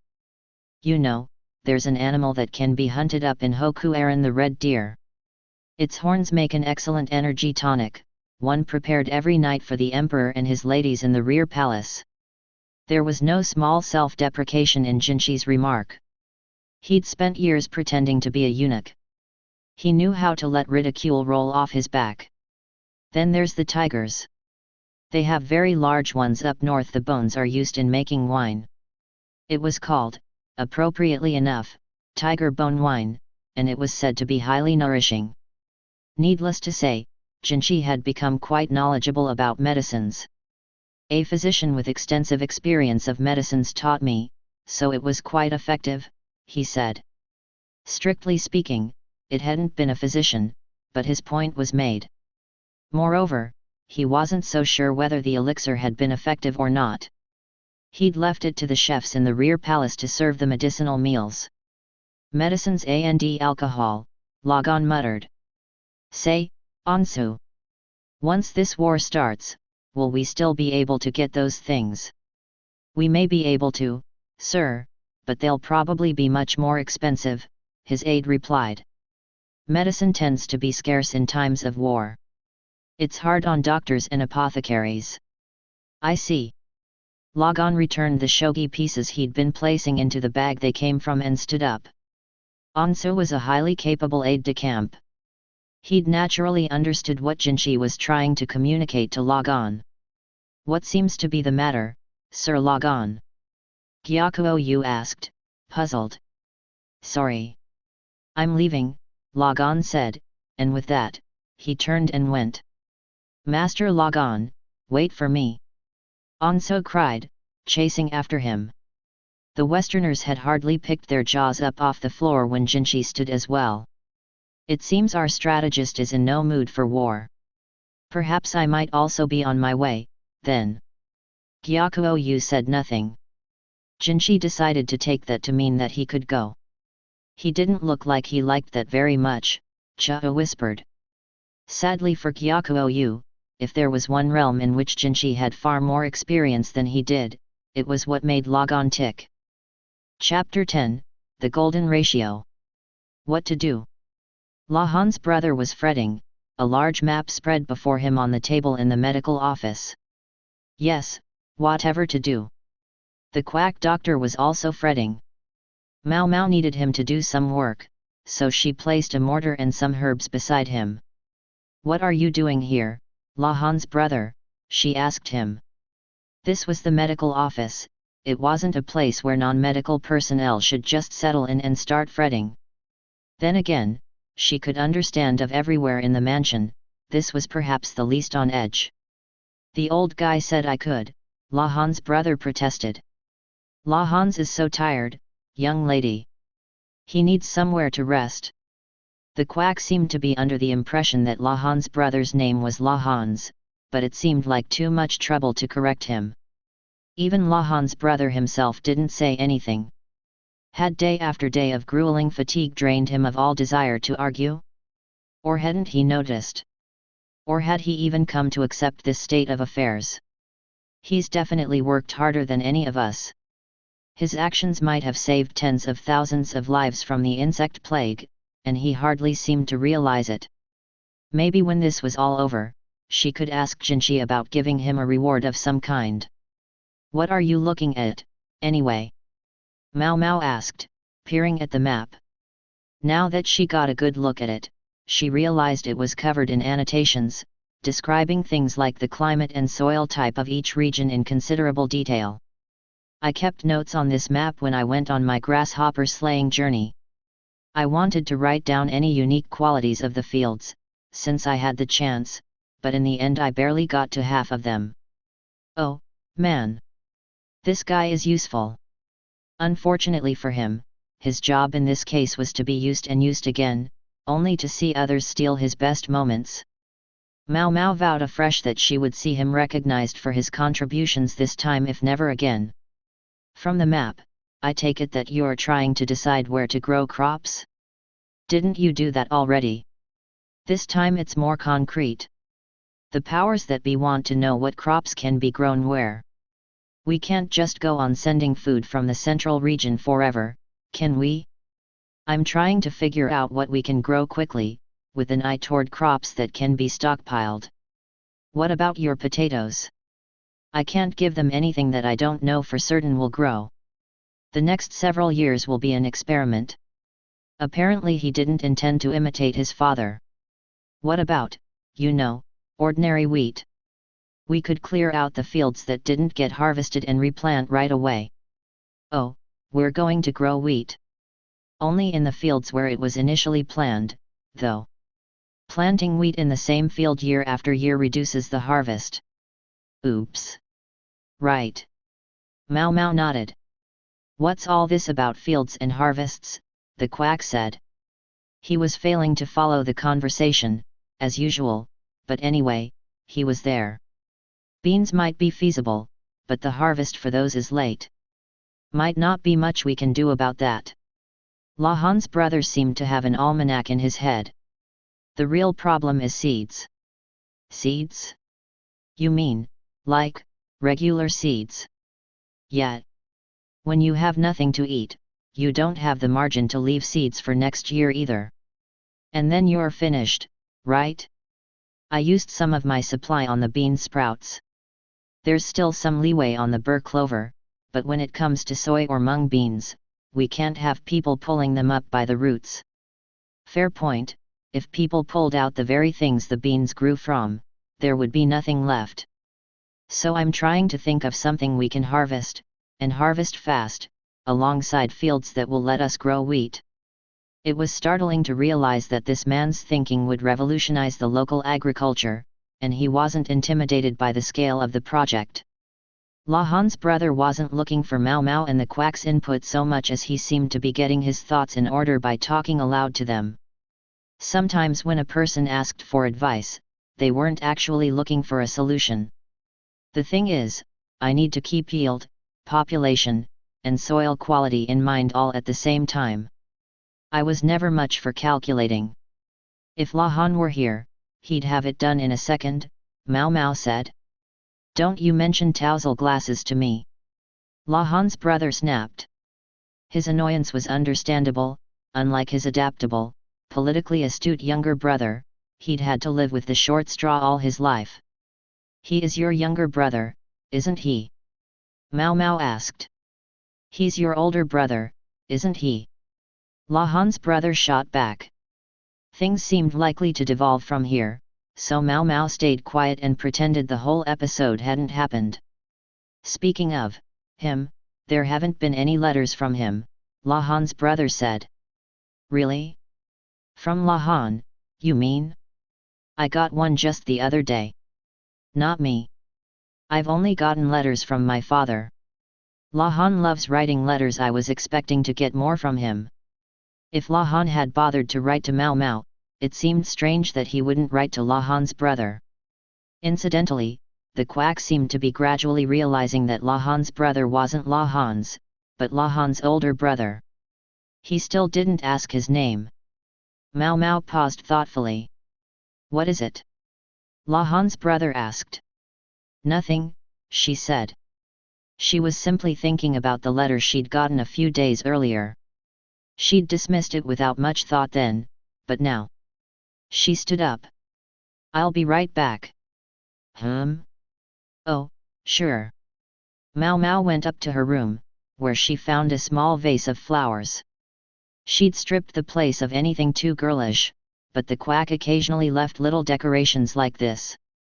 "Here," Mao Mao said, returning with the box in which she kept her letters. "What's this?" "The letter I got from La Han." "Huh. Doesn't this paper look oddly nice to you?" "I initially assumed it was to help it survive a long journey." Mao Mao stared at La Han's letter. The regular writing paper was reinforced with a backing of oil paper. Yao's and Nn's letters, which had come at the same time, had been constructed the same way. "Hey, what's this sentence mean?" La Han's brother asked, giving the line "Yao and Nn are at my house yet. What do you suppose I should do?" "Very close scrutiny." "Oh, you know," Mao Mao said, giving him a brief rundown on Yao and Nn's situation.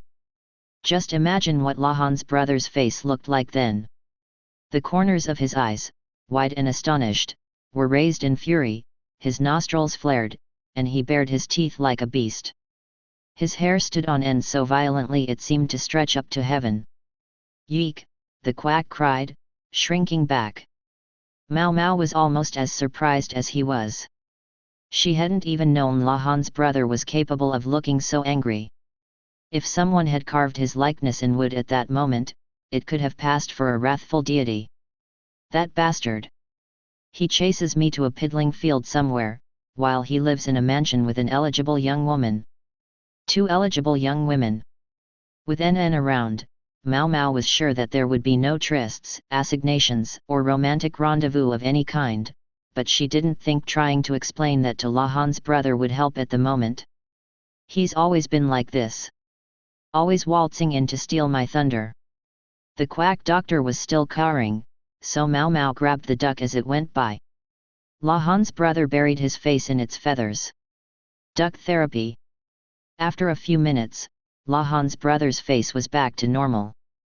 The duck, evidently unwilling to work for free, began badgering the quack for some food. With La Han's brother finally calm, Mao Mao thought maybe they could get back on track. "Don't you think there's something odd about this writing?" she said. "Oh, huh.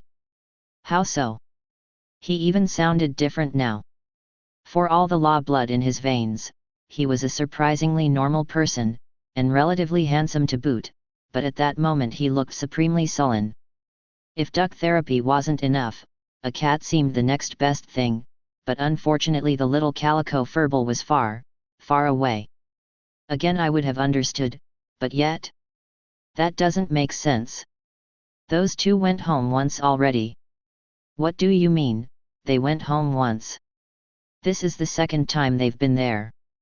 La Han's brother, please keep your distance when you're making that face. I told you not to say La Han's name in front of me. Yeah, okay. La Han's brother appeared to be manfully enraged by his younger brother's relations with the fairer sex. Suppose, just suppose, that Yao and Nn had once again sought shelter at La Han's house because of things with Yao's uncle. Mao Mao could imagine that. But she was also sure that La Han, of all people, would never write yet when he meant again. There's something going on here. She studied La Han's letter. It was stuck firmly to the oil paper backing, there didn't seem to be any way to separate them. No, wait. It looks like somebody tried to peel them apart. Each of the 4 corners of the oil paper looked like they had been peeled although the traces were faint. Somebody pulled them apart and then pasted them back together. She examined the other 2 letters.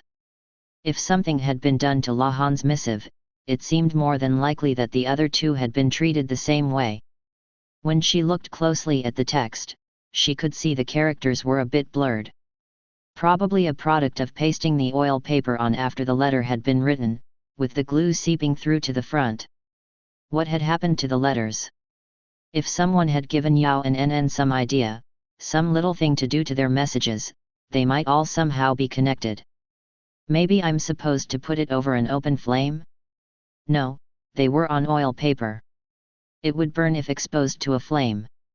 Maybe the whole reason the letters were backed with oil paper was to fool any would-be tamperers. It would force them to actually look at the letters, whereupon they would discover there was no sensitive information in them. But that was a bluff.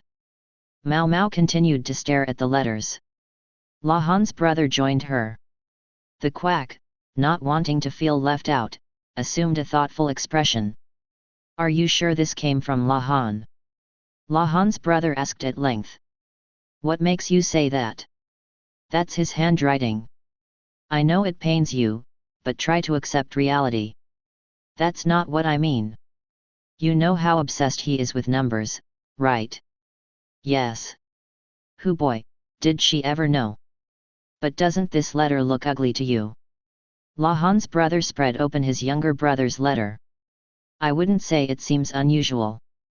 No, it is. When he writes a letter, it's always on paper that's 5 lines across by 8 lines down. Never knew that. Maybe it was what Lahan would have referred to as a beautiful ratio. Unfortunately, Mao Mao didn't have that much interest in Lahan's letters. Maybe he just didn't have enough paper. No. You don't understand how obsessed with numbers he is. Once I gave myself a quick haircut, I just needed it to be shorter, you know, and in the middle of the night, he came in and cut it all while I was asleep. And if it was uneven by so much as the width of a fingernail, he kept cutting, until there was hardly any left. Can you imagine how I felt? He was 5. Okay, so you don't have the world's best younger brother. Or family, for that matter. That's who we're dealing with. If he gave up his perfectly ordered writing style, there's a reason. Lahan's brother's gaze nearly bored a hole through the letter. Mao Mao, meanwhile, turned to the other 2 letters. Yao's was longer than Lahan's, but substantially shorter than NN's. Mao Mao had read more than enough of NN's letter, in fact, which was not only sprawling but written in characters the size of grains of rice. Lahan's and Yao's characters were the perfect size, very easy to read. On a whim, Mao Mao placed Lahan's letter over Yao's. They had the same number of rows. But Yao's letter had exactly 3 times as many columns. With their characters being about the same size, they could easily be overlapped. If Yao's letter was longer, well, she could get emotional sometimes. Look at this, Mao Mao said. Look at what? The Verdigris house got more than its share of students who were taking, or who had passed, the civil service exam. They always said that by far the hardest part of the exam was being cooped up in what amounted to a cave for days on end, writing. They had to write in perfectly ordered, balanced characters just like the copybooks. The columns and rows, said Mao Mao. It wasn't just the size of the characters, the number of characters running down the page was also identical. She matched up the edges of the 2 letters, then noted the word in Yao's that corresponded to the yet in Lahan's. Then she slid the letter further along, observing the next word that overlapped with yet. Yao's letter was precisely 3 times longer than Lahan's. She moved Lahan's letter one more time and observed the final overlap. Find the coal. Coal. Yes. It's a rock that burns. It can be used medicinally, but I've heard it can also do a lot of harm. Mao Mao's father, Luo Men, was well aware that any drug could also be a poison, and he strove to use medicines with as few harmful effects as possible. Therefore, Mao Mao didn't know much about coal. So why are we looking for this, coal? I'm not sure myself. But I think we should report it. Mao Mao put the letters back in the box, hoping it was all just a strange coincidence. Chapter 11, The Coal Mine. Miss Mao Mao, Miss Mao Mao. What is it, Miss Chao? This kind of exchange had nearly become a routine for them. It was unusual, however, for Chao to show up after a day's work, just before Mao Mao went to bed. What brings you here so late? Mao Mao asked. Well, I have a little something to tell you about Mr. Lahan's coal code. Mao Mao had told Jinchi about Lahan's letter, and if Chao was coming to her at this hour, it suggested something had come of the matter. The fact is, not many letters have come from Mr. Lahan for the Moon Prince. I kind of thought not. We estimate that only half his letters have made it here. But even on a long, difficult journey like this one, doesn't it seem weird that so many letters addressed personally to the Moon Prince should accidentally disappear? In other words, someone was deliberately disposing of Lahan's communications. If he was trying to tell them something, it would explain why he'd sent Mao Mao these riddling letters.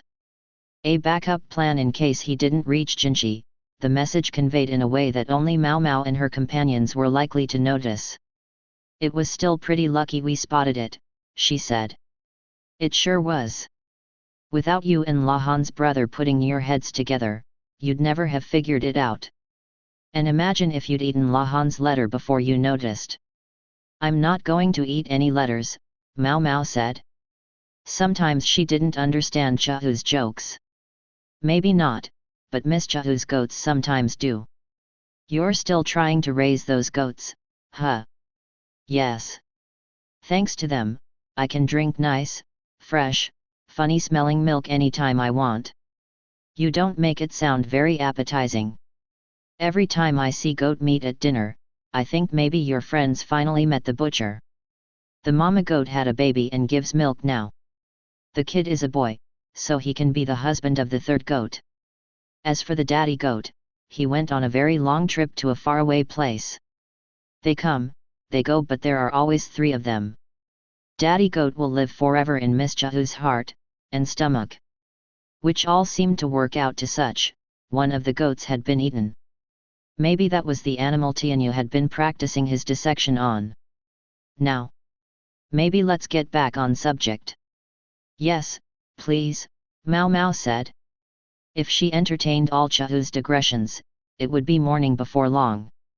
About that coal, it seems Isei province did mine some, although only a little bit. Oh. Indeed.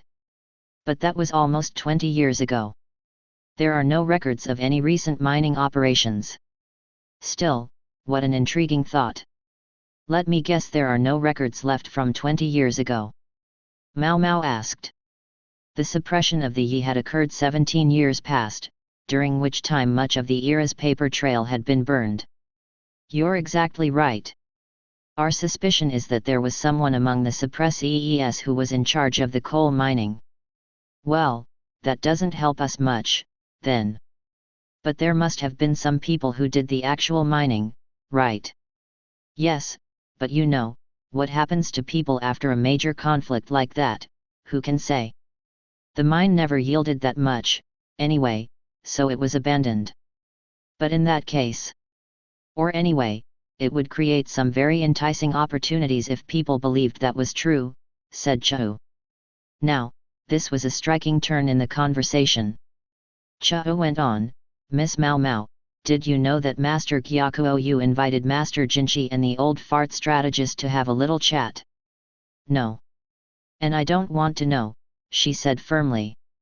I gather that Master Gyakuou suggested starting a war against another country. You don't much care what I think, do you, Miss Chahu? Miss Chahu believes information should be shared with the right people. This information, however, was decidedly not something Mao Mao wanted to hear. It was clear why Chahu had come to Mao Mao's room at night, though if the quack doctor heard about this, he would have been very distraught. Now, which country do you suppose Master Gyakuou suggested fighting? I can't hear you, Mao Mao said, pressing her hands to her ears. Chahu grinned and tickled her. Hey! No fair! Mao Mao flopped helplessly onto the bed and Chahu jumped on her, pinning her down. So much for plugging her ears. Chahu whispered to her, he's not after Hoku Aaron. It's Xiao he's after. I didn't want to hear that. No, she would have preferred not to know, but now that she knew, she had a question. Why Xiao? I would have thought attacking them would do us more harm than good. setting aside the fact that attacking other countries is completely stupid to begin with? Good question. One benefit is that if we capture the nearest city, it comes with harbors. We'd have free use of the sea lanes, and that's worth a lot. Importing crops would be much easier. True, perhaps, yet to Mao Mao, it didn't sound like enough. Plus, considering what Xiao did to us last year over the Shrine Maiden, we have a ready excuse. All the more so if the Moon Prince, whom they wronged more than anyone, were to lead us. It might look like a good excuse outwardly, but hadn't there been a lot of behind-the-scenes dealing? If the former Shrine Maiden were willing to provide information, they might indeed gain some extremely useful intelligence on how to attack Xiao. But did Gyakuo know that the Shrine Maiden was still alive? Surely not. One more thing. Everyone's on edge right now, and it makes people prone to violence. If we can point that anger away from our leaders and toward another country, wouldn't that be helpful? Think of all the people who lost their jobs because of the swarm. How many of them have become bandits? Just imagine what the old fart could do with pieces like that to deploy in battle. It was hardly an uncommon reason to start a war. But Mao Mao was nobody's fool. I thought Xiao was supposed to be a neutral country. If we invade, Miss Zhou, won't other nations be mad at us? I should think so. Hoku Aaron in particular would take it hard. You could argue that if we can seize the harbor in one fell swoop, we might manage things somehow, but we would still have a rough time of it. And it would cost a lot of money. She sprang to her feet. But what if, say, there was a mountain with a coal mine on the western edge of the province? The western edge? On the border with Xiao, in other words. Coal doesn't get used a lot in Li, but it's an important fuel resource in places without much timber, Chahu said. That's what I've heard. She didn't know firsthand, she'd never used the stuff herself, but a fuel that could be used without needing to make charcoal would certainly have its uses. They say it stinks when you burn it, though, so people don't like it as much as charcoal. Luo Men had used coal during his studies abroad. Burning it produced secondary products that were poisonous, but could also be medicinal. If it was too much trouble to mine the coal, however, there was no point. Yes, the former Empress Regnant had banned logging, but even so, charcoal remained a better and cheaper fuel than coal. Wow, really? What does it smell like? Chahu asked. I mean, I haven't smelled it myself, but I'm told it's acrid. They say if you smell it once, you'll always recognize it. I guess the only way to know for sure would be to burn some ourselves. Mao Mao stayed seated on the bed and watched Chahu. HOH. Well, suppose there was a great deal of coal that could be extracted from the Xiao side. What if we could import that with our newly obtained sea route? What if Xiao didn't even know there was coal there, or what it was worth? Although, to be fair, I doubt they really don't know what it's worth. That would change the equation, whether or not there would be a profit. Whether or not to go to war. If there were some other way to use coal too, that would change things even more, but let's set that aside. Chahu mimed putting an object to one side. Now I understand why Lahan told me to look for it. Mao Mao was suddenly very tired. Lahan had found out, somehow, that there was coal in Isei province. He'd found and examined records and materials about the province, whatever was left in the central region, and he had discovered that officially, there had been no mining. This is completely different from the over-reporting of the crops. If the visitors from the central region learned about this, it really would be trouble. So have they been mining the coal without informing the government? It would certainly explain how there were enough resources to provide for farmers in times of poor harvest. Moreover, it would be hard to believe that such a thing had been done exclusively on Gyakuou's personal initiative. Mao Mao broke into a very unpleasant sweat, but Chahu looked as cool as could be. Miss Chahu, Mao Mao said. What is it, Miss Mao Mao? Tell me. All of this is strictly within the realm of speculation, isn't it? Never act on an assumption was Mao Mao's motto. Now of all times seemed like a moment to heed her old man's advice. Yes, it is. But there's some very compelling evidence, Chahu said, dashing Mao Mao's hopes. Mining is a very dangerous activity, so we believe that initially they used lots of slaves. Weren't the surviving wind readers enslaved? Mao Mao didn't say anything. Knowing Chahu's information network, she might already have talked to some of the former miners. For that matter, she might well be aware that Gyakuoyu's mother was herself a former member of the wind reader tribe. If your kinfolk were in serious trouble, wouldn't helping them be an excellent justification for, well, almost anything? You'd be a do-gooder. On the side of right. It might even explain the destruction of the Yi clan 17 years ago.